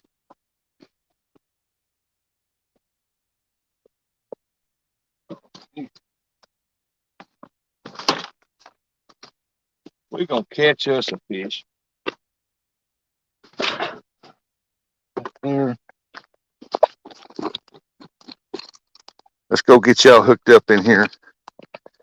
That's the way that phone will be charging. I'll turn the camera around here in a momento.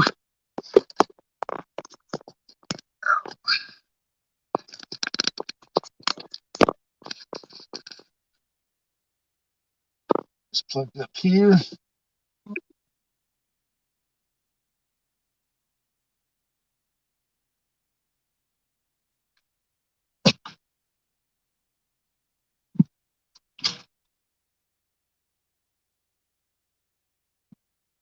All right. Let's go see about getting us some bait. Look me. Hey, Mo Dog. Welcome in, Mo Dog. Y'all ain't got a chance yet. Go out checking out Fishing with Mo Dog. Awesome guy, man. He gets out there and he bass fishes. Gets some good bass, too. Got a good channel. He's a good guy.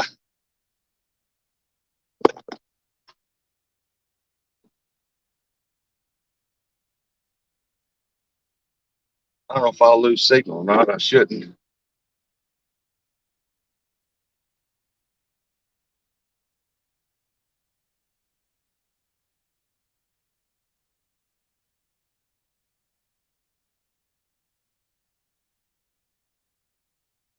What the steep hill right here now.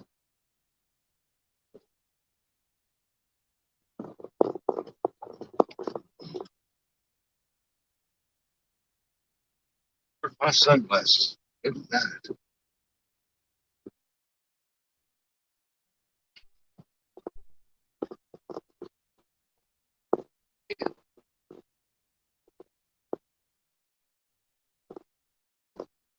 Yeah, I'm doing a bait run. I'm gonna put some rods out, catch some catfish. The water's up so high right now that the carp are over on the line, and you can't access unless you got a boat because everything is flooded.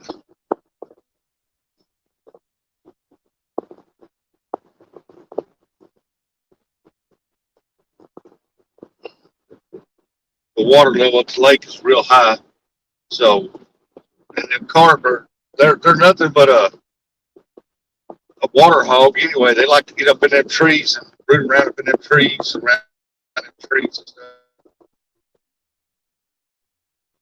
So here, like some chicken liver. Hopefully they get worms. I don't know if they got worms in here or not. They used to.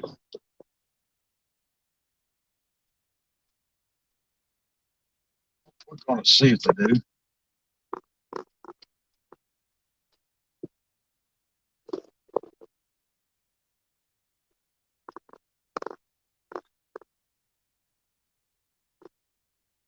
All right, guys, gals, y'all give me a moment and I'll be right back.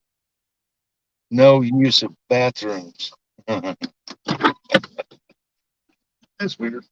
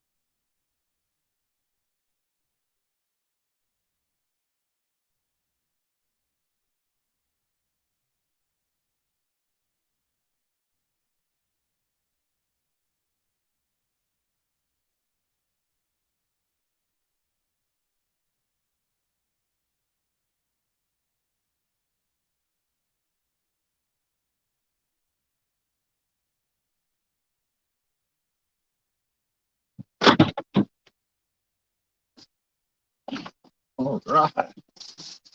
Hey, they had everything I needed right here. Got my skilled night crawlers, chicken livers, and snack. Uh, I want to say this right here. Hey, that candy bar. Jerky and a big gulp. You won't find no big gulps around here.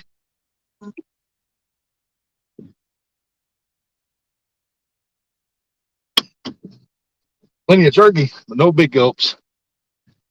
Let's go back down here and see if we can get on some catfish.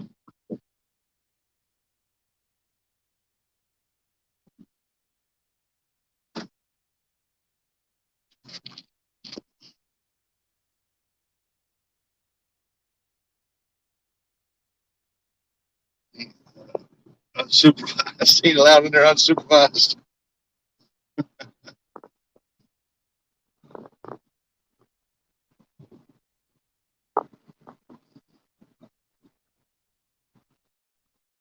Well, I'm gonna put probably for now one out for carp.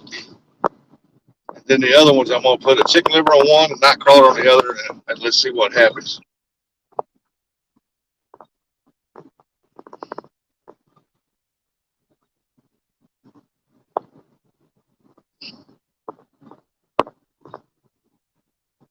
So I know there's catfish all over this lake. This time I can sling these things out there because I don't have to worry about throwing my carp bait off. Yeah, I hear you beeping, you bleeper. You bleepity bleeper, bleep, bleep, bleep, bleep, bleep. Welcome to the lake. Oh, well, that beeper is just something else, man. It won't never shut up.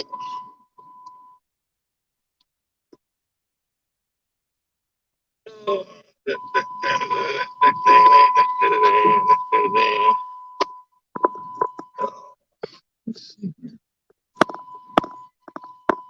I don't know if I want to fish right here or fish right over there. Don't really know. Always had better luck here by the swimming area. Let's see here. Always had better luck over here by the swimming area. I'll park up that. Oh,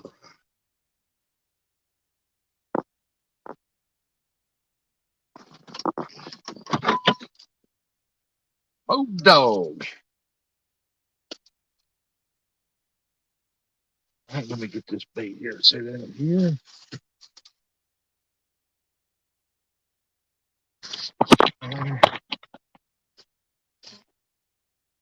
Let me get this over here. Let me get the tripod set back up. I'll get that one rod put out there with a dough ball bait on it. Then let me get my tripod out. Oh, come here, dude. You unlocked yourself. Come here.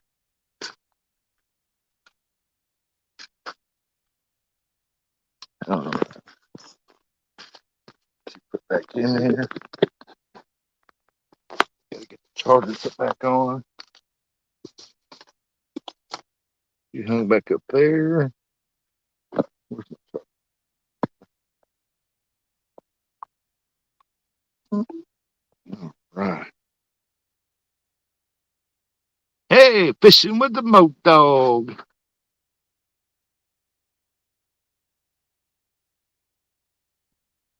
All right, where's my carp rod? Get this one here set out. Get y'all the lake right there. Boy, the shade's fixing to disappear on us.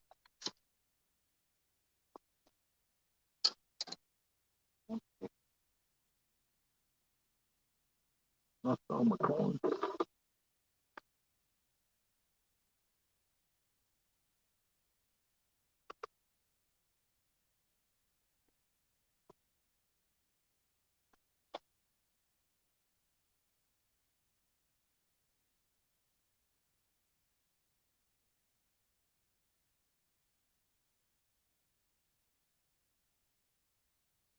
Get this round dough ball made up.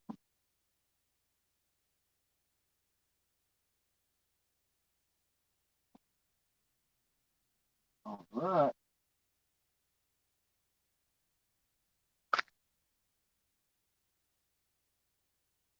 Get the corn put on this hook. We'll get that bad boy out there, and then we'll come back over here and we'll rig up some poles here.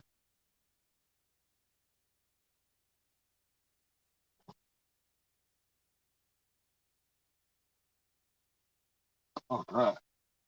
Let's get this one put back out.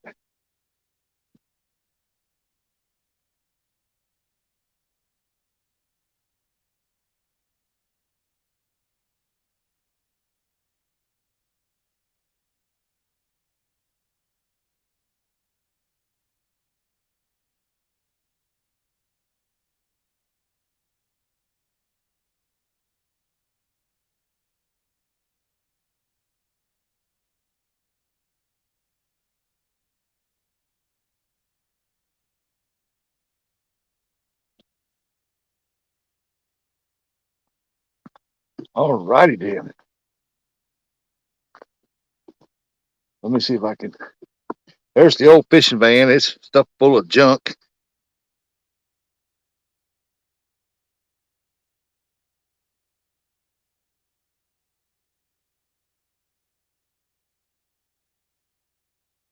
All right.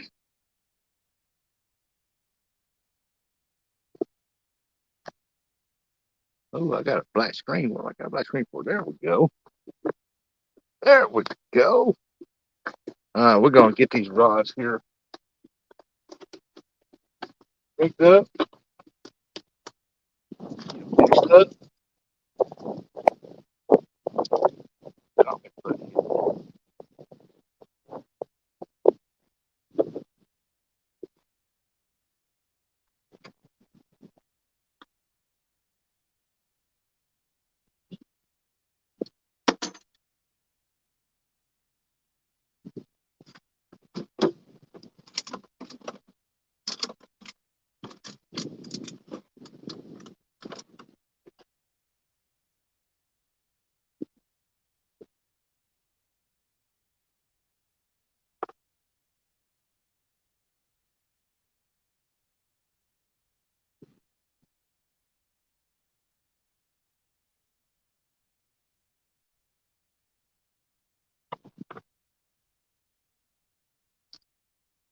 Put that down there. Get them off of there. Let's see.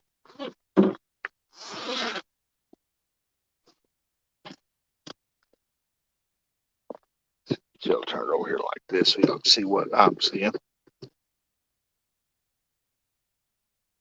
Down there. Throw them in there.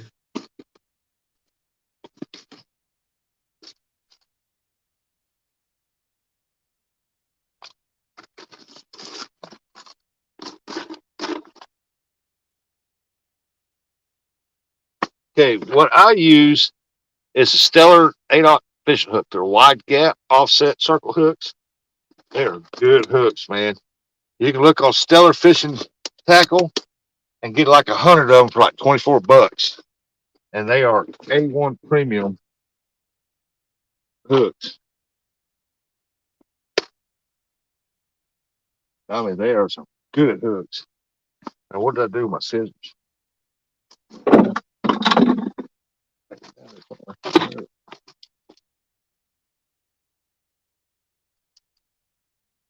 All right. We don't need that. Need these sinker slides here. Okay.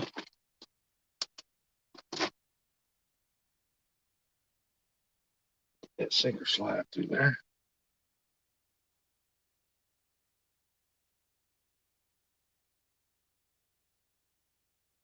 All right. I use rubber beads. I don't use hard beads because I don't want that coming back. That sinker pounding that bead and coming back down on the knot I'm gonna put on here. So I use the rubber ones where it's much softer.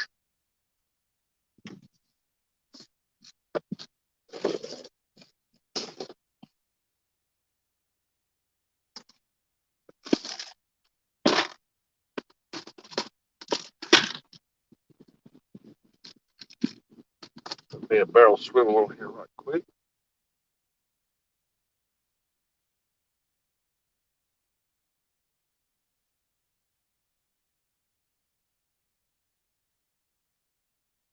What I do is I wrap it, put it through there, hold, pinch the loop, wrap it a few times, about 10, 15 times, feed it back through the loop, wet it down, slide her into place. Boom, easy peasy, lemon squeezy.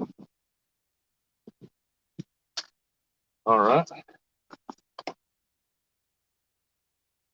Okay. 80 pound, that's all I got in here. I should have, where's my 50 pound? I need that for this. There it is. I don't need 80 pounds for this weight.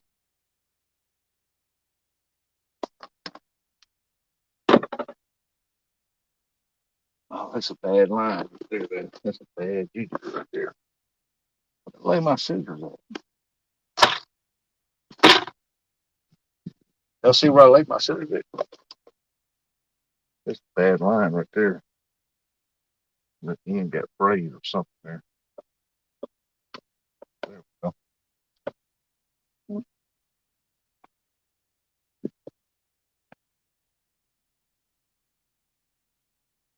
I don't know what that was. I got to get me one of those shirts. Yeah, get you one of them shirts, huh? All right, where's my fishing hook?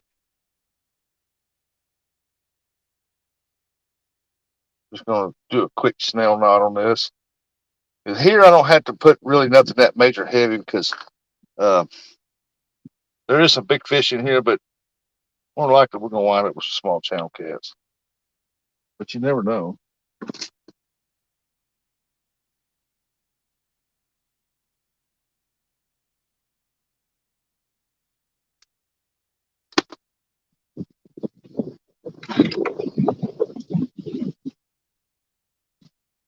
When I do that 50, I put it on that swivel, and all I do is go around about 5 times. That's all you need on that 50 pound test. Six times, I mean.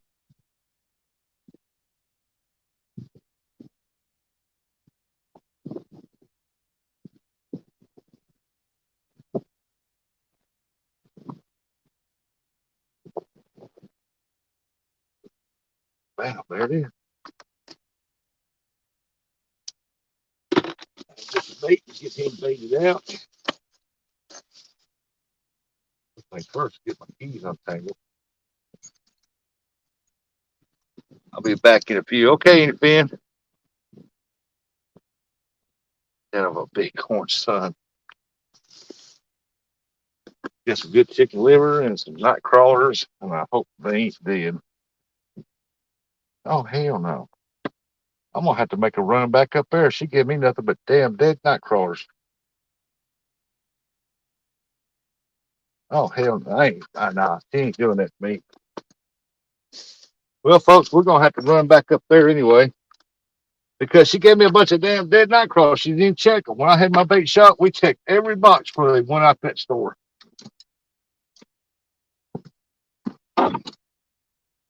Let me go reel this pole in.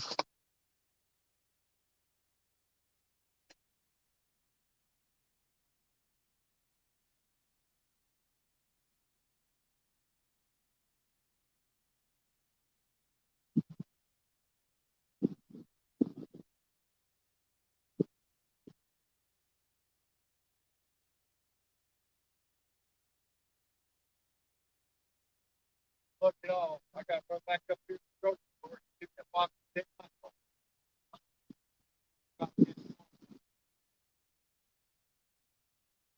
White deer, have you? What? That's the white deer. Oh, what?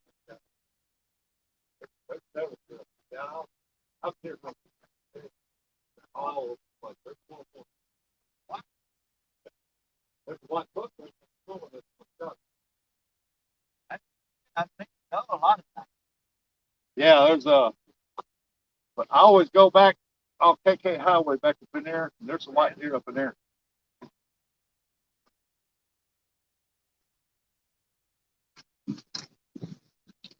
All right, folks. All right, you too. Let's go up in here and get me somebody. Get me a box of dead night crawlers. Hey, our guns. I paid $3.80 for that. Give me some dead night crawlers. Maybe I should have checked them before I left. Can't trust anybody.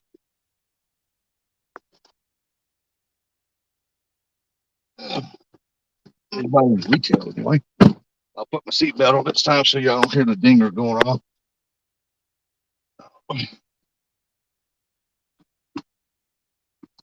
Yeah, they sold me a box of dead night crawlers, man. Can you believe that crap?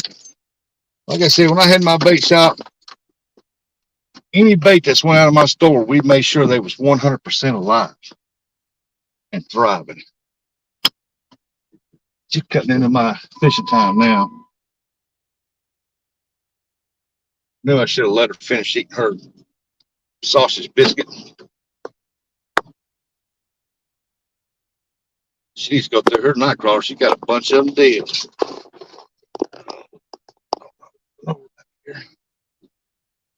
Guys tell me if I seen the white deer. I ain't seen the white deer, but there's several white deer running around up here.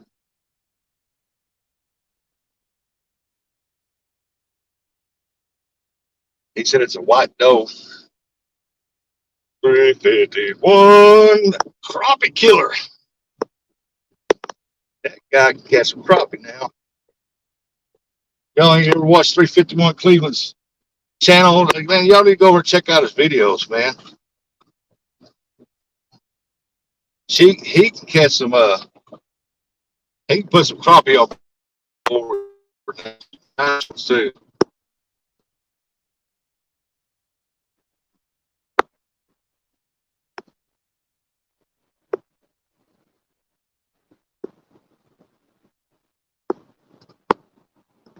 I can't believe that. Open that box up and all their night crawlers were rotted. I'm like, come on. It must have been in that deep freeze forever.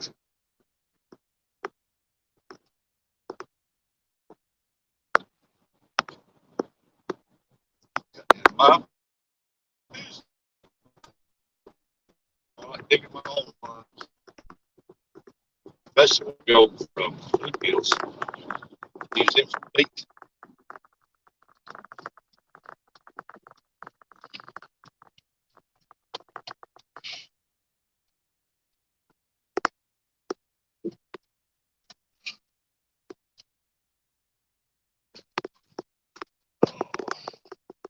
This time I'm gonna park right here. I don't care. These night crawlers. Folks, I'll be right back.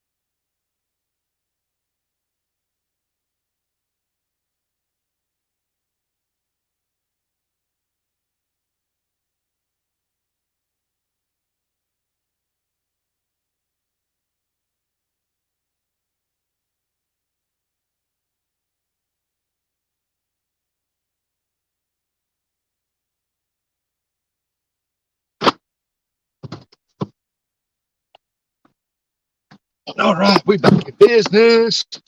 We got us some live boogers now, boy.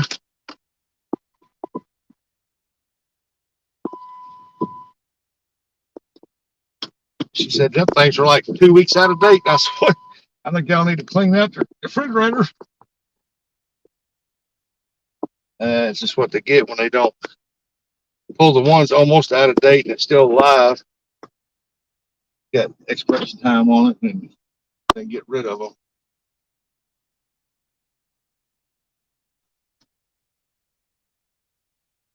Always took all the dead ones home and dumped them in my garden. Worked it in my garden.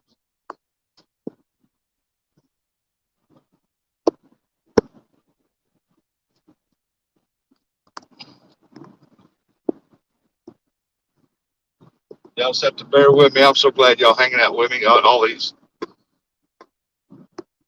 What's going on? Yeah, you just start dinging. You ain't dinged all the way down this road. I don't want to hear you dinging. Hush.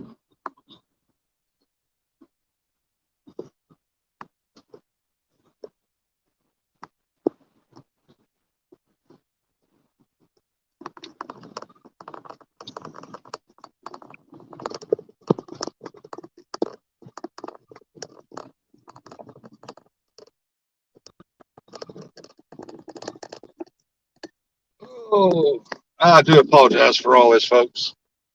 We'd have done been had all the rods out again if it wasn't for that. It's gonna take me a long time to read. Back here.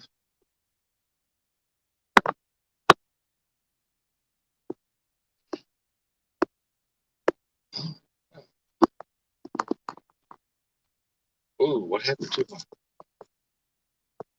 thing? What happened here?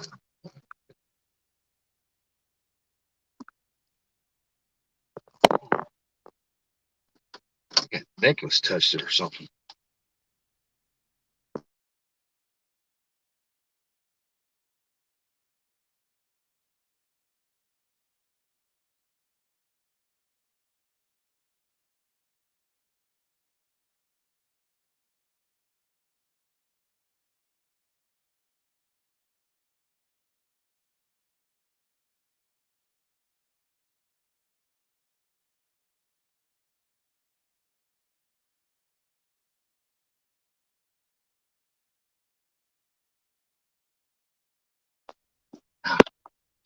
There we go. This little thing right here on my rearview mirror hit it and knocked me out.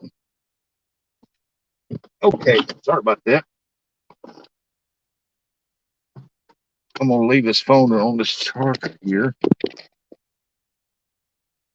A moment while I get these rods set out, then I come back and get y'all. Y'all watch me right there. I'll get my other pole done up, and we'll be ready to rock.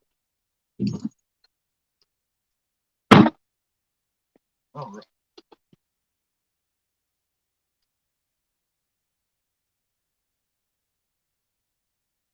Okay.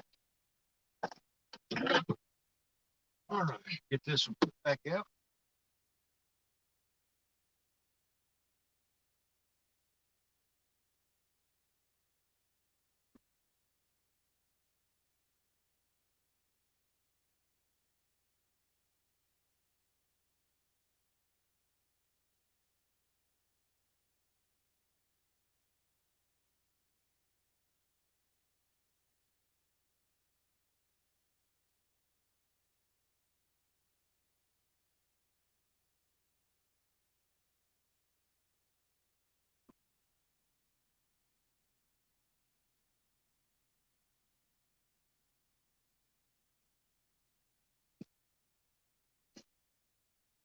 All right. Let's get this one here picked up, thrown out. Let the phone charge it for a second. Fine. Get a new cord or something.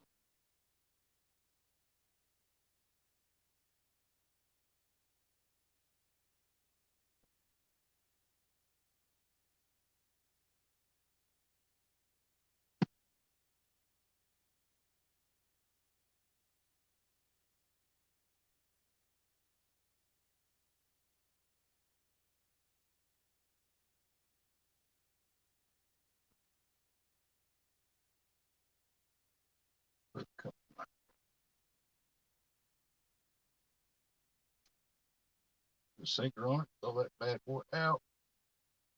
Uncle Don wants to see a catfish. See a catfish.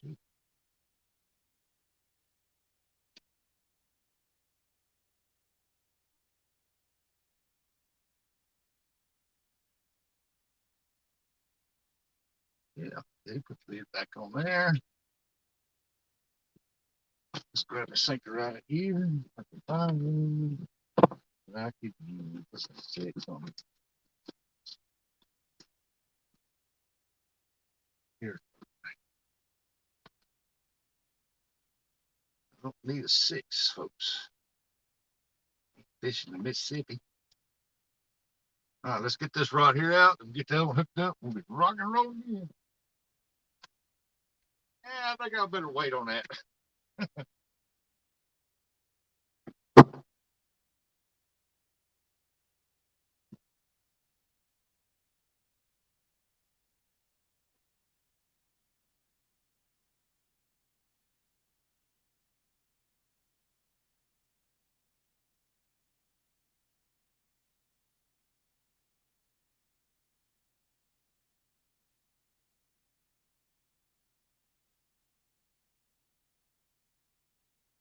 I better wait on that because as soon as I get that boat out there, it's probably longer than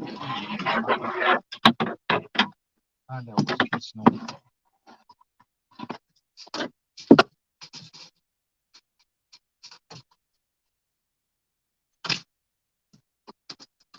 Come on, baby. Sink down there. All right. Find where my scissors are at. Just cut it off.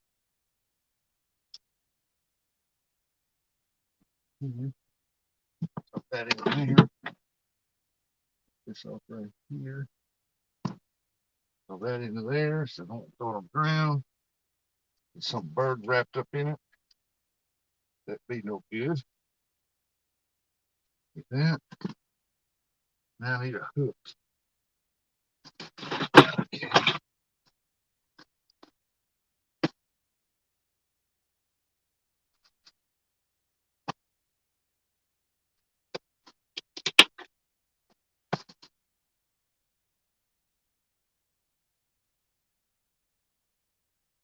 Now this one here, we're gonna put chicken liver on.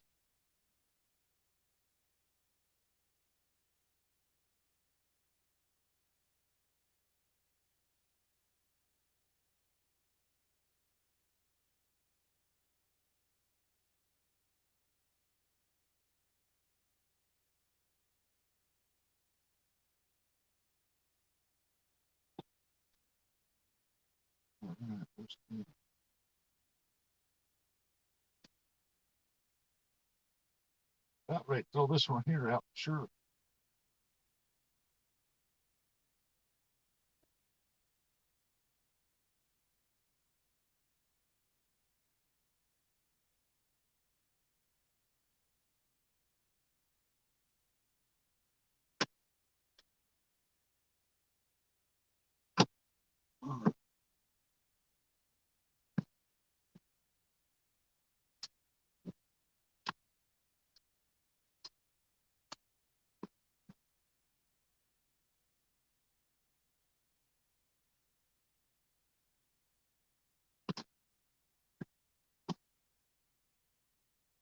Well, their chicken liver ain't very good.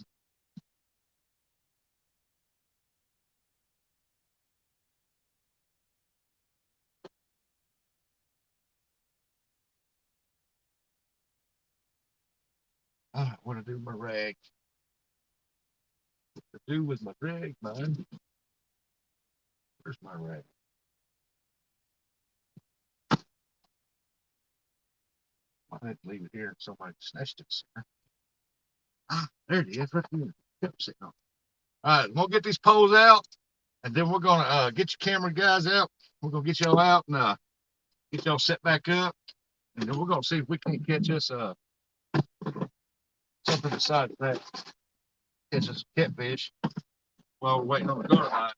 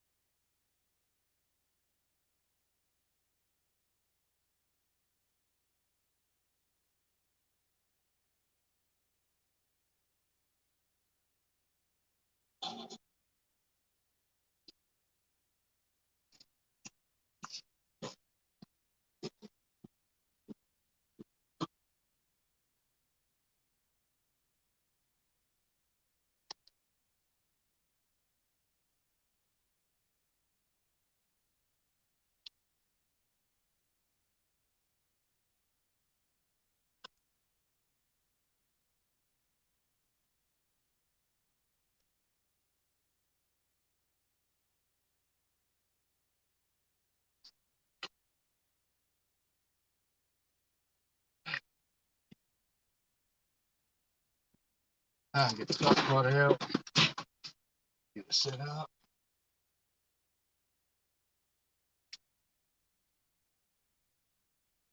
Let's go get the phone.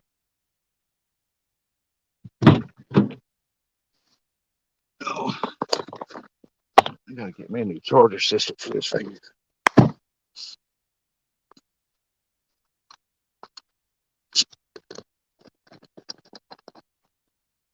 All right. Get it plugged back up to this charger. 19, this charger. All right. Let's see if we can't turn this right here around. We can see the poles. Just having a good day today. Awesome day.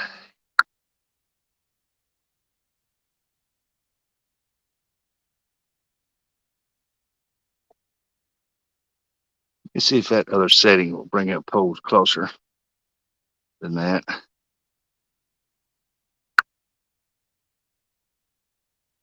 Oh, heck no, that's further away.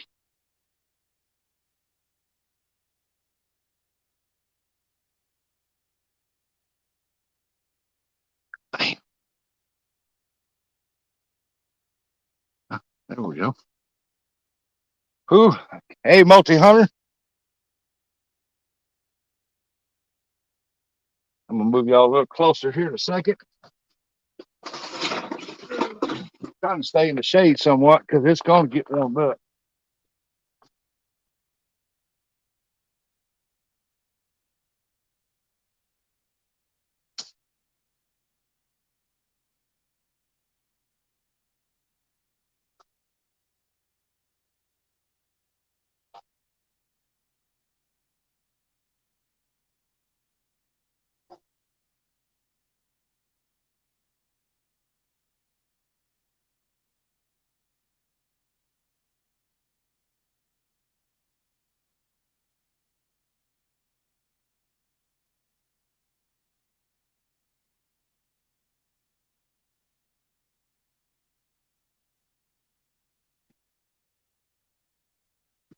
All right, let's get this covered up here.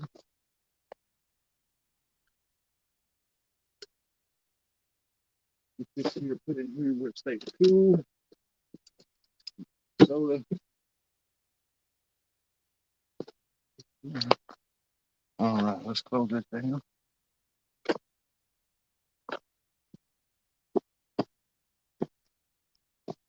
All right.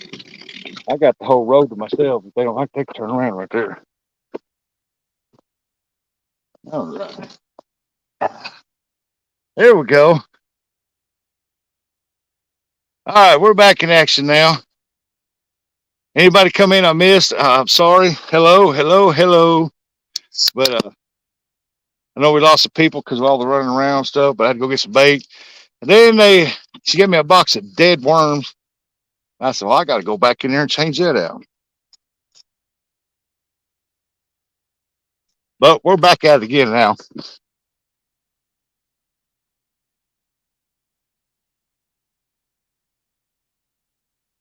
My Uncle Don, Uncle Don.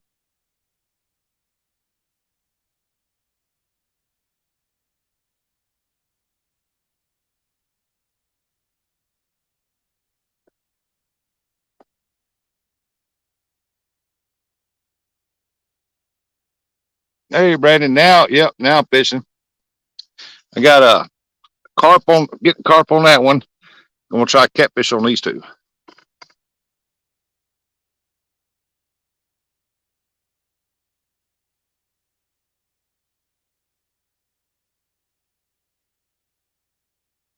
Got night crawler on that one, and chicken liver on the big rod.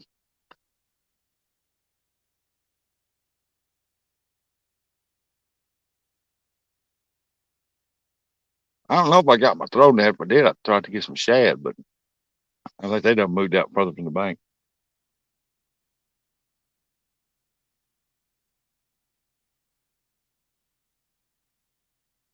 Oh, and y'all tell any fan I got me a payday candy bar while I was in there. I had to get something put on my stomach.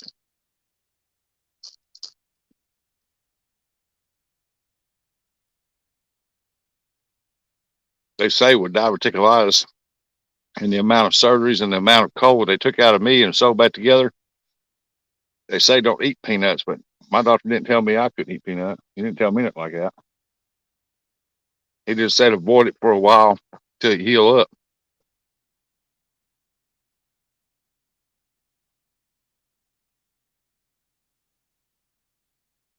There you go, Rustic. Give it a shot. I'm trying.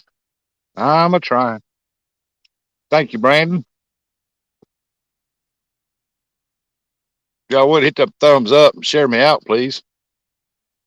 I'd greatly appreciate it. I see a white deer walk through here like an old man says the white deer comes through here. I'll put the camera on him.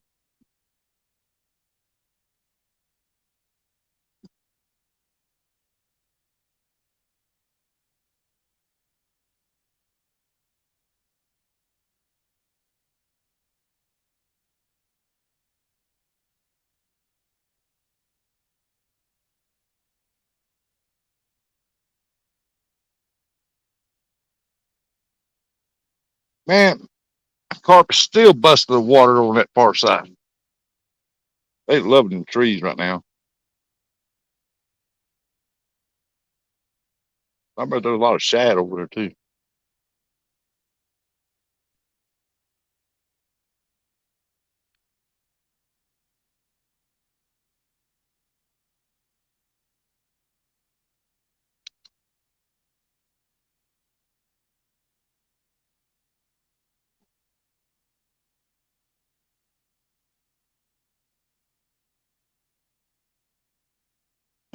Uncle Don, I don't know what you dropped right there, but www.youtube.com watch Rustic. Randall, I have diverticulitis too, Rustic, mild case. Mine wasn't mild. Well, it was when it first started, but I kept thinking, it's probably kidney infection. It'll pass. And I was hurting constantly for a year, man, on both sides. And finally, I went to the doctor and told them what was happening. They got real bad. They took me in for a CAT scan on my uh, abdomen, and on my right hand side of my colon, it was swelled up to the size of a softball. On the outside, the colon was, and it's ready to rupture. Then the one on the left side was the size of a baseball.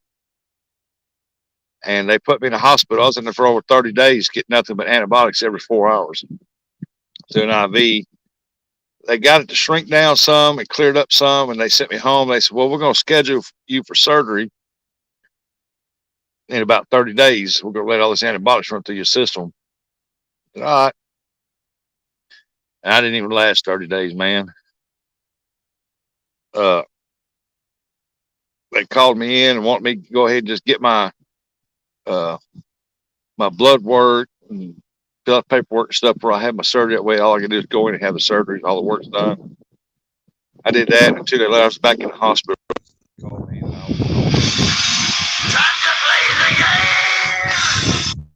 I was headed there anyway because I was in severe pain, and they called me, told me to get up here. Said my last scan showed that it ruptured, and all that infection went into my body. So they had to cut out about 2 feet of my colon and sew it back together. And then they had to take out part of my abdomen muscle, inner abdomen, because of infection was all over it, and they were scraped so much of it they couldn't get it all, so they had to cut it out. And they said it would take about a year to heal up. Been about a year. This June was a year. And I'm gonna tell you, it still hurts. It's still painful.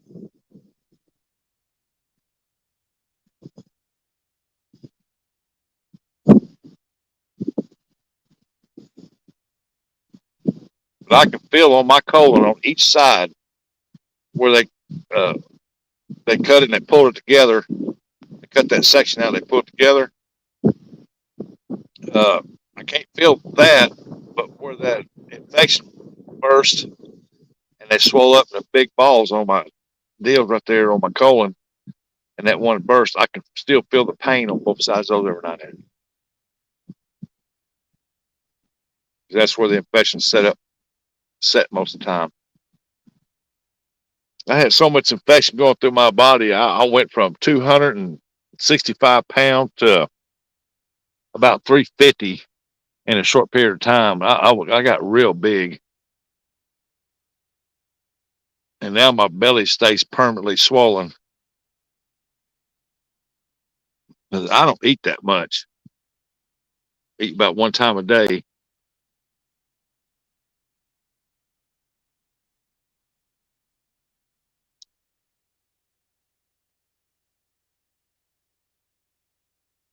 Man, go tighten that line up again. It got slight.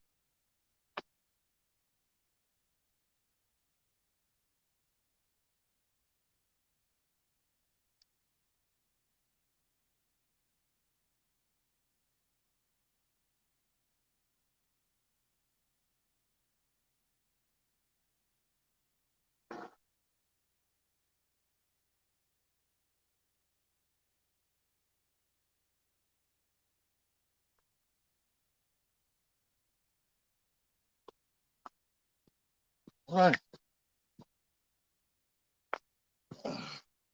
Yeah, but if you got time to play the game, call me. They call me in a month. What the heck?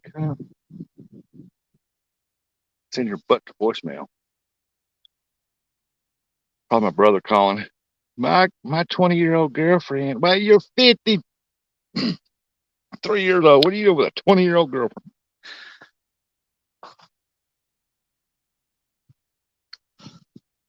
I would say lucky, but his taste in women not so lucky.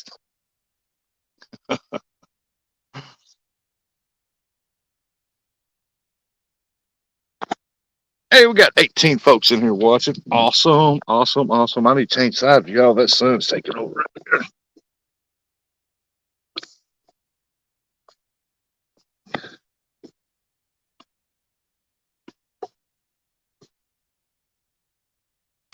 All right, there we go.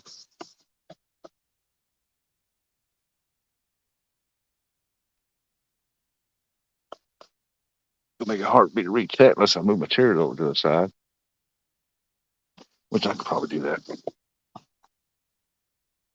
Oh, all right. Hey, Dave.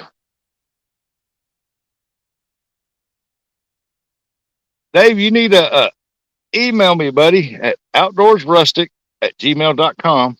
Email me your address because you want some stickers here a while back, and we've been trying to get you to me and Mr. Parker, John Parker. You want a set of his, and we've been trying to get you to email us so you can get your stickers because you want them on his live.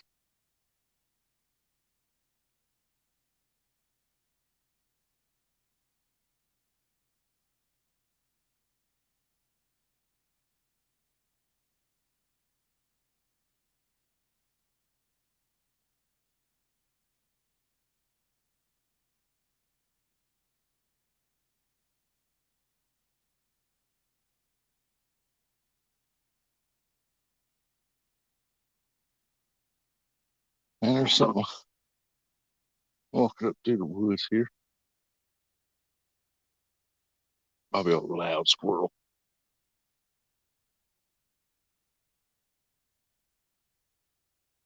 Oh man, there's a buffalo came up out there.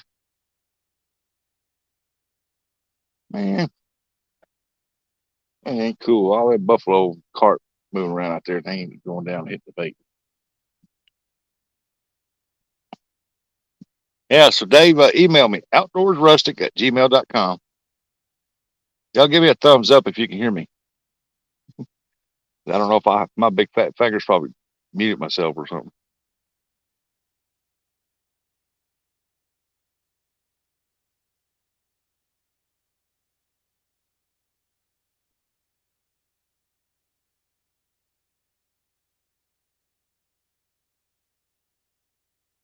Darn, so far away from the phone, the poles, but that sun's shining out there. My phone ain't charged up yet.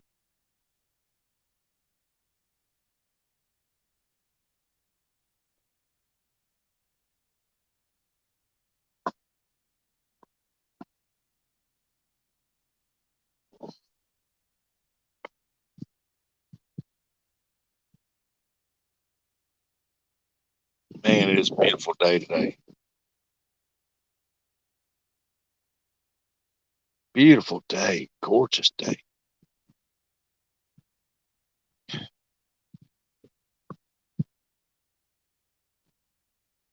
Look, crappie jump right there.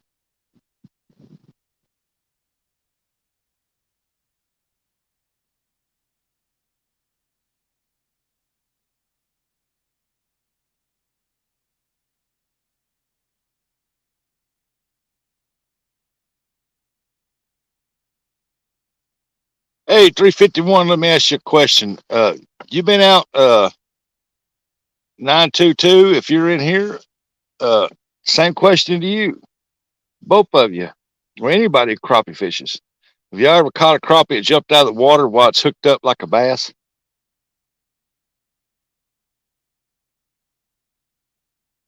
Because these big crappie here, they'll do that. They'll jump out of that water like a bass.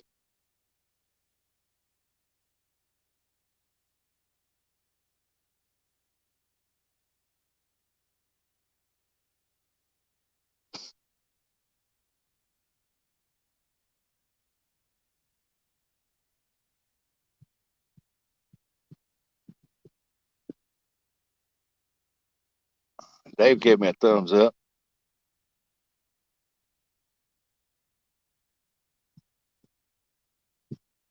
I've caught plenty of big white females in here, crappie, and they come up out of that water, man. It's like a bass would jump up. I was like, that amazes me. I never thought crappie jump out of the water like a bass, but these do.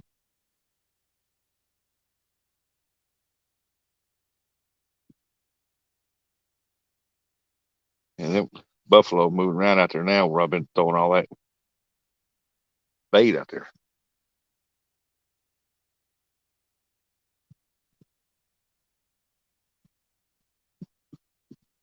I like to catch one of these lake buffaloes, man. Them things are dark colored. Oh man, they are dark.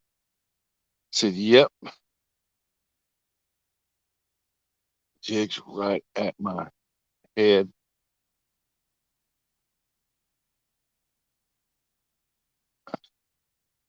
What's that say? I can't read it. Yep, spit jigs right at my head. Sadistic bass, something other. I know what it probably means, but yeah, I've caught them right over there in that cove, right over there, standing where that little red sign is. I think the waters came up again. Now that white letters on the second road about underwater again. He must have slowed the water down. That means the water's coming back up. But I've stood right over on that bank over there, cast out in that cove, caught some huge 2 pound females over there. And man, they come up out of that water. It's like a largemouth bass would.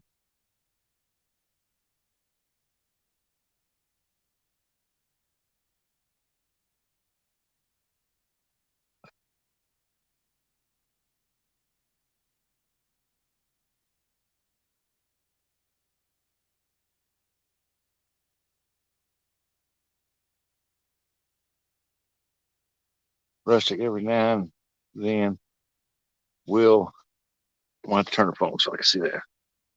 Then we'll want to do that, but not often. Yeah, it's not very often, but when they do it though, it's fun.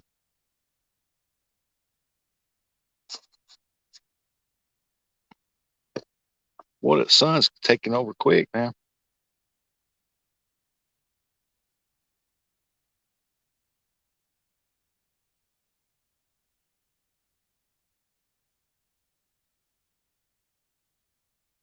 Tell you what I'll do. I might back my van up right here and pop the hatch and sit under the shade on that thing. You know, like that road's closed off. Can't nobody get down there anyway.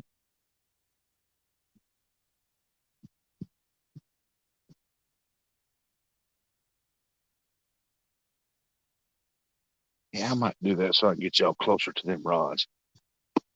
Let me see how close I can get to them rods without. Uh, I might get down here just a little bit further right here. Get a side angle view on them rods. Okay. Where are them rods at? I think I can't even see them now. Get y'all a side angle view on them rods right there.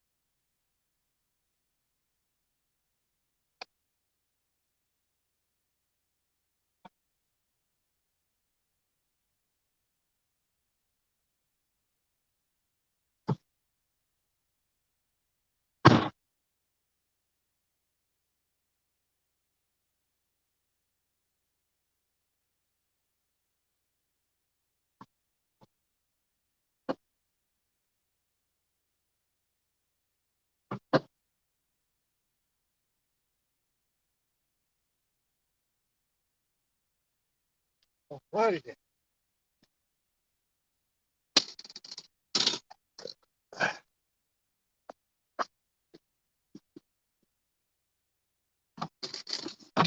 All right. Let's see if I can get this in focus now. I got it.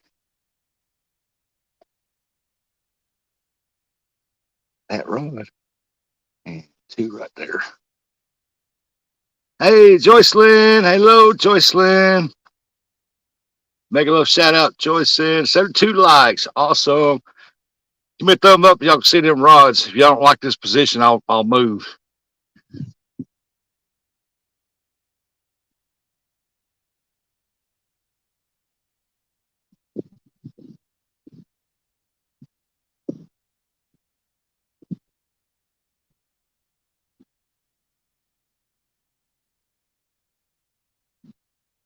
Hey, my phone went from 19 to 21%. Awesome. I think that chargers went bad in my van. Joycelyn, Joycelyn, Joycelyn, Joycelyn.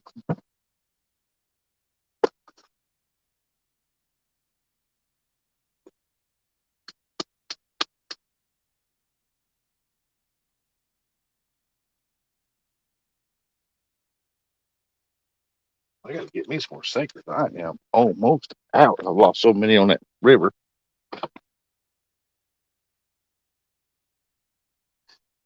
Well, Joycelyn, I'm so glad you like it. I'm glad you enjoy it. I enjoy it too. I enjoy doing other things too, but every now and then a man needs to go fishing.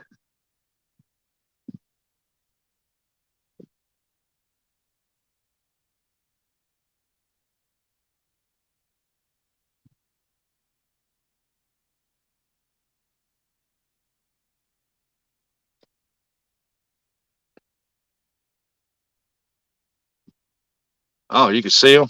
Cool.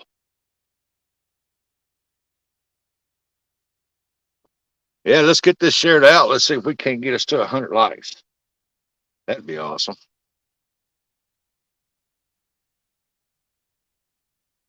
There's a boat out there on the main lake. Oh, that guy's going over there where that carp hole is at.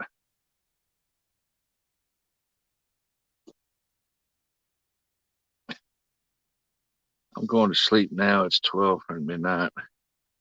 Tell one time, good night, sir, and everyone. All right, Joycelyn, thank you so much for coming in. I greatly appreciate you. You have a good night. Well, I have to finish loading the trailer and head out. Take care and all rustic behave. Uncle Don, I'll try to behave. Hey, there's Ugly Dog Lures. He said he got to run too. I got to run, folks. Have a blessed day and good luck fishing, Rustic. Hey, Goose, I'm so sorry I didn't catch you in here, buddy. I must have been looking away from the phone or doing something whenever you came in. I apologize. Bugman said he may go try fishing soon. He gonna be driving and listening. Hey, there's Half Cent. What's going on, Half Cent?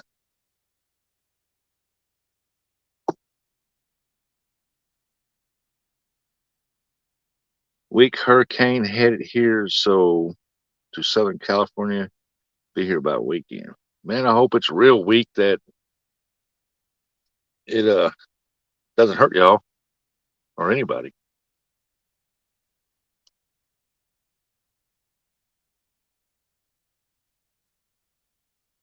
That means if it comes into California and if it gets across that mountain with the range and stuff, it'll start pulling everything from the south up and it will connect with it and cause us to have extremely severe thunderstorms.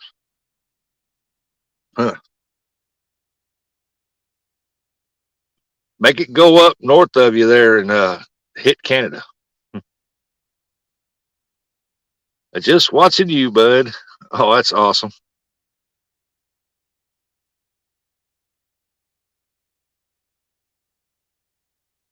You probably ain't watching much. I ran out of bait, made a bait run, and get down here. Had to turn around and go back because the bait was dead, and I had to exchange it for fresh bait, live bait, and then come right back. I was fishing for all these carp, and then all of a sudden the carp buffalo they were like coming up top of the water out there and going back down. I'm like, hey, like teasing me or something.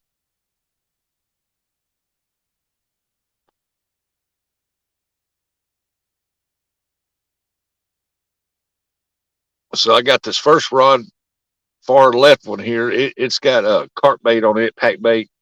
Then the other two's got middle one's chicken liver, and the farthest one over there, it has a I think night crawler on it.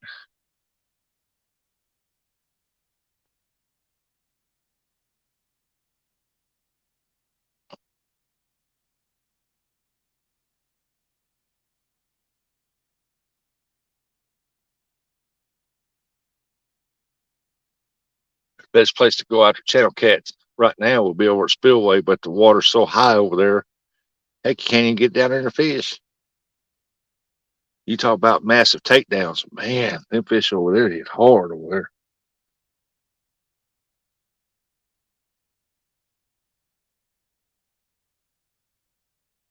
I remember fishing one time with a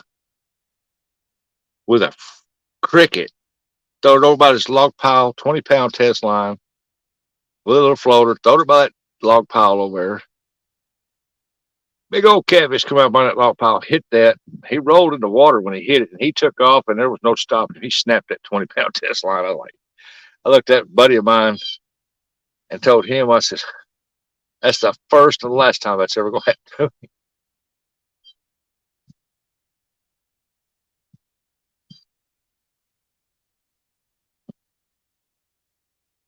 That was a massive hit, man. He laid that pole. I thought he was going to break that pole before I got it up out of the rock. And I couldn't believe it. Hit a cricket.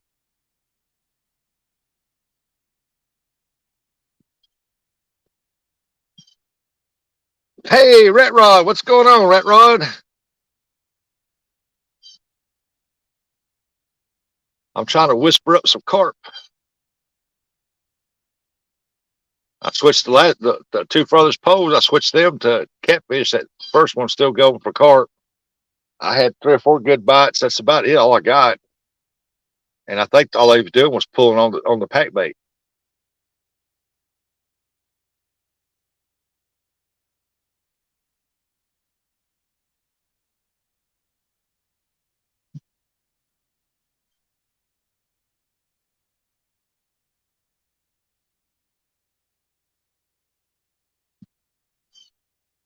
I gotta get my soda.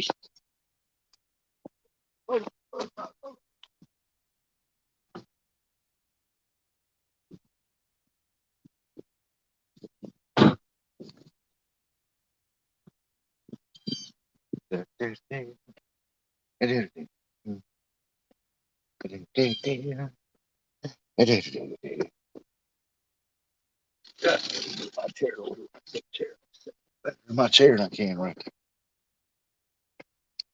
Oh, look at there. Take care. Don't forget to send some fish to Hong Kong. uh, oh, Nance. Sweetie, I wished I could send you some fish. It'd be some good eating fish. I'd flay them out, dress them up, vacuum seal them, freeze them, send them to you in dry ice so they stay frozen. And all you got to do is just put them in hot grease and just deep fry them. When they float to the top of that grease, take them out, eat them. Oh, it's good.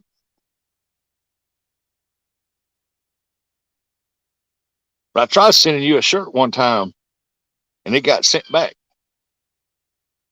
It got sent back twice. The first time they said I didn't fill out the proper form for custom, so I did that. I paid the big custom fee.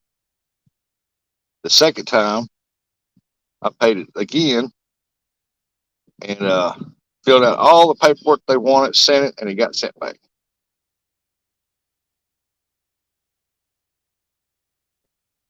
Oh, what Red Rod say?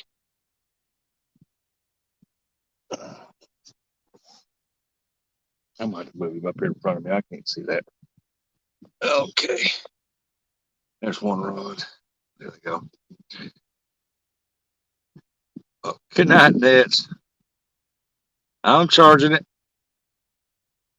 Also, my friend get to fish. Caught a few. Oh, yep. Yeah, he said he had a good birthday fishing.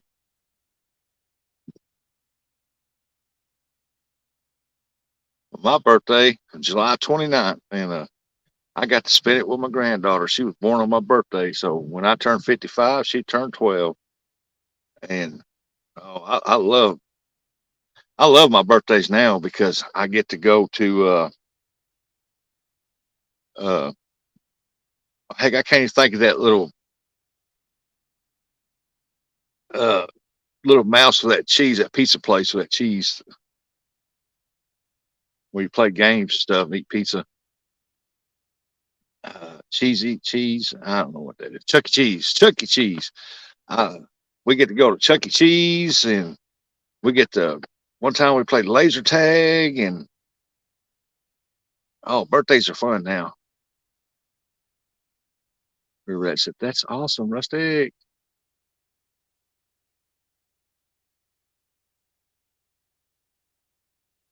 These guys are going right in there where it says no boats, and they're cruising right through there, and it says no boats. I guess they can't read.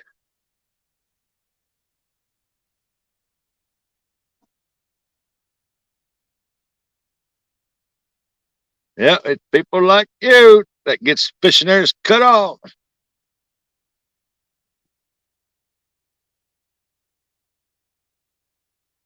Hey, Chris Vlog. Yep, Chuck E. Cheese. Air guns. That's our guns. Our guns. I haven't caught a carp since I was 15. I used to go to private lakes with jackpot payout. Well, I usually don't carp fish here. I carp fish over in that far corner, which will be that corner right over there. But the water's up in the trees right now. You can't get over. I either carp fish there, state park, or I'll be over at St. Francis River. Right now, all the water levels are high and water's running hard everywhere. Oh yeah, he's cut that dam down low. That them words about covered up on that sign over again. Of course, that's what boat people do. Same week, 7th and 9th. Oh, that's awesome. Yeah, he just oh I'm getting a hit on the carp pole. I just had to look over and see it would pop back up. Come on, take it, man. Quit playing with it. But yeah, there's two buoys out here. It says no boats beyond this point. No boats. And they went right around in there, and he drove right up to the swimming area and drove straight out. I'm like,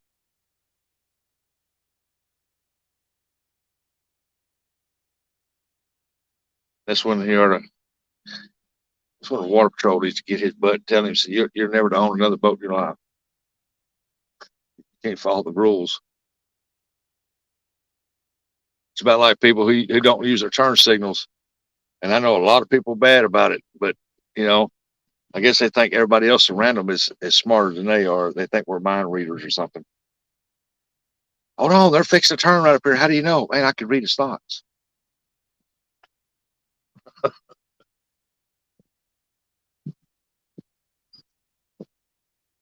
Well, he just bit that one time. Come on. This time I'll put that carp bait out there. I'll put a piece of night crawler on that hook, put it out there.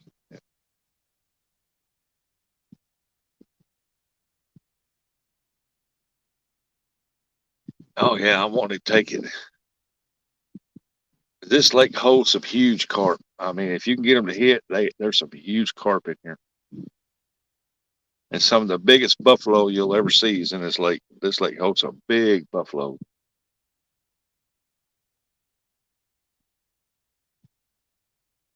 I've caught plenty of buffalo out here that weigh 20, 30, 40. Biggest one I ever caught was a 50 pounder. I was lucky that old boy had a pair of scales and he weighed it. That's a new state record. I don't care. It's going back in the water. Don't care about that mess. They said up me too. But Rusty, they're just out of blink of blood. Reynolds like, I wonder how I still can't sleep. Your voice is still hearing in my ear. I forgot headsets on.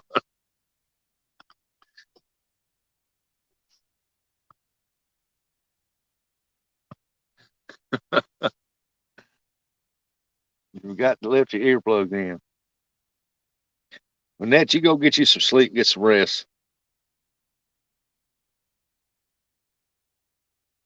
Oh man, that was a big one to jump right over there.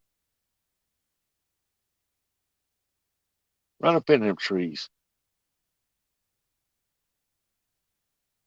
Man, oh me.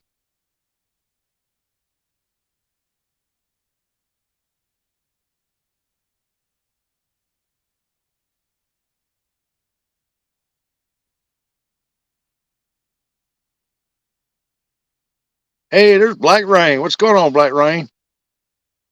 What's happening, buddy? Gonna make it rain. I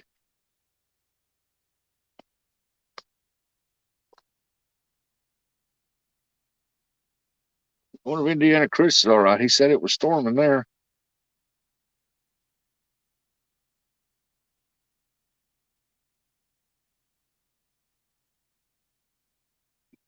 No, there's no sheep's head in here. I'm at a lake. I'm at our lake up here, our big lake. Ain't no sheep heads in here. I'm going after carp, buffalo, and catfish. Well, he hit that one time, slacked that line. I bet he was messing with that bait bag deal right there. Yeah, Black Rain's got a cool name. I met Black Rain a long time ago. Been about a year.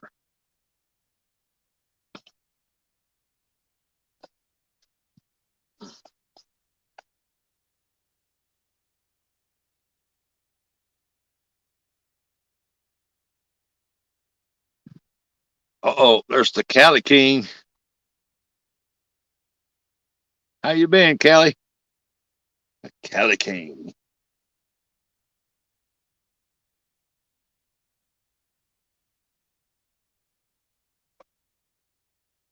You know, they call me the Skipjack King. And so that name just kind of stuck, so I just went with it. And I ordered off Timu, I ordered off a big old ring that says King on it. I think that's the one I got. And I ordered a crown.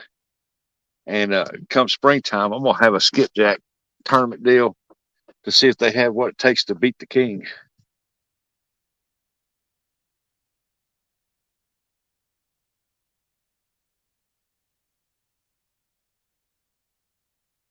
I mean, I'll always be the skipjack king, but if we can crown another person, whether it's if it's a lady that wins it, she could be the queen.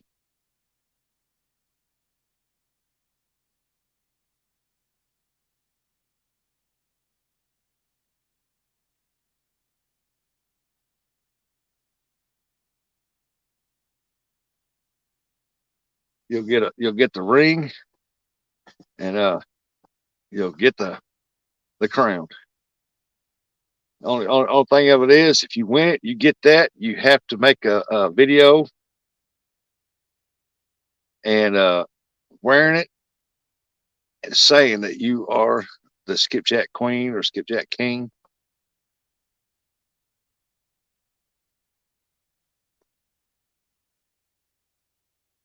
Let's go with the homie Black Rain. Hey, Mr. Alvin Lewis, how you doing, Alvin? Are we going to eat fish dinner tonight, or are we going to have to eat at McDonald's? Alvin, uh, I'm gonna have to stop at the on the way home. I have to stop at Troy's Lot Lizard Cafe, I guess. I'm gonna eat at McDonald's.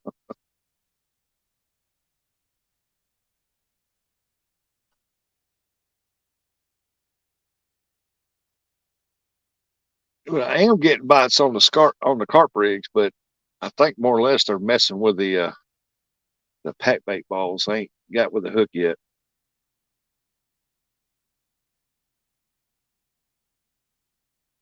There's a lot of small catfish in here. They could be messing with that pack bait too.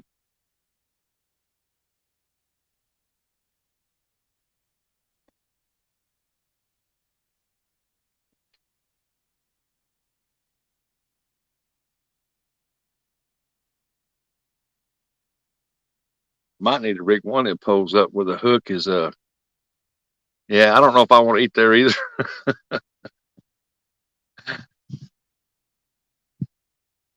Some of them lot lizards Troy's got employed. I don't know about them.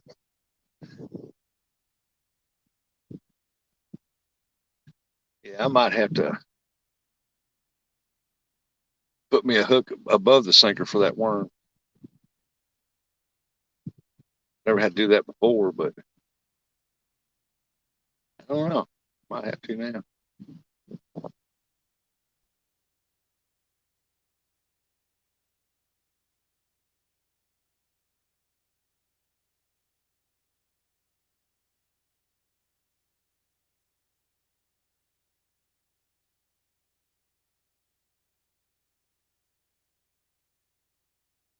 This lake is more or less uh, fish with hot dogs or stink bait.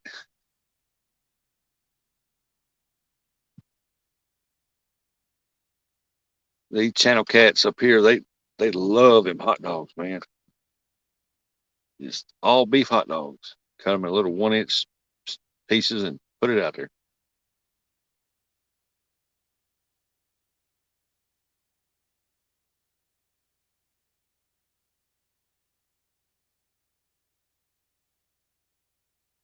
I wonder if anybody's ever done a live jugging. Just put a bunch of jugs out, and circle around them while you're waiting, cast for crappie, and then you see a jug go down, go get it.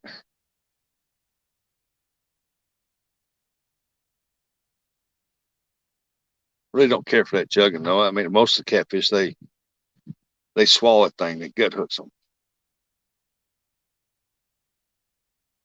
A little yellow car.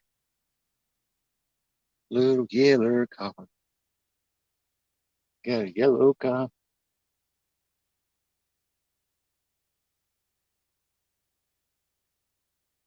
A pretty little yellow car.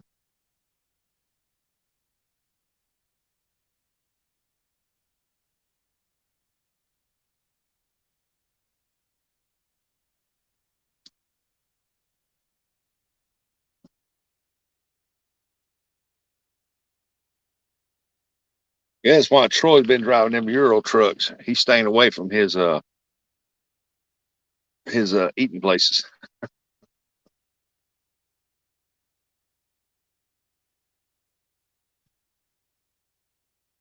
That dealer tag on.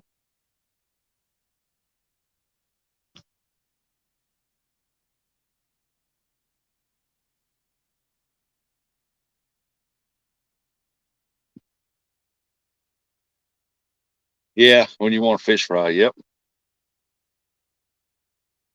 Man, I seen Kevin Fishes. He does it, and they turn them back loose. I guess they turn them back loose.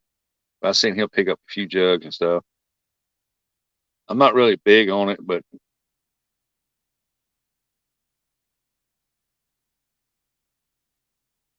my main thing for catfish is the drifting part. I love the drift.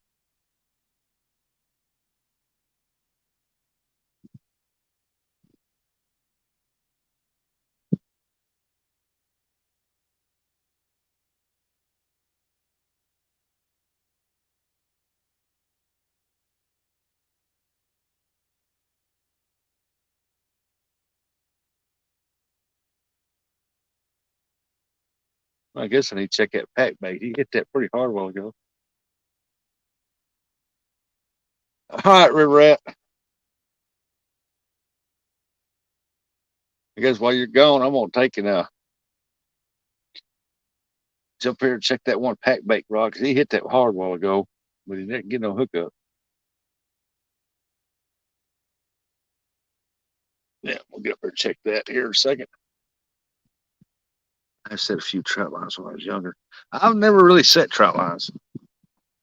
I've helped people take fish off of them and set them out, but I've never really put it on out myself.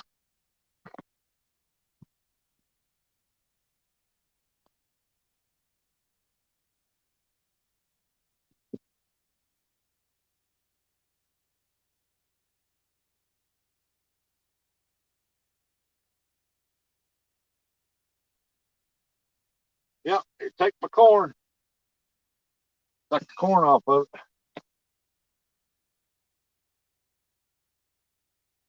it. This time put some night crawler on there. Let's see it. Let's see what happens when I put some night crawler on there.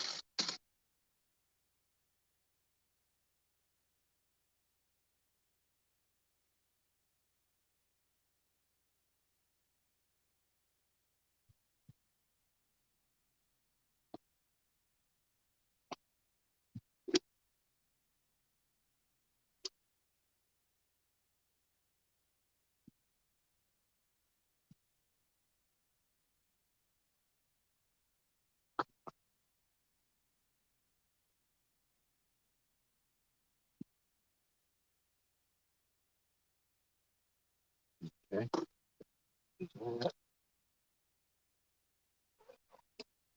Put a piece of night crawler on the end of this hook right here, and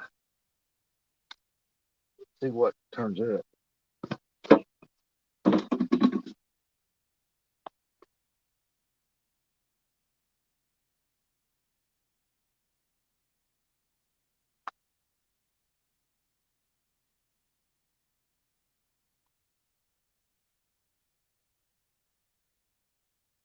I think that one I'm gonna reel in.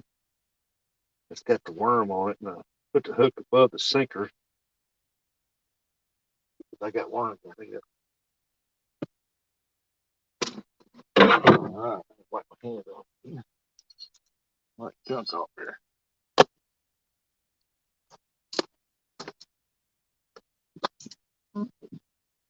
All right, there's the pack bait. There's the night crawler on the end of it.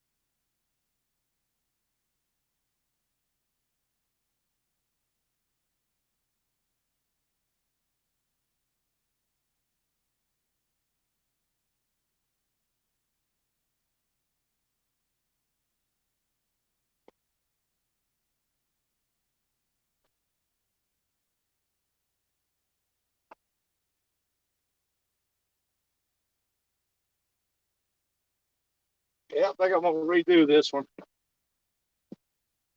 I'll put the worm above it this time. Let's see what happens. Because I put it on the bottom and something's been chewing on it. And it about got the worm off of it.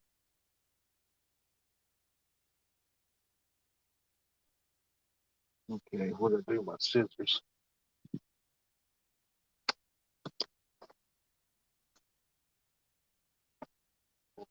Yeah,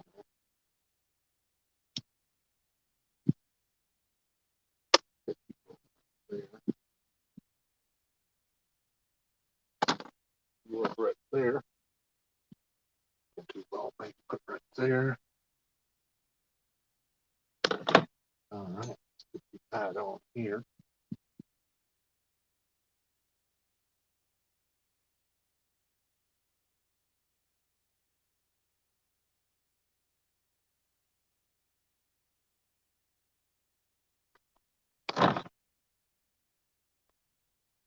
Get this tied up. Here's just a jiffy, and we'll be back in business.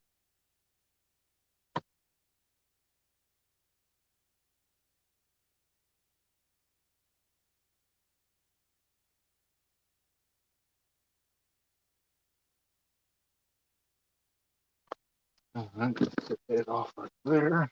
Like this. All right, here, this 20-pound press line out. That ain't funny. Hey, here's the 20.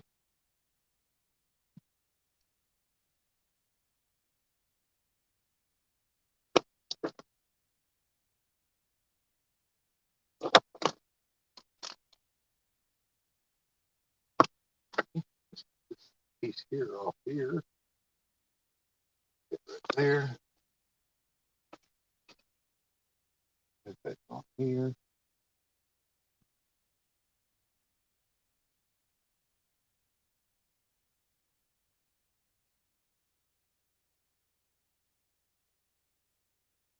Mm-hmm.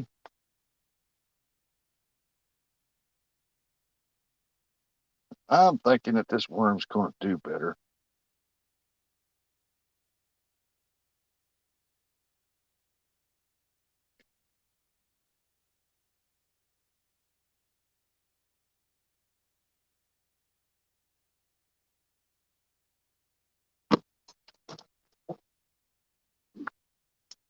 Get that extra off right there. These worms put back up on here like they're supposed to be.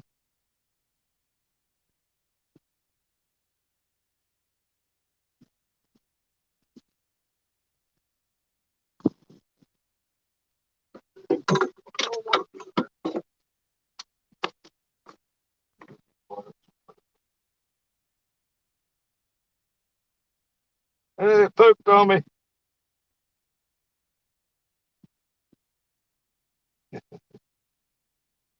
Pooped on me.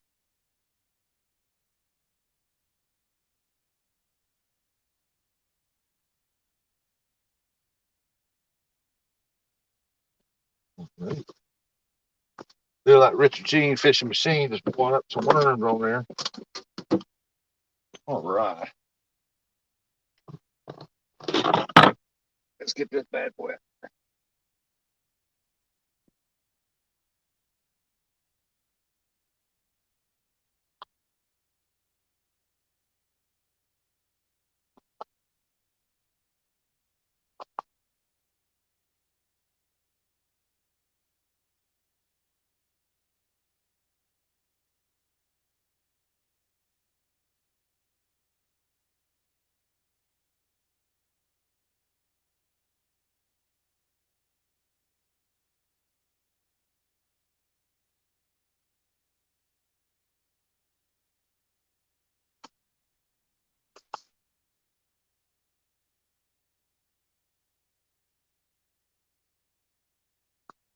All righty.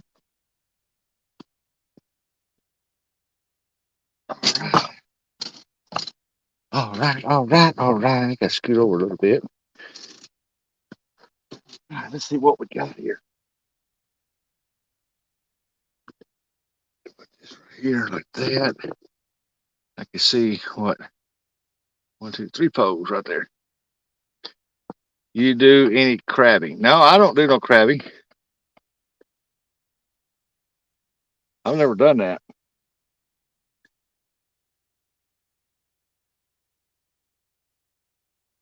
Allen said he doesn't. Hey, BFA. No, we don't want to see the rods get dragged in. We want to see them get laid over.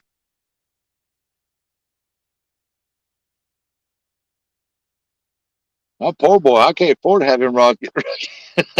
I'll have to quit fishing for a year. Gutterman Bruce Mitchell, the one from TV Swamp Kings. Just jug lines on YouTube. Sometimes 40, 50 jugs. These are more than not 3. See, here in Missouri, you can't do that. You put jugs out, you got to stay right there with them. You're supposed to stay right there with them. If there's nobody right there with them jugs and they're gone, you have every right to pick them up. I've never picked them up, but I have picked up some that's been straight off, far off, and we're trolling around fishing for crappie, and they've been there for all day, and ain't nobody picked them up. Picked it up, so we picked it up. And usually got a catfish on it or don't have one. And if it's got name and address on it, I'll write them a letter, or if their phone number's on it, I'll call and tell them I got it, and they usually tell me that I just keep it. We'll make another one. If you want to see me run after them, you don't want to see this fat boy running, but I will, just so I don't lose it. Most expensive rod there is that. Well, that far one down there's a $300 setup. This one down here is a one. It's about $120 setup, maybe.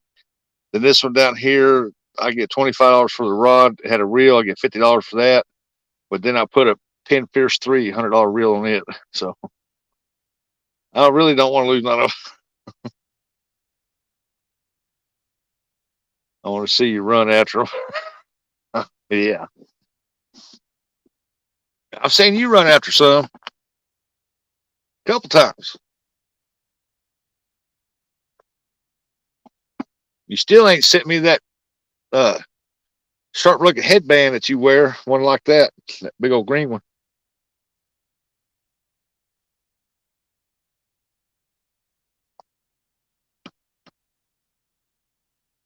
Yeah, I'm telling you, you ought to get some of them made and have your little bank fishing adventures on the side and BFA on the other side. Mm-hmm. Be some merch right there. Trademark it, dude. It's how I keep in shape.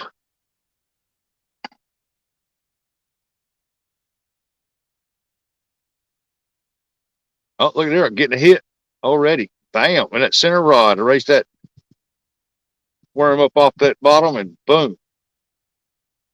He done hit it once already. Oh, come on now.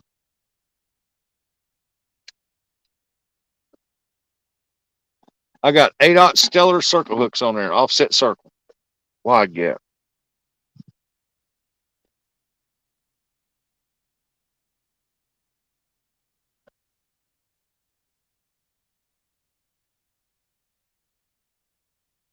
He pulled on it one time, trying to get that worm off there, probably.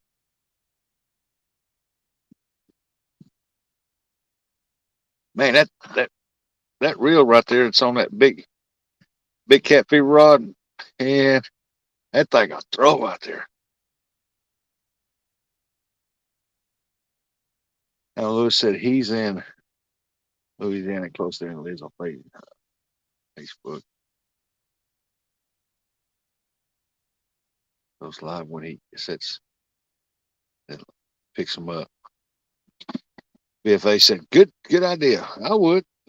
I'd use that green headband. I'd have my little BFA sticker logo on the side, then BFA on the other side, in black letters, and or just put your logo or BFA on it. And man, I'm telling you, sell that stuff as merchandise."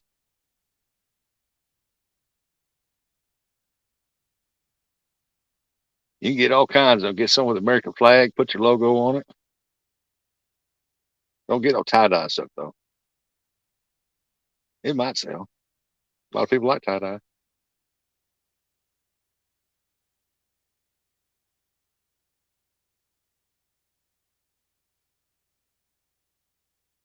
Went to Jamaica once. Hey, there's Down East Tackle. Welcome in. Went to Jamaica once, and I figured I'd see a lot of tie dye shirts down there. I didn't hardly see no tie dye shirts down there. I seen some, but not as many as I thought I would.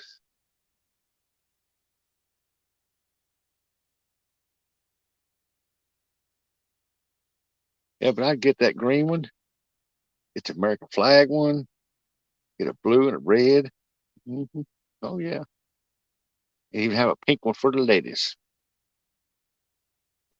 Pink or the purple one.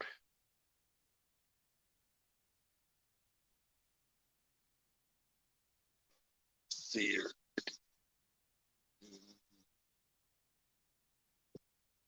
White catfish the way to go. I'll get out. He kept his circle hook. It out. I gave it bigger gap. And it caught some fish. Yeah. Team catfish hooks are all right. I broke a couple of them on catfish and I quit using them. I can go on a Stellar Fishing Tackle. Look them up, Google them, Stellar Fishing Tackle, and pull up their hooks, and you can get any size hook. I think he's 8/0 here. I gave like for 100 hooks, I get $24. I think it came up to like $26 time of shipping.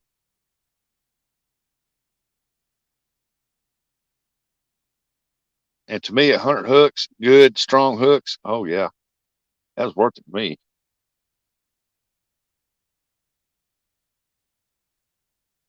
I got some tens. I need to order some nines and sevens.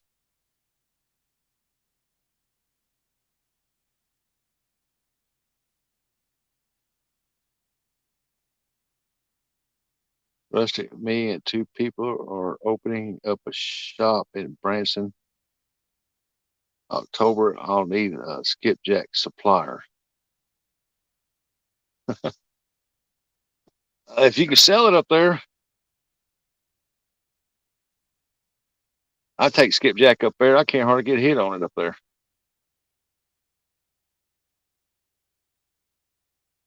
But I got faith.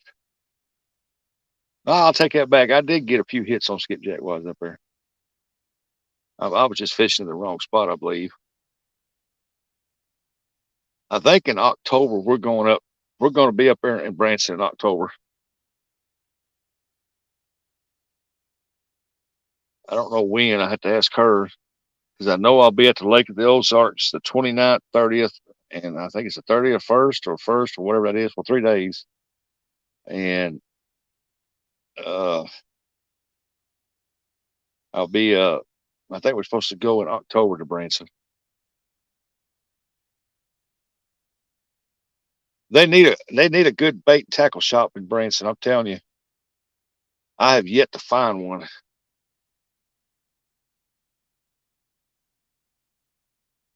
I mean, they got Bass Pro down there on the landing, but man, they're expensive. They got expensive in there, and they have no catfish and stuff.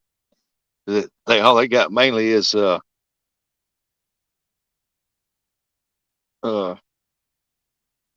bass and uh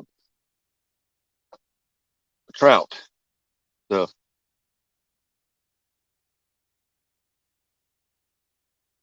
I think they sell like one catfish rod. It's a Bill Dance catfish rod. Got his reel on it. Ain't worth 2 cents.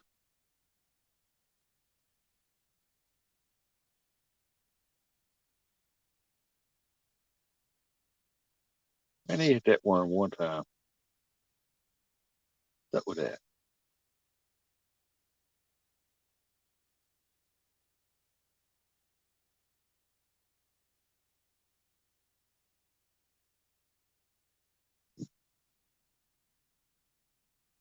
But that is awesome, Josh. That's awesome. I said they need a good bait and tackle shop up there. I mean, trout is a big selling stuff. Bass is big selling stuff. The bluegill but catfish. There's a lot of people look for catfish stuff and they can't hardly find it.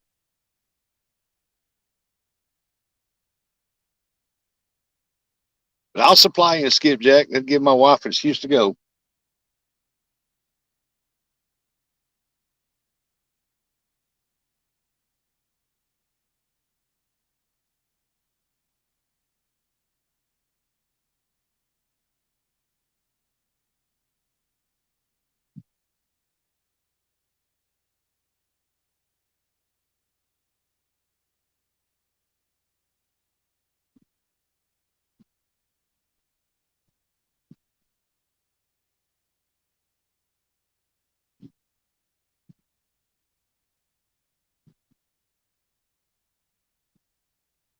Come on now, one of these rods got to go.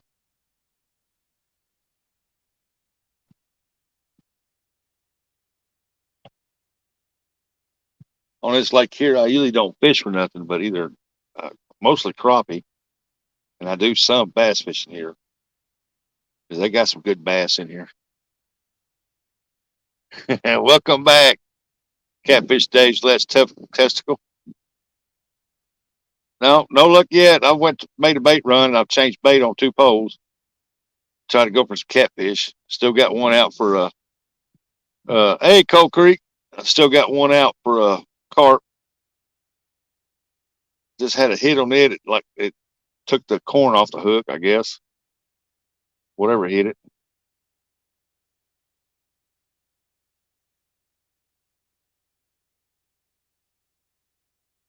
I'm not a really big fan of using stink bait because you got to use them deals with the treble hooks. And man, I'm telling you, man, them hooks get down in their guts most of the time, and I don't want to kill the fish. Stop back and any luck. Catfish Days, let's test. Oh, who's the right testicle? Well, I want to know.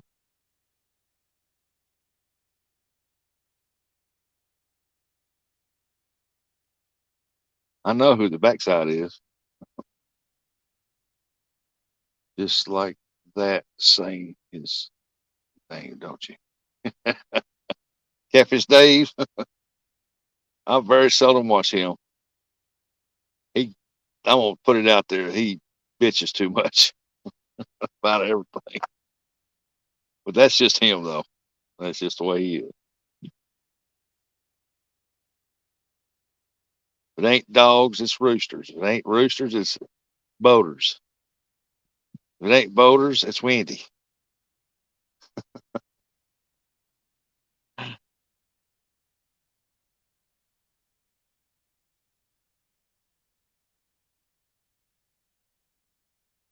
My right dog, blasted testicle, is doing fine.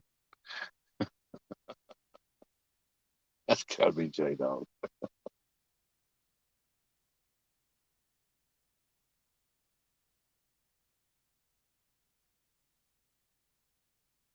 Catfish Dave. He's interesting to watch.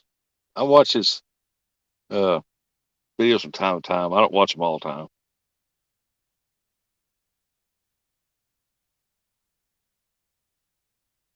Like I say, I don't think he watches anybody's videos.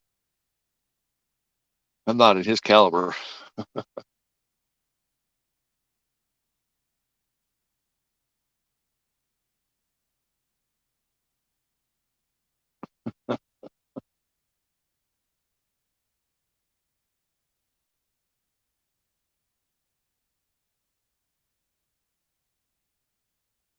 Well, I wish they'd put some blues in here, but I know they won't.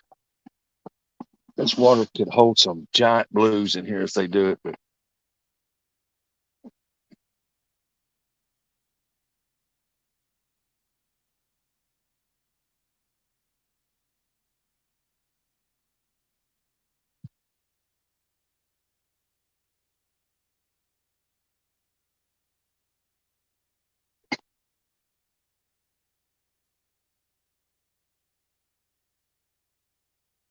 you got to give it to Dave, though. We were looking for commercial shops closer to the mighty Mississippi. The only recommendation I got for that being the Madrid.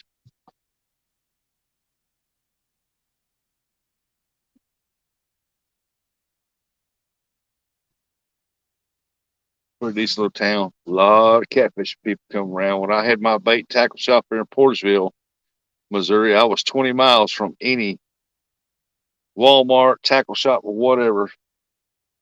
And I had people coming an hour away to my shop to get bait and tackle. So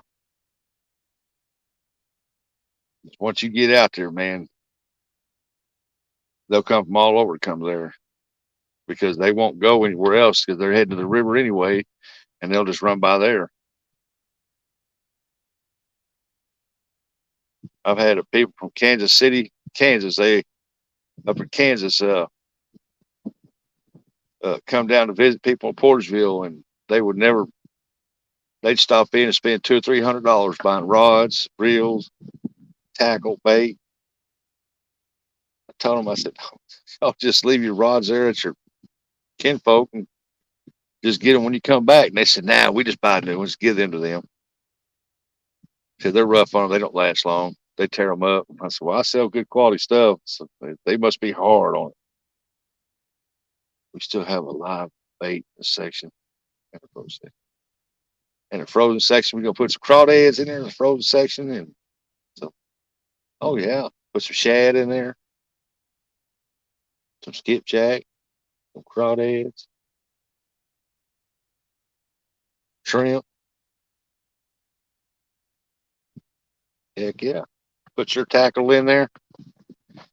I'll promote you. Like I said, we go to Branson 2 or 3 times a year. I go up to Lake of the Ozarks. There are people up there talking about how they like to find a good bait tackle shop, and they're only, I'm gonna say they're about an hour for Branson or something like that, hour and a half. And they'll go there and get that stuff. I'm gonna get kelp catch, mad cats, anvil, etc. for rods. Never heard of an anvil.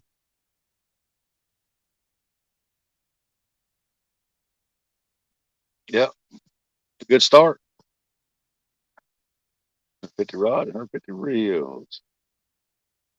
I love to have a little bait tackle shop around here. I would make a killing. Nothing around here, but hey, Billy, all you gotta do is just do it, man. Find you a little building.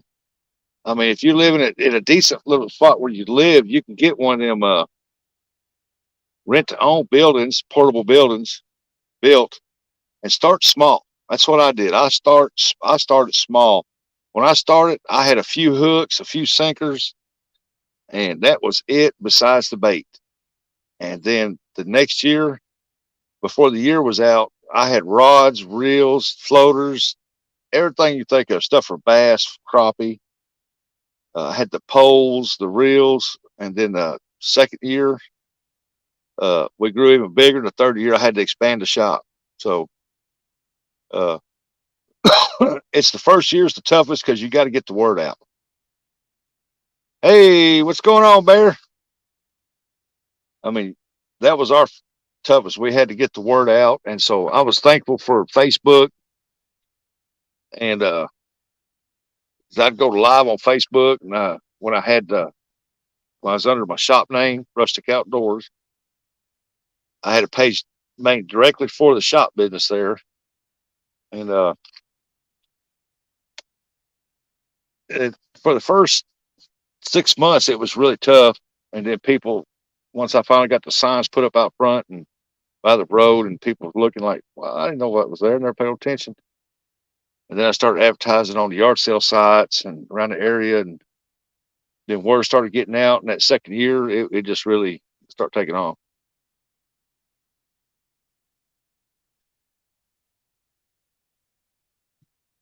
It is slow, Monty. Very, very slow. No fish as yet. I'm still getting hits though. I changed over for catfishing on the two far rods, and something just pounded on that worm, the night crawlers.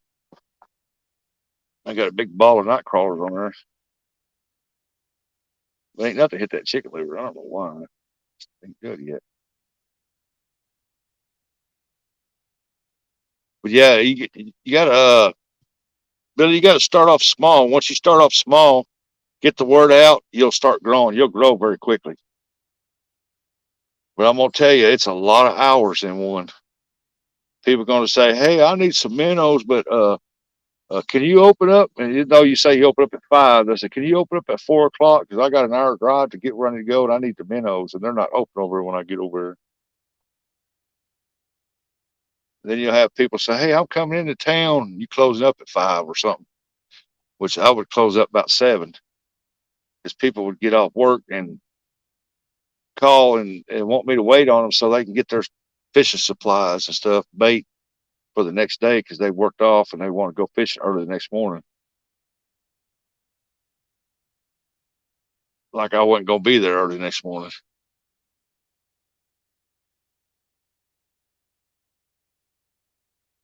He said, "I'm open anytime for anything." Yep, that's what I did. And word like that gets around. I said, "Hey," I said, "if you call him, he'll be there early in the morning. Or if you call him, he'll wait on you because he closes at this time, but he'll wait on you if you call him." I mean, I'd be like getting ready to close up at 7 o'clock and head home. And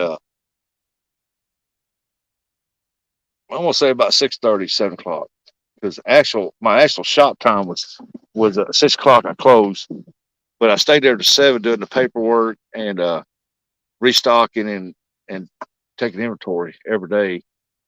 Then I'd leave around 7.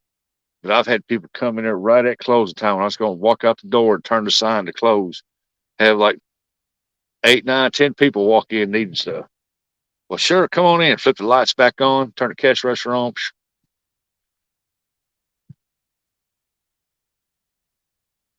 You have to crawl before you can walk, walk before you run, and most in any new business. Yep.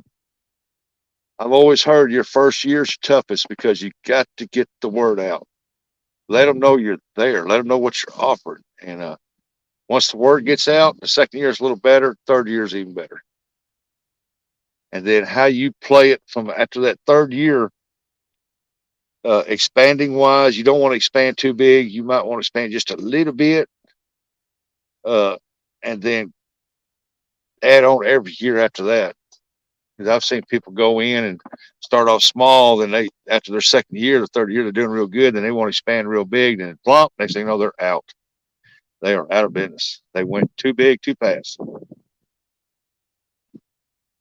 So I try telling everybody, Bass Pro wasn't built overnight. It took many, many years to get them to where they are at.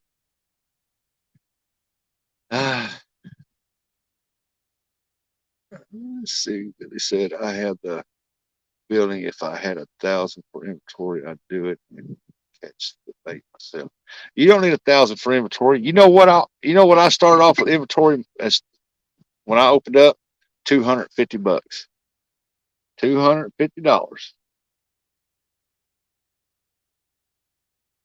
That's what I started out with. I had $250. I went and got me some chemical tanks, cut the tops out of them, power washed them, rinsed them out, bleached them, scrubbed them, power washed them, bleached them, power washed them again, put them in there, and I put my live bait in it. Filled up well water, put that blue stuff in there, put the pumps to it. Uh, you take in uh, go to the Walmarts, look at the clearance racks, see what you can get off of that. Put a 30% markup on it off that clearance rack. That's how a lot of them do it. Just sliding a bite. You're going to lose a rod or have a real break if a big fish pulls your rod into that guard. Real Mr. Trump. No, he won't. I got the drag set on all of them loose. Got bait runners running on 2 of them. If they pull it, they'll just pull the bait runner.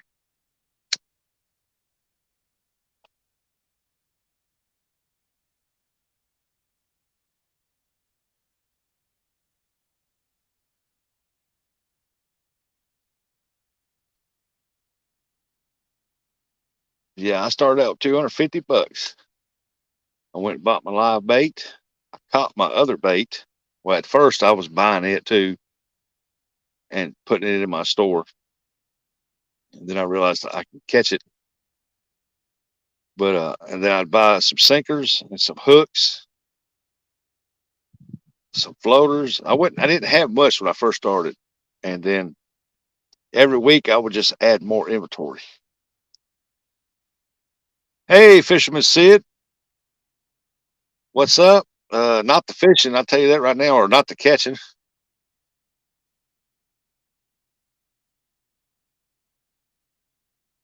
You tell me why did I close? The building sold. Fresno's looking. I thought he was going fishing. Yep. The building sold and I tried to buy it. The deal was if the farmers bought the land, the building went with it. And I was leasing the building from these other people that previous owners. And the agreement was that if they bought the property, they didn't want the building, they would sell it to me. I had the money lined up. And when it come down to it, they wanted to rent it to me instead of selling it to me. And they wanted $1,000 a month. And I told them, I said, that's fine with me. I said, I can cover that. I said, it's just this right here. Uh, I want a new roof and I need a door on the welding shop side, a roll up door on the welding shop side. And I need a new roof over this whole thing. And they wouldn't do it. And I said, well, since you backed out of the first agreement and you're trying to screw me on this one here, no, I ain't doing it.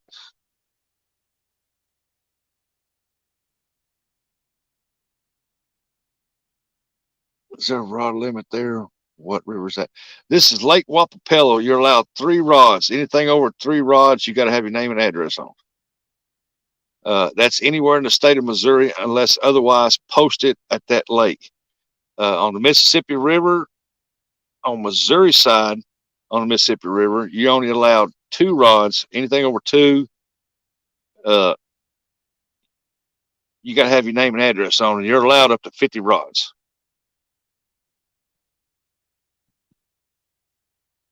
But on the lake here, you're allowed 3.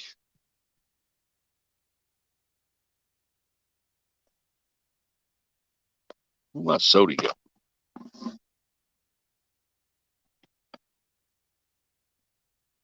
Wow, does that say 6 hours already? Oh, it's 12:30. Wow, I can't believe I've been here 6 hours already. It's cool. My phone's still holding at 29%. They climbing.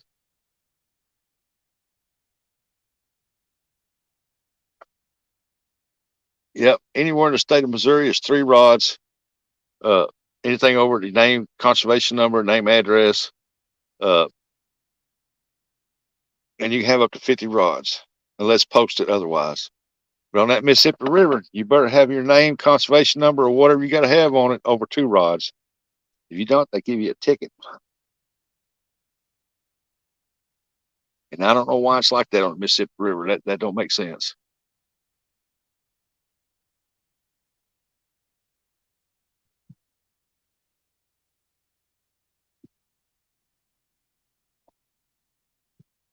Now, Billy, when Josh says he's going to do something, he'll do it.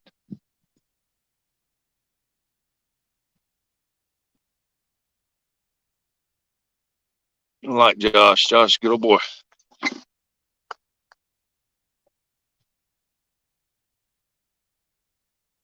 Y'all want to know how strong his tackle is? Go to his page on Down East Tackle and look at him pulling a car with that stuff. He makes some good rigs. His high-low rigs are the bomb. I mean, if you love fishing with high-low rigs like I do, them things are awesome. They're the best ones I've found.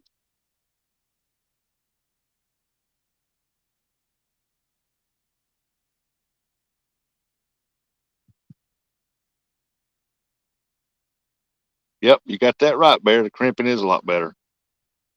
That's why he makes the best high-low rigs. Hey, Jello.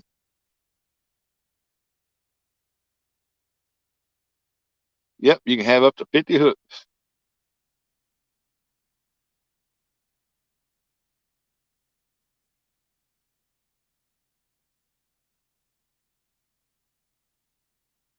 Yep. So if you're fishing that Mississippi River or anywhere else here, you can have 50 hooks 50 rods, one per deal. But if you have high-low rigs, you got to drop a rod.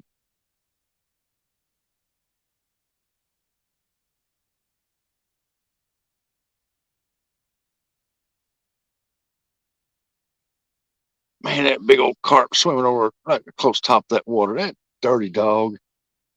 Man, I don't know if y'all see that or not.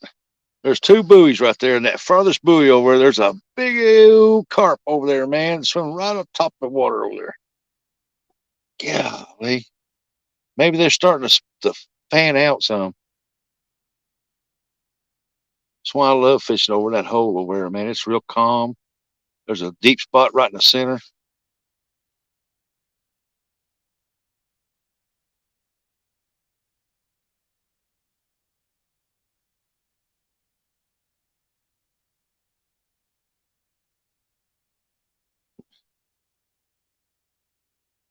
Oh, Josh, you ain't down East Tackle. His name is Josh.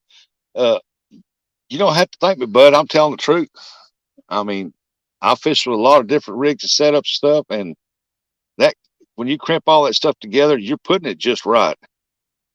And man, I'm telling you, I got one left, and I still use it.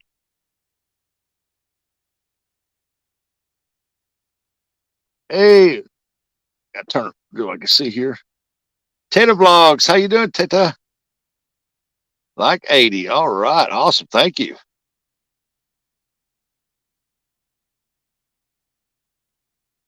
I have to turn the phone so I can read the chat. Teta Vlogs.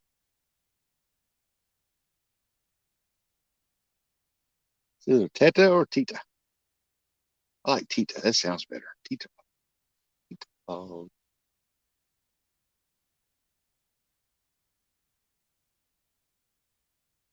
Hey, there's Mr. Kelly. What's going on, Kelly? Enjoyed the show last night. How can I become a guard dog pro and make millions? Sell millions of guard dogs.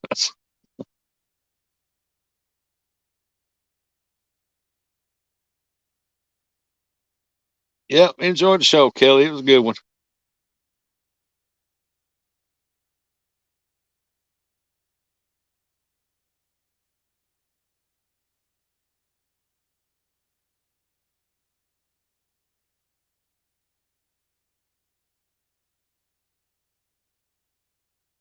Yeah, this one of the times I wished I had my boat from the shop, paid, bill paid, and out of my boat, man. I'd have some carp right over on that far side. They still coming up, jumping out of the water over there.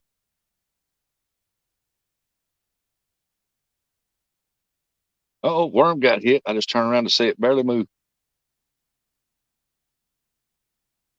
Yeah, hit a bluegill probably. But up here, man, you get a largemouth bass, a crappie.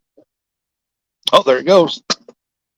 So I thought he was fixing to take it down. That's the best bite of the day right there.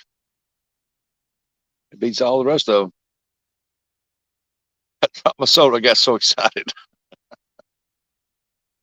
Let's see. Let's see here. Rustic, you have email. No, I never got an email. I think I sent one to you though. But my email is outdoorsrustic@gmail.com. It's my name backwards at gmail.com.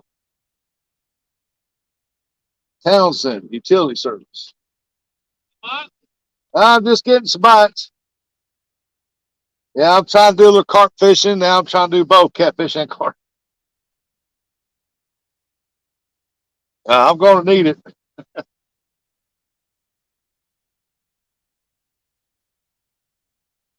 This is a hot spot for people just to drive around, circle, and look. Because, like I said, it dead ends right there.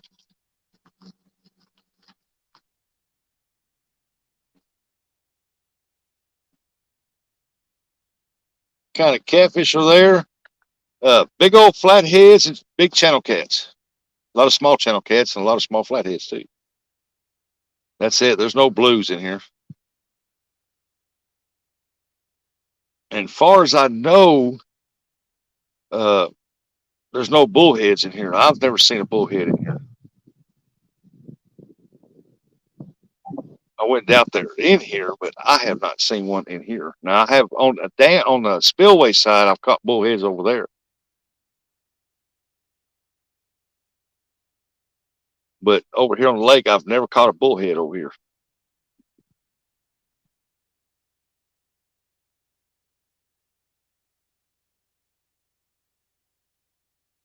Now there is smallmouth bass further up the river part towards the bridge up towards Greenville up there. The water's deeper and the water's colder and it runs. And there's smallmouth bass and come on guys, help me out. What's that teeth? The fish has got teeth. It's not a pike. Uh, I want to say mackerel, but I know it ain't mackerel. Walleye. They have walleye in here too in the wintertime because they come from up out of that river up north. They come down. They come down here in this lake in the wintertime when the water's colder. Now on that muskie, it's walleye. I've never caught a walleye here, but of course I don't fish here in the wintertime because it's freezing cold on that lake.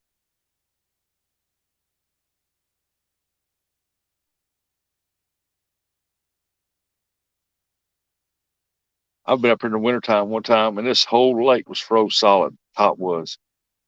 And I seen deer actually walking across from one side to the other on the ice.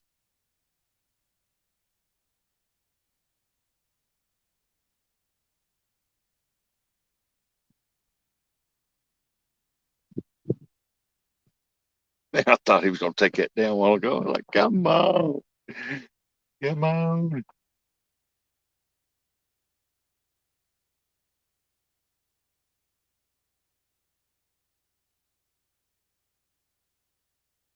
I've enjoyed y'all being in here today, man. I tell you what,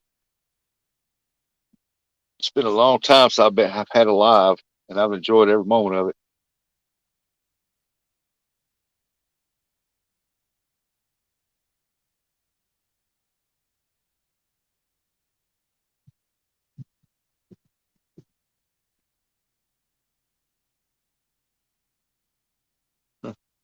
Nibbling on a chicken liver, but more likely he'll probably nibble that plumb off. Oh my good. The spots are east and west of the Grand Palace too.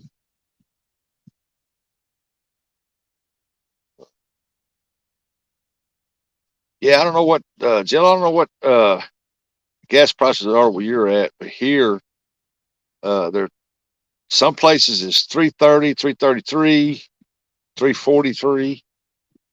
It averages between I'm gonna say between $3.30 a gallon to $3.43 a gallon, unless it's went up today. I don't know.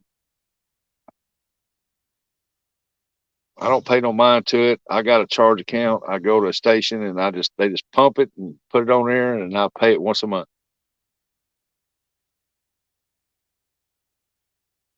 Our east Illinois River and 50 minutes west of the Mississippi River. Chad. Yeah, I know you was up there around that part up there.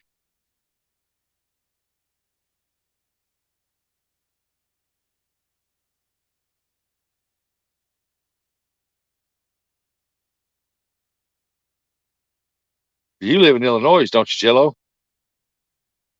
356 here in southeast Kentucky. Yeah, I seen a there was at Paducah. I seen a station up there when I went through there. I was looking for something and I was just driving around trying to find it. And I couldn't find it, but I run up on a station. They was selling gas for $3.02.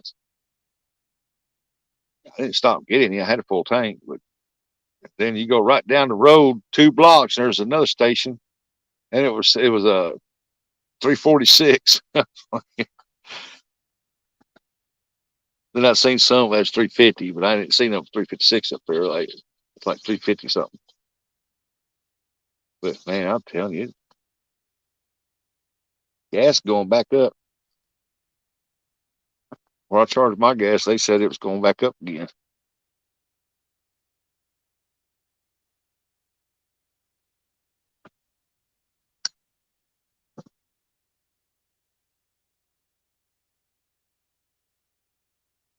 Well, I guess I'll put the soda back in my hand. He hit that worm. I don't know why he didn't take that worm. That had to be like a look at that.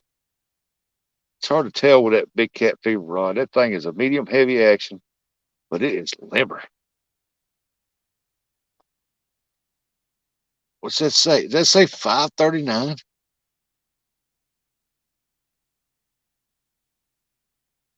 I'm lowering gas prices. You gonna do? Eat less Taco Bell?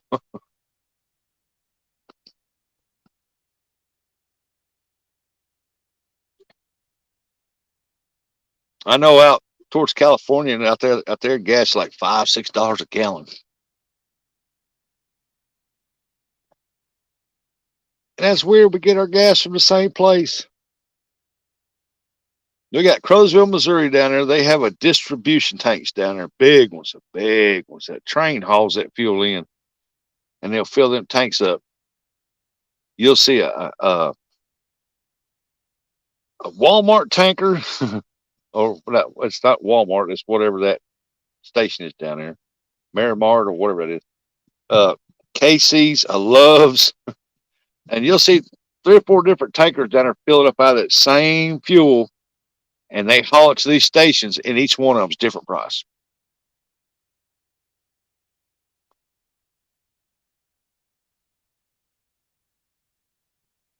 I don't know. Let me see. I got an email. Raffle tickets, sports too late, CVH small town. 2 new voicemails. I don't see no emails.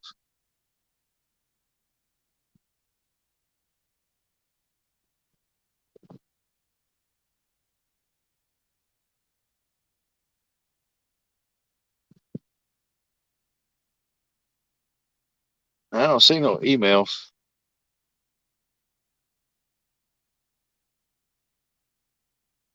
Of course, all my emails might be piled into one email deal.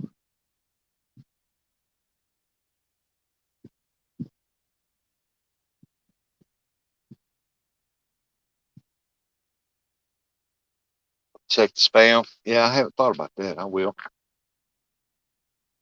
Oh, that center rod's getting hit again. Come on now. I want to see you fish. Let's go. Let's rock.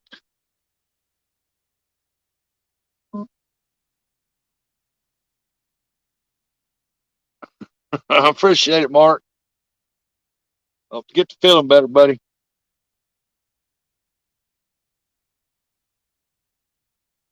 Oh, look there. He's hitting it now. He's moving it. Come on now. You're hitting a little hard there now.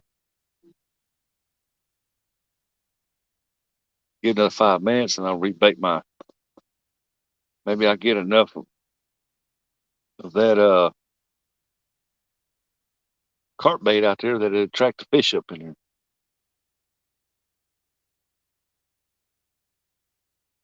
Oh, you replied to my email. Then I probably got it. It looks like an email emblem up there.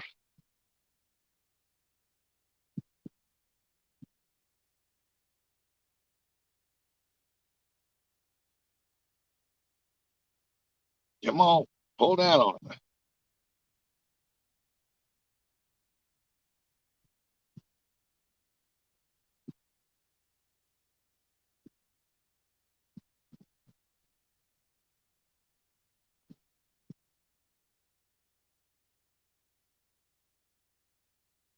I like that big cat fever rod.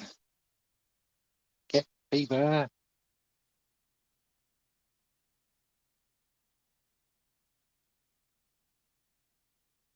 Yeah, Josh, if you send me the email, I'll answer it back when I get home. I'll look at it.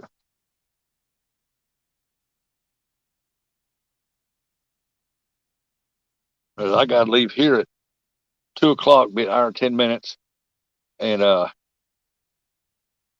run by Malden. I got to pick up. I ordered had a print shop make me some designer stickers to put on my boat to replace the old boat numbers. Put new boat numbers on. Charged me $40 for them two deals. I was going to have him make the orange aluminum craft too, and put aluminum craft on each side of the back end. And I'm afraid he could charge me $100 for them. I thought, nah, I think I'll look around, try to find it cheaper.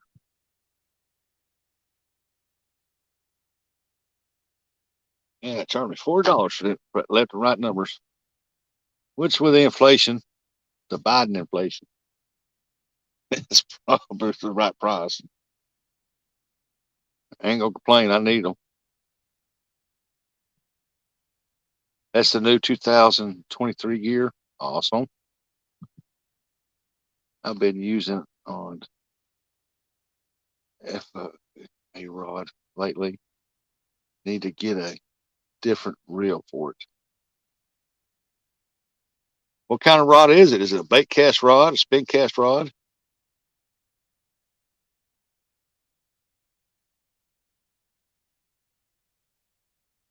I'm telling you, you can get a Segoya Lang rod off of Timu cheap, and they're good rods. That's what that one is right there. I think it's on that Big Cat Fever rod. Now the handle part is a little iffy. I got to get used to that. But that thing will throw out. Oh my goodness, that thing will throw out. And it's got a bait clicker on it. And it's a spin cast. And it's got a drag adjustment on top and one on the bottom.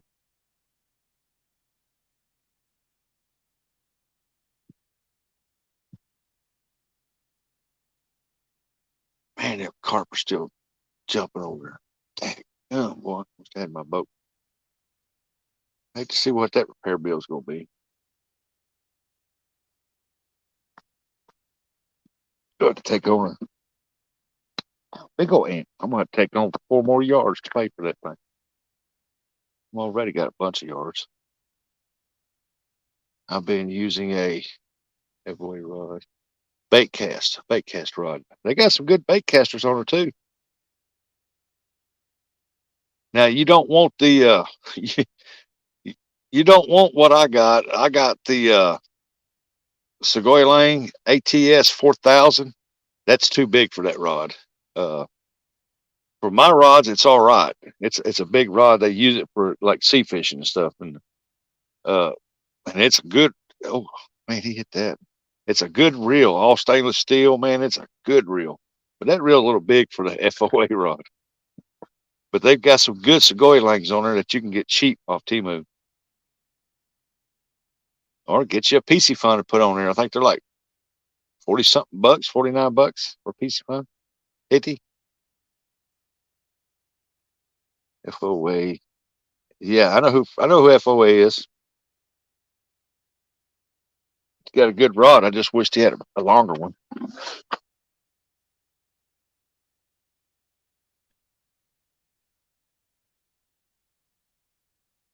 I just can't throw a hardly throw a short rod. I just never could even when I was a kid.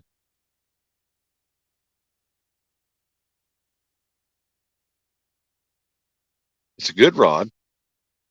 A lot of people got them. I seen some big fish caught on them rods. I think you caught one on that rod too.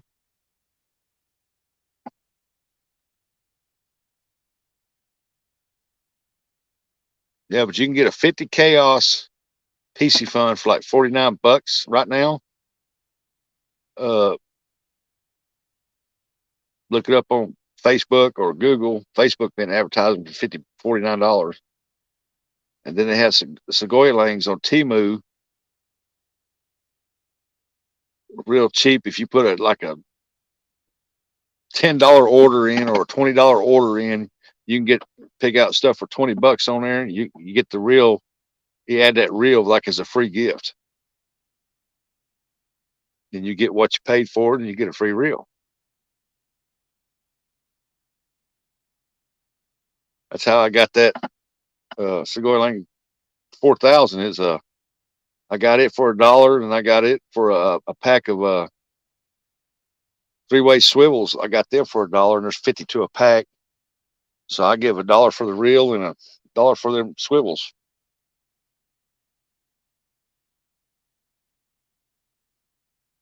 Come on now, take that worm and go down. Don't make me have to downsize the hook. I've caught plenty of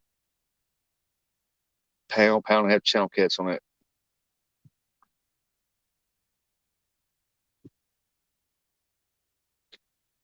Jello says probably my last weekend to fish for 6 to 8 weeks. Start harvesting seed corn on the 22nd. Corn line. The 22nd of this month or next month. Corn around here still ain't ready unless they gonna got some they won't put in the bins, but I haven't really seen any that was. I mean, it's turning yellow, but there's still a ton of green in it. There will be some that go, a bunch of them go in the bins. They'll pick it early and throw dryers to it, but they don't want to take a chance to get moldy. Oh, he's still hitting that. Come on.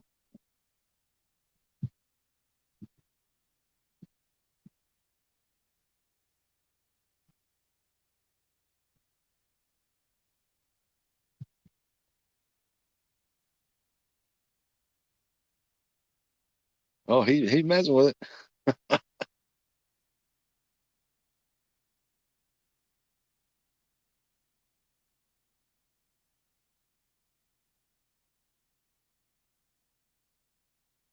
Whoa, what's that say? Fresno almond life. No life. I thought I was the only one here that had no life.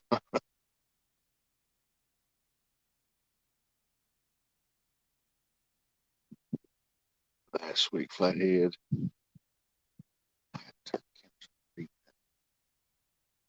Way rod. 8-aught. Yeah, I knew Bear caught a nice fish on it.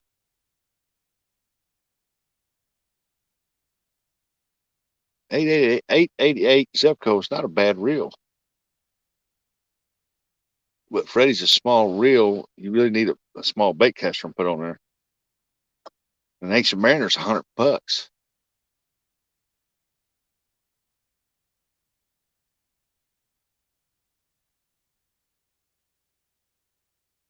Jello saying, "Hey, Dave B. Fresno, he's in the almonds. He gets up there every morning and starts milking them almonds. That's where all your almond milk come from. Fresno working overtime.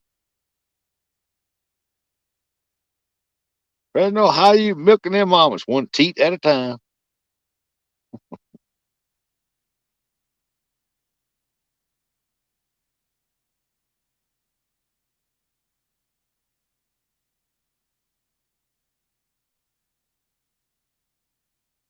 Yeah, but Cash King reels are high.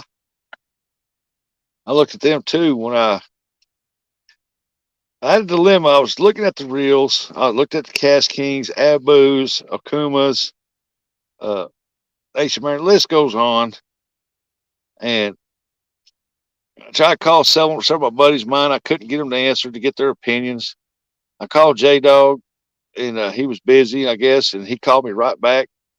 And I was asking him, and he said he's got some of them, and he recommended the Shakespeare ATS Shakespeare reel, and they sent me the site, and all they had was I think it was the 15s and the 20s, and I knew they had a 30.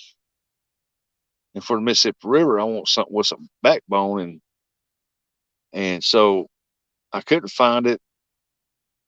He's a great guy. He said he was going to get me one and send it to me, and I told him no, don't do that. I will find one. And then I went to Walmart and I messaged him and said I just bought one. And I sent him a picture of it, and it was the 30 Shakespeare 30 bait caster. And he's called me the other day and asked me if I took it out yet, tried it. And I said no, I haven't tried it yet. I got it put on my orange crush rod.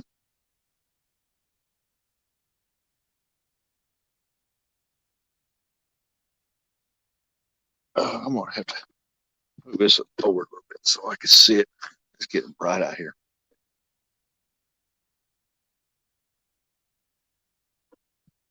I had to thank J Dog for trading your Mad Cats for FOA. Awesome. Yeah, he's a good guy, man. I if I got a question, I call and ask him, and he'll tell you like it is, and you go do it, and it works. He ain't gonna lie to you.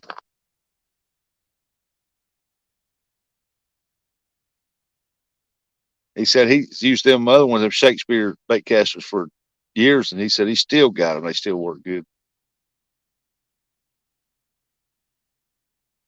But I haven't used it yet. I'm saving it for when I get my boat back, cause so I can go out on the river.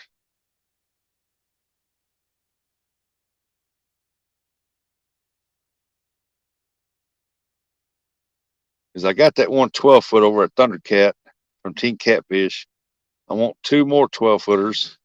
I'd like to see Freddie come out with a 12 foot. I'd buy one of those. That way I have another white one, and then buy another white one, maybe a Mad Cat's 12 footer, and that way I have three bank rods for 12 footers.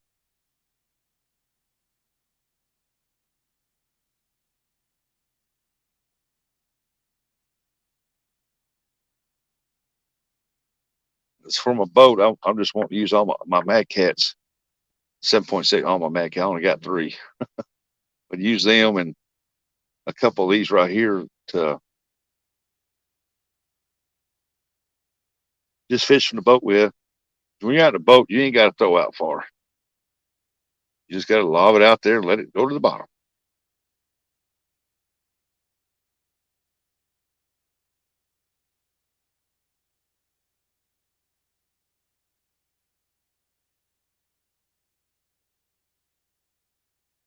Rat bank fisherman forever.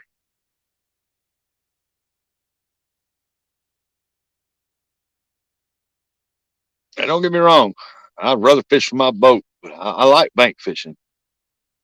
I just can't do no bank fishing around the house right now on that river.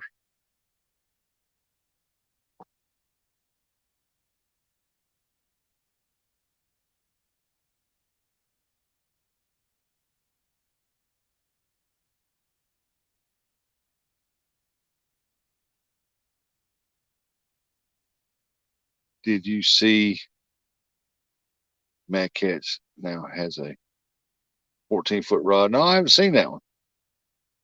I know on Kelly's last night, they was I think it was Brad that was showing the new rod that Mad Cats got out called Lunar, or something like that.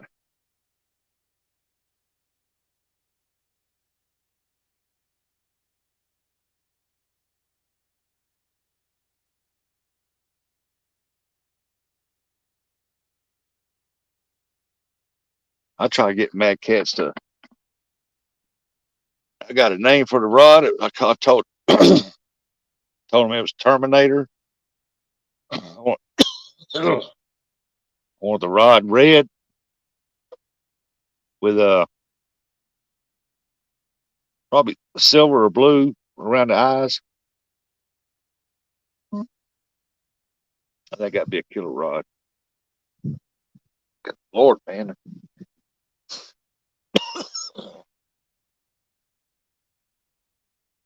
All right, later, Monty. Thanks for coming in. Pay Lakes rule. He said, "Hello, everyone."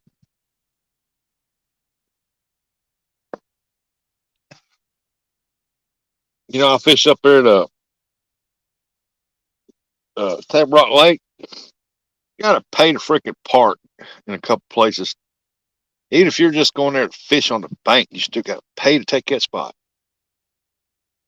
Here, you don't have to unless you're going to be swimming or put your boat in.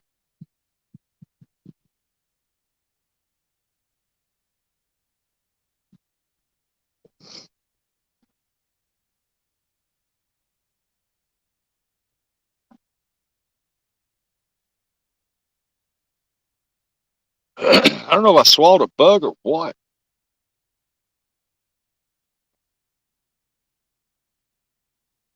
I knocked my tooth out here a couple weeks ago, fishing for skipjack up Kentucky with a sinker. Might have had a piece of that. Right, some of that payday had a piece of that peanut in there or something went down. I don't know what it was.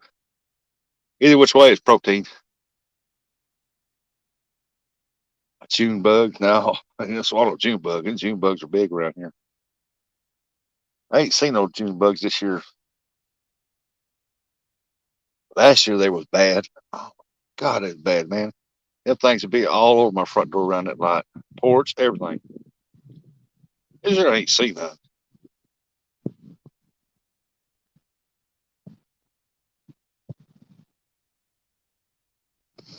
I guess I need a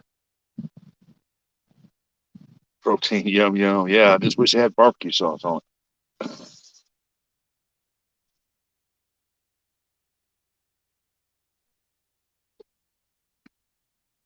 Uh-oh, leaves are falling.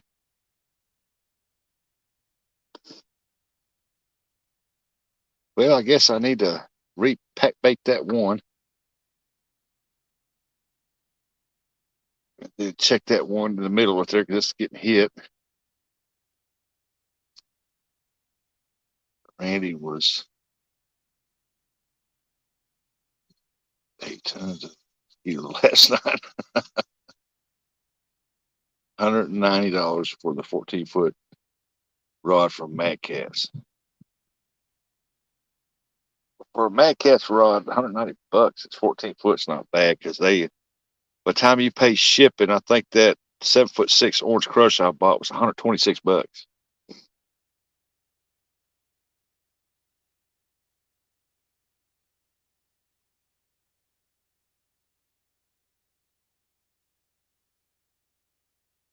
Yep, I think I'm gonna check in dates.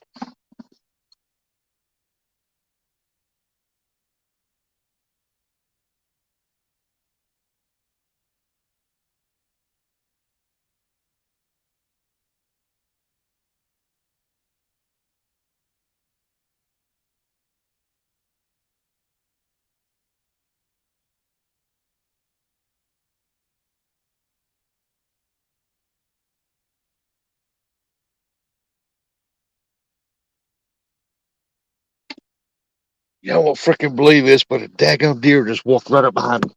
I was sitting there looking. I said, man, it looks like a deer.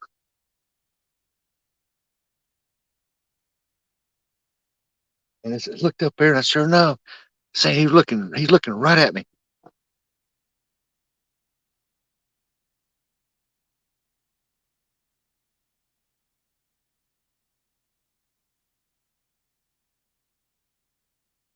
There's like several deer up there.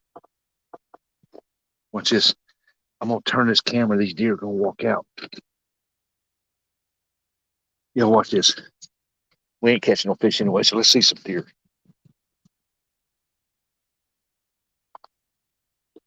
Let's see if these deer walk out.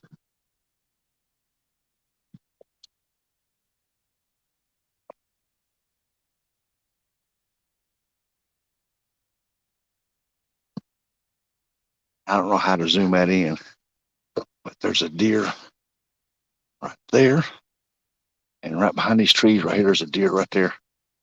I mean, they're just right there.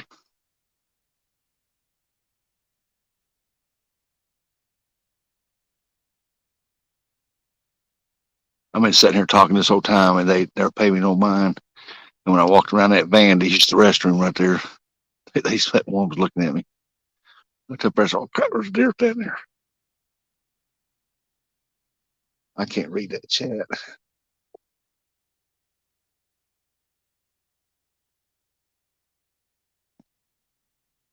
Yeah, they should walk out right here in this opening right here.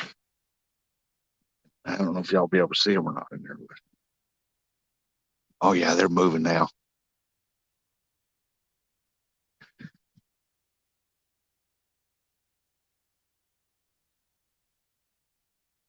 You watch me be showing you all these deer walking right here. And I look over here and this pole laid over. Crap, what do I do? Y'all want to see the fish or see the deer? Yeah, he's standing right there. I mean, right at the end of my finger, right there. That's where he's standing at. And the other one's right there. You see him walk across there. See him right there. Right there's deer right there.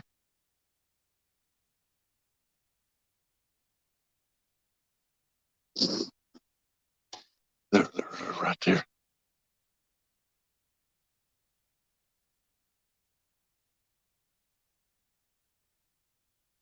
That one run off, the other one run. There he goes. They're going right up through there. Car pulled up, and I was trying to get him to stop. Oh, I was trying to get him to stop, stop, stop. Don't come down here. Then they pulled up here, and he put it in gear. He back up. They took off. Two of them. That was cool.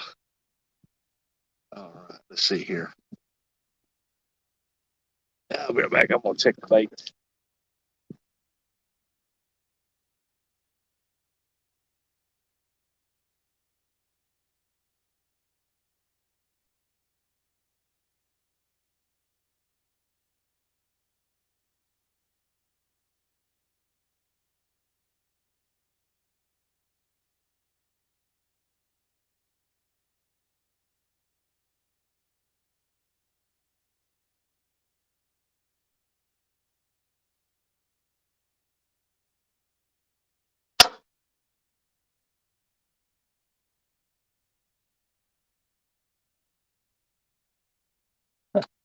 Fishing on credit on that thing. Fishing on credit. Fishing on credit.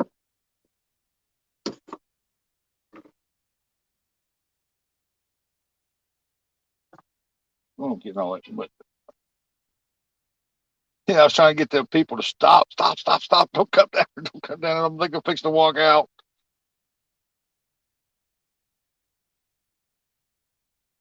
As soon as they pulled in there, they took off. I was like, I knew that was going to happen. They was fixing to walk right out in that clearing.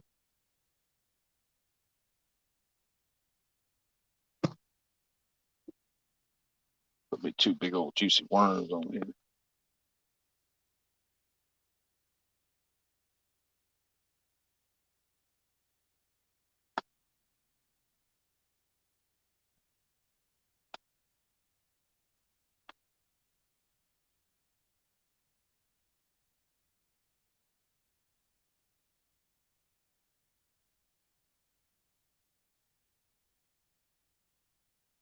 Yeah, hold on. I'll be right with you. I thought that was cool, man. I went up there to actually use the restroom beside the van with nobody here. And I was standing there looking at the woods, and they're standing there looking at me. I thought, oh, look at you, you little booger.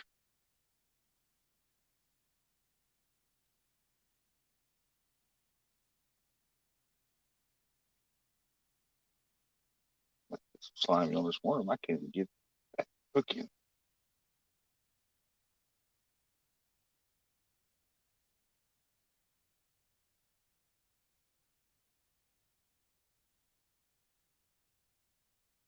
All right, where's my rag at? Wipe my hands off. I'm gonna get that crap all over this deal. Okay, let's get this back out there.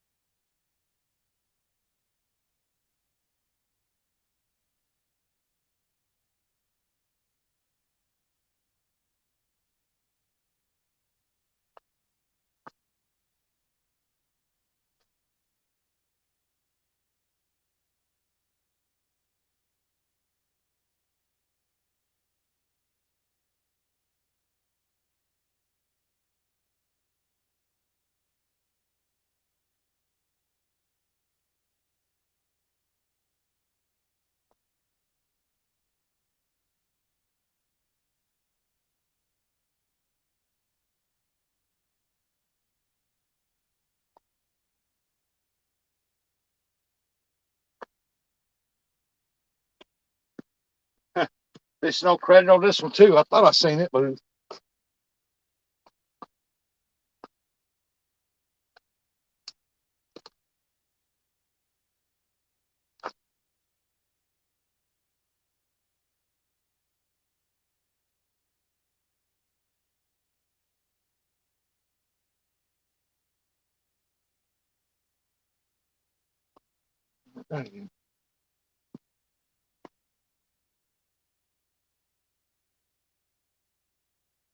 wipe my hand off. So don't get that gook all over my rod.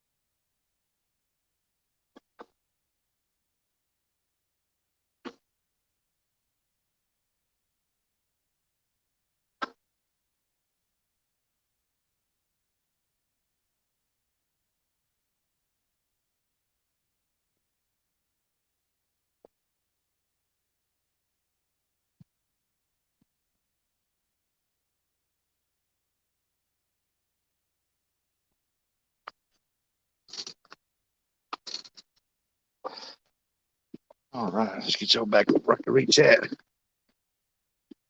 Okay. All right, let's see here. Back up. Let's see what I missed here.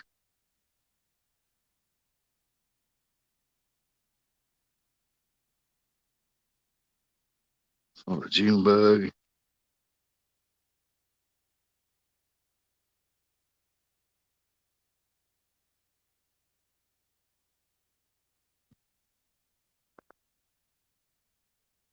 They come out where they go bait fishing sometimes. Yeah.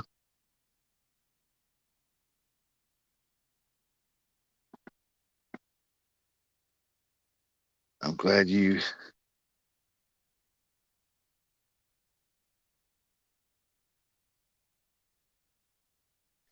fighting on the side of the road.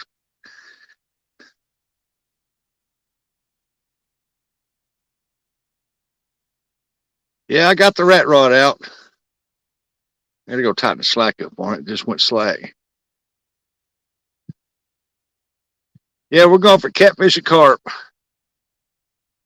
Hey, Curtis, you just missed it, man. We had some deer walk up behind me back here. I don't know if y'all could see it in there in the deal or not. If you was able to zoom in, you might be able to see them. But they was about to walk in that clearing, and this car come up here, and I was trying to get them to stop, and they pulled up in there. As soon as they pulled up in there, he put in gear to back up. They took off like lightning. They didn't come out in the open. I was like, man, oh man.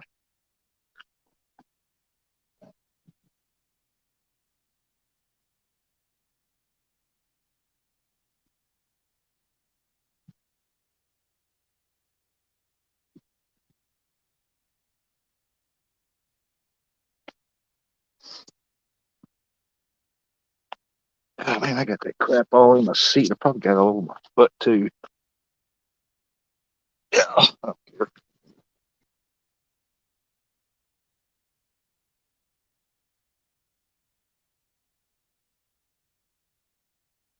Because of a motorcycle.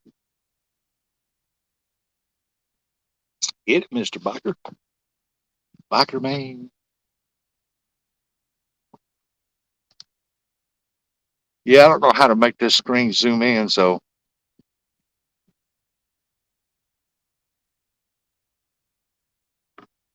let's see here. If I go here, I go up to settings, layouts.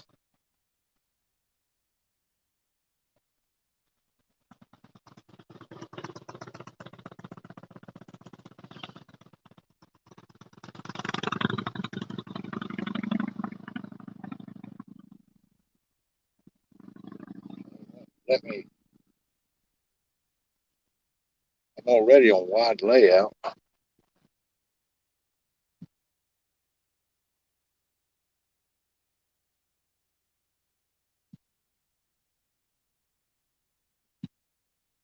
Let's see.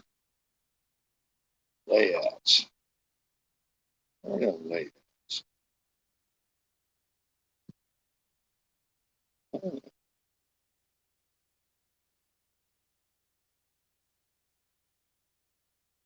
Oh, I have that there. Invite a guest. Copied. Let's see. Go to more. Let me bring some up here to read chat for me. I can't see the chat. What the crap?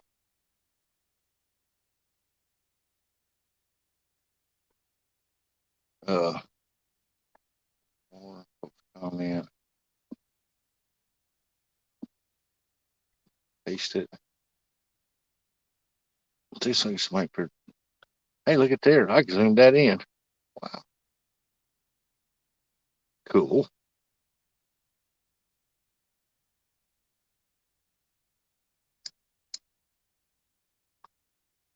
Oh, we got 14 awesome folks watching. Thank y'all so much for coming in and hanging out with me today. Sorry I didn't get no fish, but hey, it's fishing.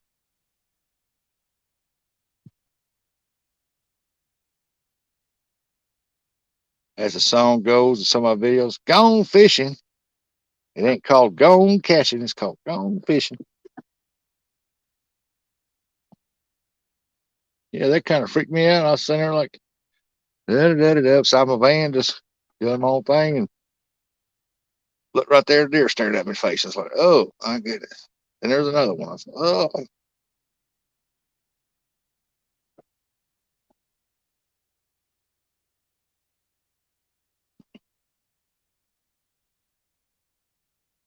Batman Curtis.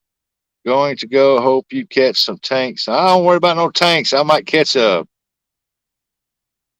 pair of hooks. All right, River Rat, you take care. You're the one to catch the tanks. You're in a good area.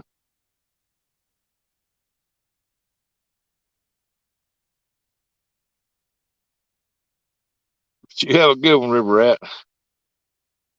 I'll try to get something on that rat rod over there.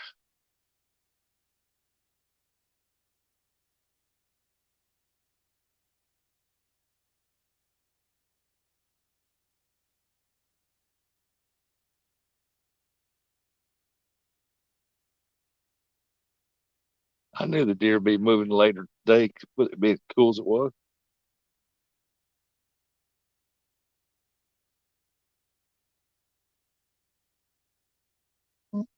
But those look like two yearlings.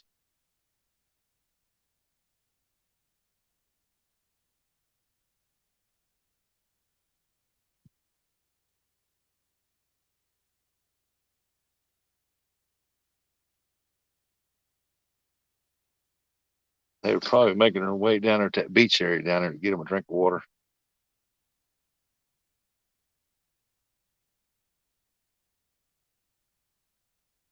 which they should be down there for long. They'll just make a circle, come in the other way. Hey, Wally Rich, what's going on? Rat rod number one. The one and only rat rod right there.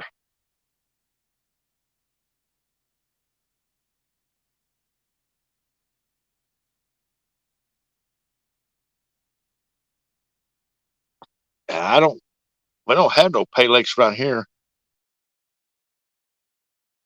We have stocked lakes, annually stocked, but it's free to the public to fish. I mean, most of your catfish in there is not a pound and a half. If you get lucky, catch a 2 pounder. Sometimes you get lucky catching 5, but that's rare. Most of them go between 2 to a pound, and the biggest part of them is probably almost a pound, a few ounces. Like that one down at Kennett, that's a 150-acre man-made lake, and they stock it annually. But they did put out a report saying the catfish are trying are doing their thing now, spawning some in it.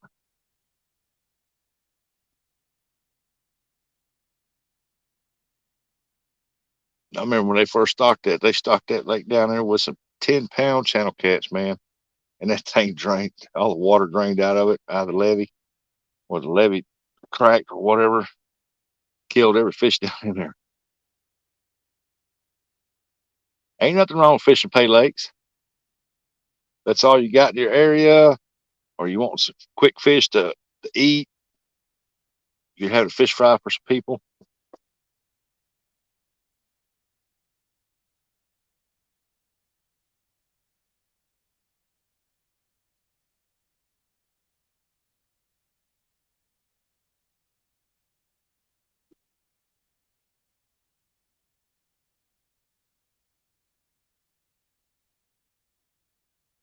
This is carp. I think most pay lakes are in Ohio, Kentucky. I don't know. I have to ask Dominic about that, or Kelly about the Kentucky ones.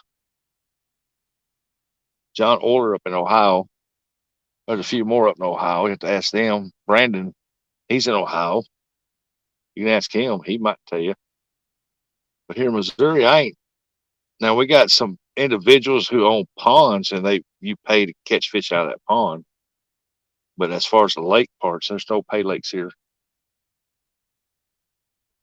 Which technically, if you want a good fishery lake like out in Arizona, all them lakes are pay lakes because you got to pay to fish on that lake. You got to pay to launch your boat. You got to buy that permit for that lake. Uh, Everything else. And here, technically, every lake is a pay lake because you got to pay to launch your boat. So, yep, you're in Ohio. It's what you're saying, that your part that you live in, Chad, that you don't know any pay lakes there.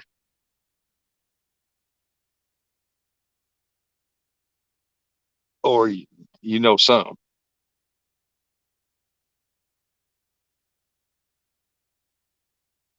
I'm only in Ohio for 4 more months.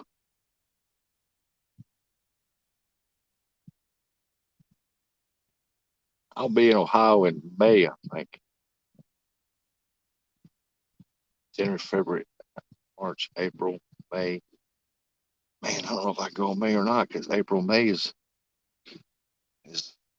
skipjack time. I get my deep freezers full. I'll go.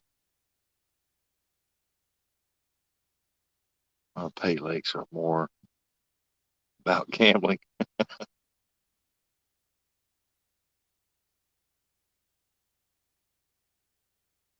Well, that's what we do, Edit Bear. Every time we go fishing, we take that gamble. We gonna catch it or we gonna not. 50-50. What I put my odds on? I'm gonna go with not today.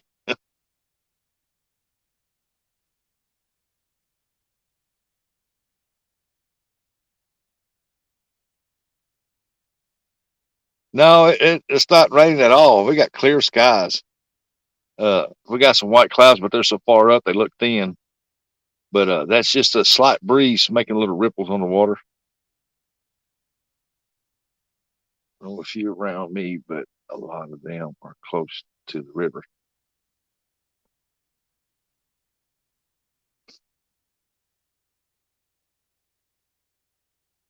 But you got to think about it, though. I mean, if you launch a boat on any ramp on any lake, uh, you pay to launch that boat. At least you do here in Missouri. Uh, so that that could be considered pay lake.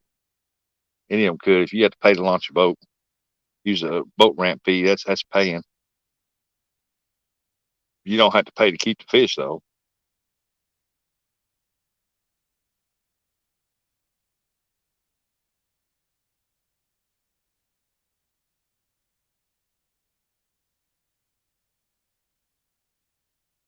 Up here at nighttime, you can go out here. It's illegal to fish the swimming areas, but you can fish right behind the buoys they got out, marker buoys. And man, you can tear the channel cats up because then people come up here and they drop food in the water. The kids do, and at nighttime, them catfish will swarm up in these beach areas and scavenge for that food. Out in the middle of this lake, we have a spot we have to go way around. We call it Pontoon Alley. There was a beautiful cypress tree there. Somebody put some papers in it and caught the damn tree on fire and like to burn it down. But the stump was still there last time I seen it because they got shirts up here says "Meet me at the tree," and it's Pontoon Alley. The water's waist deep, and on weekends there's so many people out there packed on that thing. Uh, Monday rolls around, you'll see people sitting there catfishing it, pulling off big catfish off top of that because they're eating the leftover food they're throwing in the water.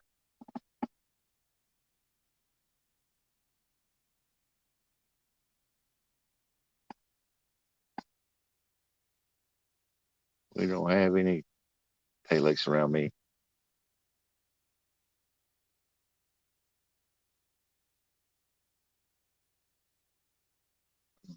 Yeah, that bird, I bet a deer went over it. Can't really tell. The water's got it all up in the woods.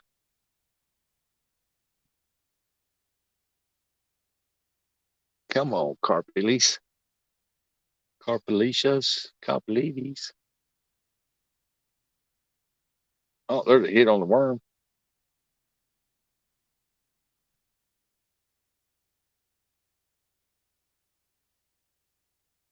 Pulled up both them rods and both the hooks were empty.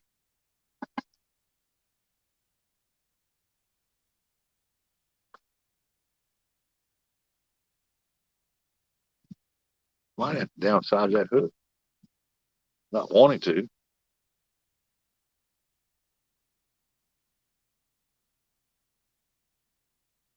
So it costs you $20 to fish and usually $1 per weight. They have tournaments. They might pay a couple hundred for the biggest fish. Yeah, it's pretty cool.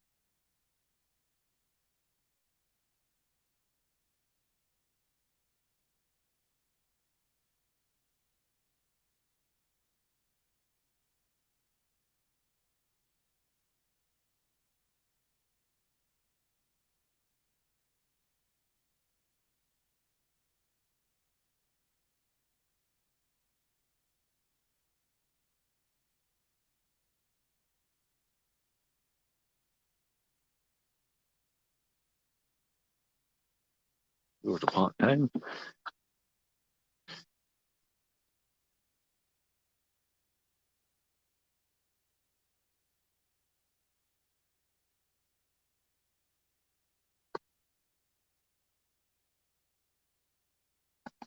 Some pay lakes have what?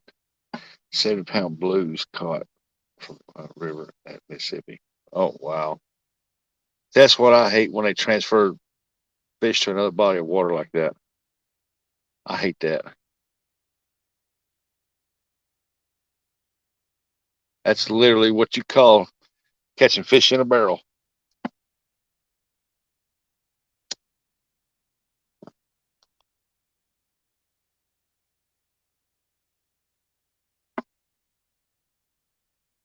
Used to be some people around here, they'd go to the Mississippi River and these other rivers here, catch them big old flatheads and take them and release them in their ponds and charge people to fish in it.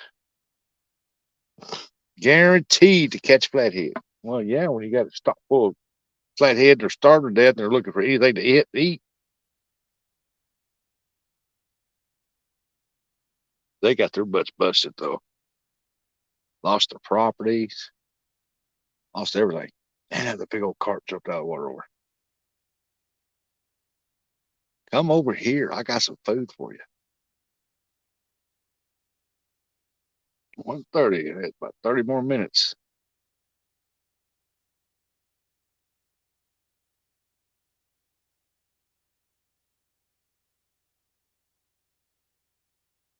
They're easy to reel in. Imagine so.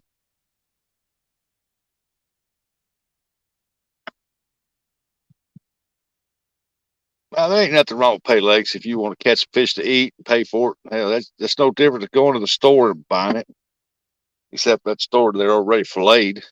Have you seen the price of catfish fillets at a store? Whew, man, I bought a 5-pound bag of fillets, catfish fillets. It was just for me and my wife to eat on, and it was like $30. 5 pounds. I was like, Good Lord.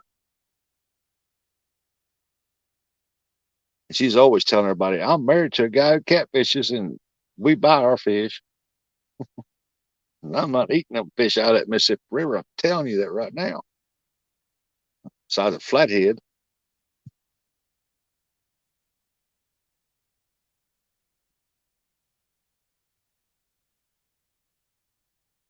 Come on, we got 30 minutes here now. Let's do something.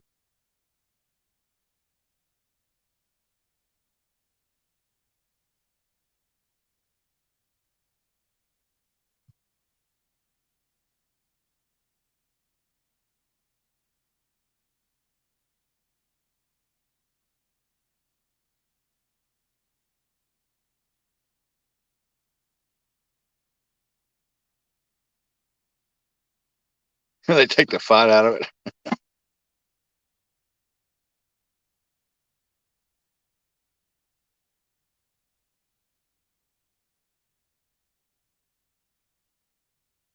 No, I just don't eat fish out of there. I've caught channel cats and blues when they got little bumps on them. When you skin them out, they got like tumors on their bodies. I'm not eating that mess.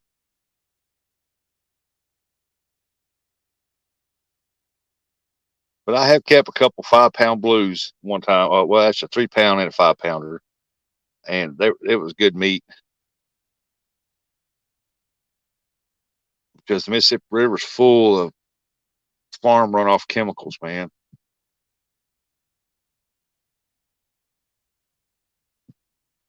And like anything else, once you absorb it long enough, it gets in the body, and then you eat it, then it gets in your body.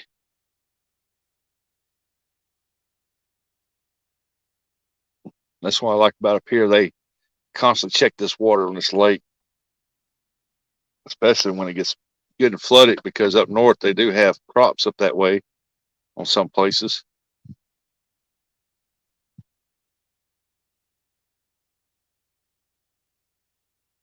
but not very much, not a whole lot. Once in a while, it won't hurt to get sip your run. Yeah,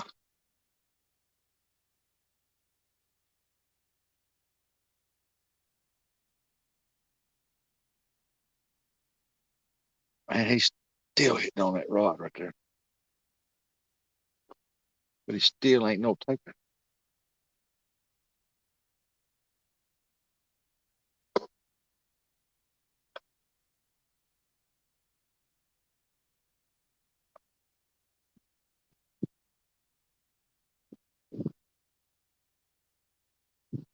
Hey, my phone jumped up 34% already. All right,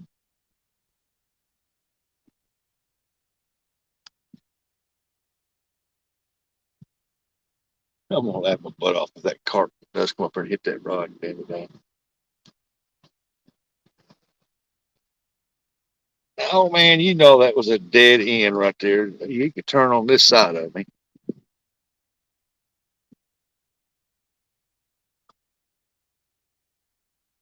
Don't want to back up. He want to make the loop, circle my van like an Indian.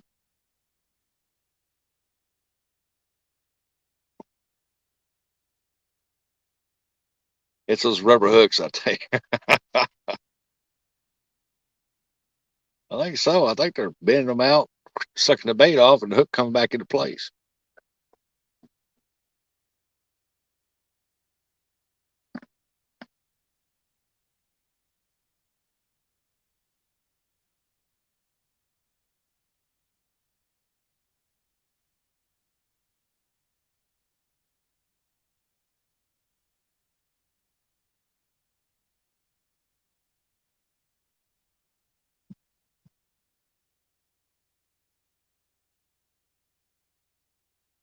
He's still messing with it. He just ain't.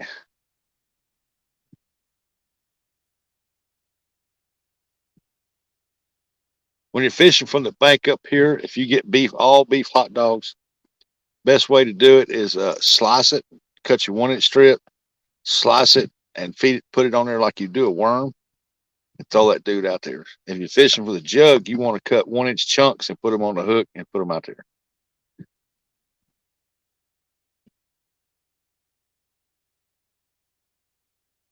And when it comes to jug fishing up here, that's what about everybody uses hot dogs.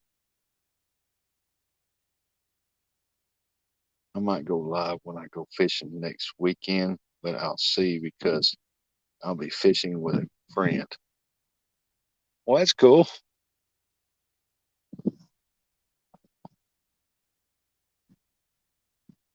Ain't nothing stop you from letting your camera run to make a video.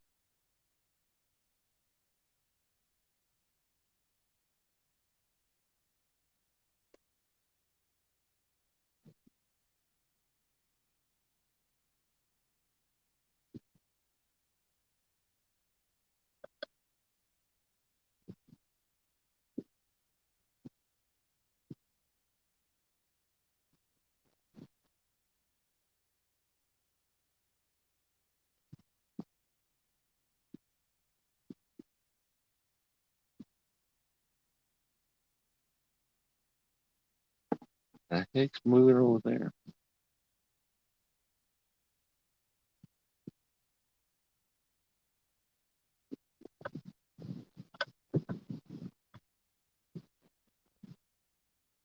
There's something.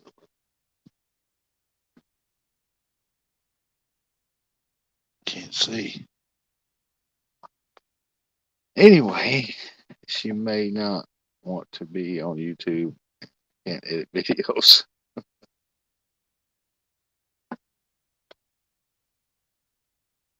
Hey, Randy.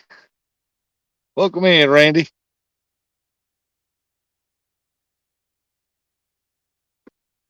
Y'all want to know what trucker life is about? Tune in to Missouri Outlaw Randy. He goes live while he's driving a truck down the interstate.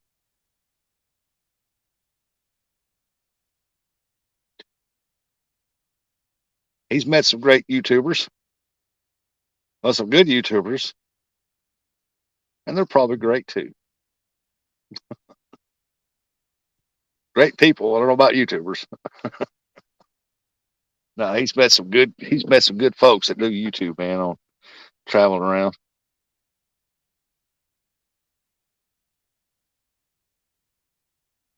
Randall, where's all the fish, man? And don't say in the water, 'cause I know they're in the water.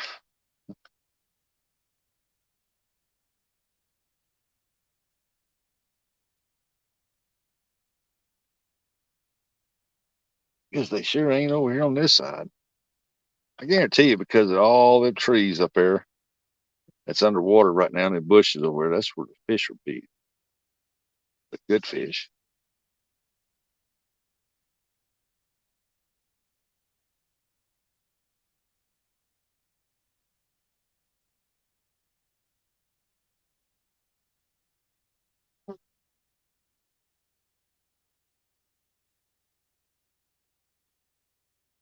I know September 30th up there at Lake of the Ozarks, I'm going to try my best to go live for the Saturday night fight bites.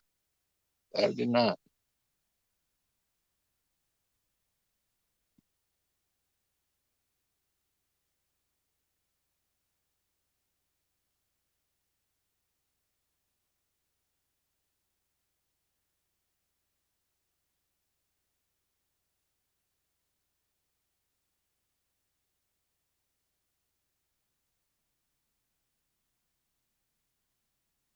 Well, it don't look like that old carp pole gonna do any good today. Might not be its day. I take them rigs home, take the hot water to them, clean them up.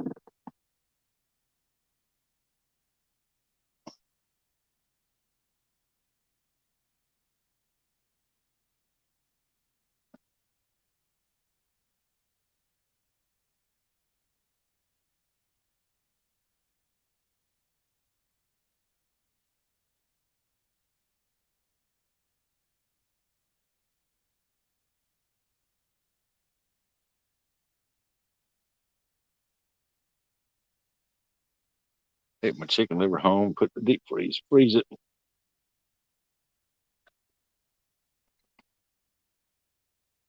They're everywhere but where you're fishing. Yeah,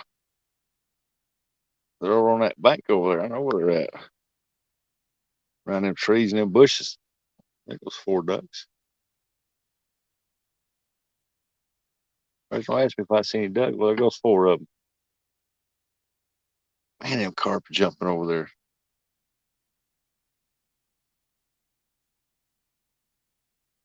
Uncle Don's right. If I was in a boat, I'd be over there. I'd have floated down about 3 feet with some of that stuff on there.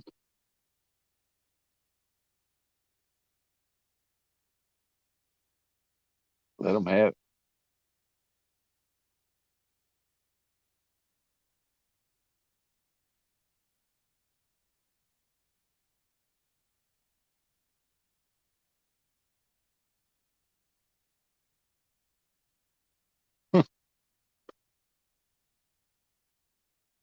Come on, fish, fish, fish.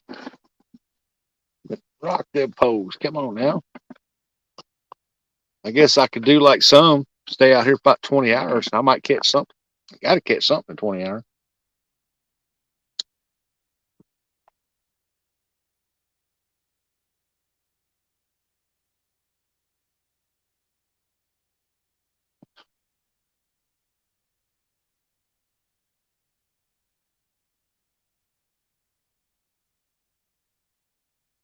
I'll be like 7 hours and 17 minutes, 18 minutes. That's awesome.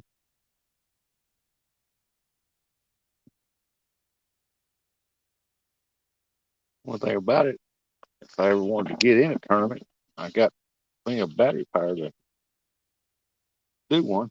I just get the signal.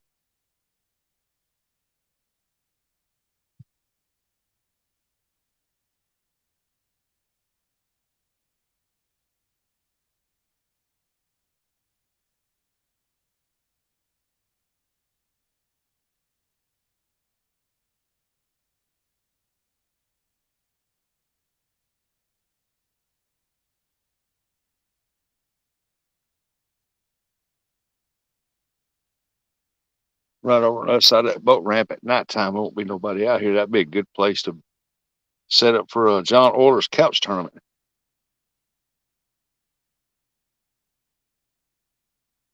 Just throw out there and let it rip.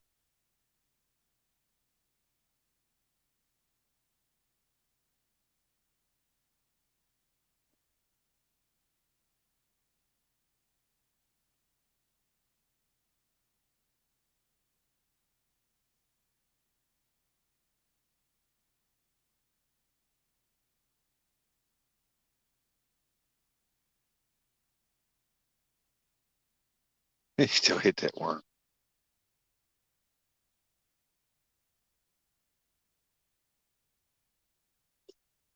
I bet you he about got that worm stripped off her.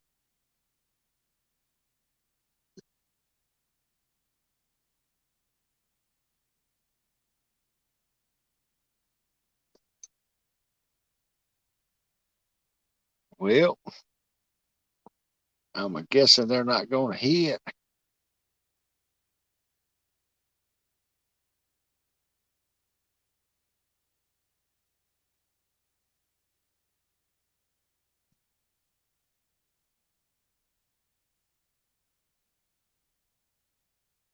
I catch more catfish jigging for a crappie than I do catfishing for them.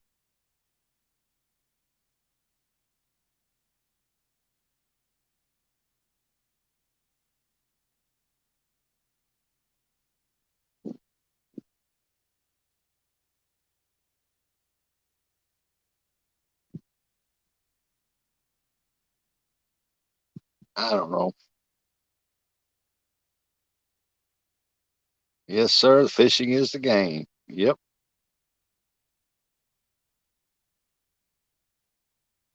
Anytime anybody goes out fishing, it's a 50-50 chance you're going to catch or 50 you're not.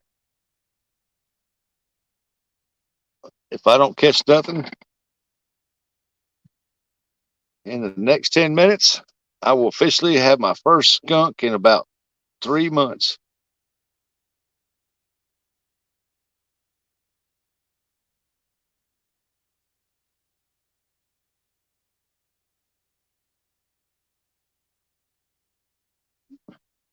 Hey, What can you do when the water's all up in the trees? That's where the fish are hiding out at, feeding.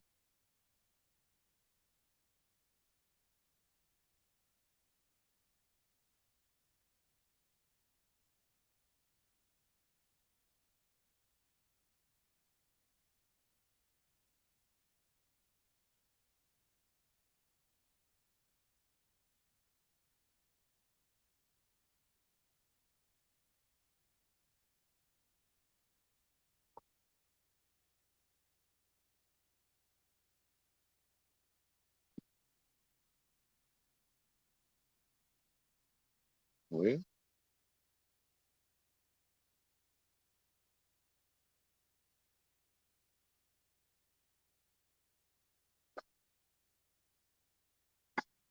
come on. He quit hitting that. I bet he's got the bait off that dude.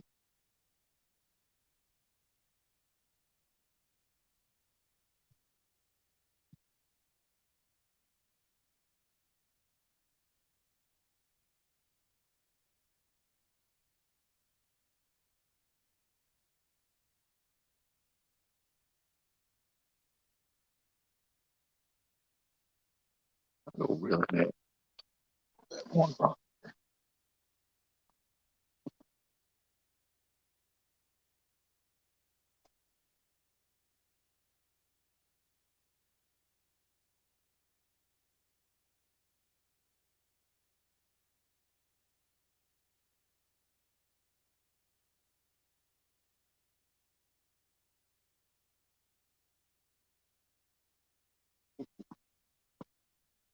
Look here, about every bit of that bait's dissolved off there.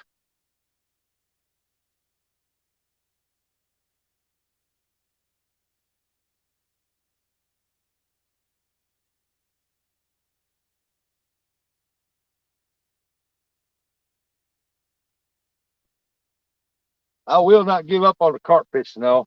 I'm gonna do it again. I'm gonna let uh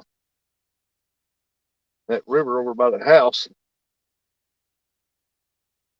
get settled down back to where it's supposed to be at, and I'm gonna mix up some more stuff, and I'm gonna go over there and try my luck.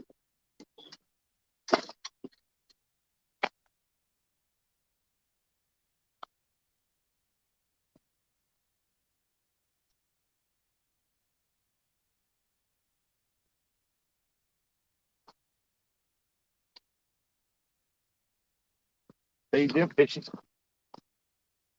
and then want to be dead time I get home.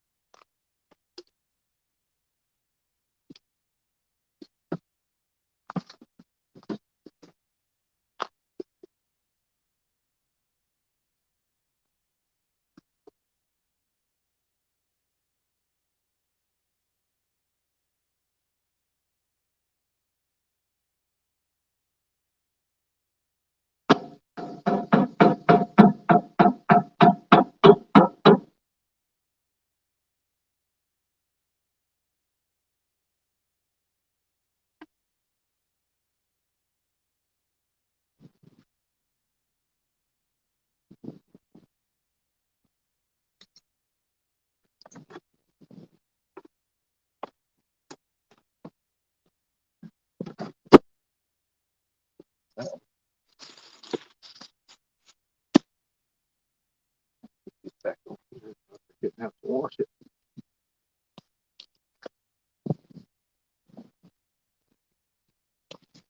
Oh, let's see here.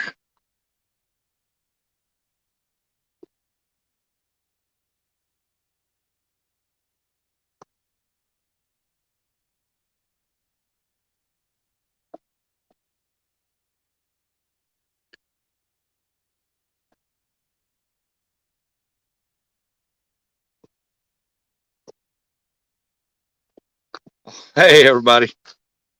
I want to say I appreciate each and every one of y'all for coming here today, hanging out with me. Didn't get no fish, so this is the first time, like I said, it's been like 3 months since I've been skunked from catfish, gar, or whatever I was catching. Uh, Caught a lot of catfish the past 3 months.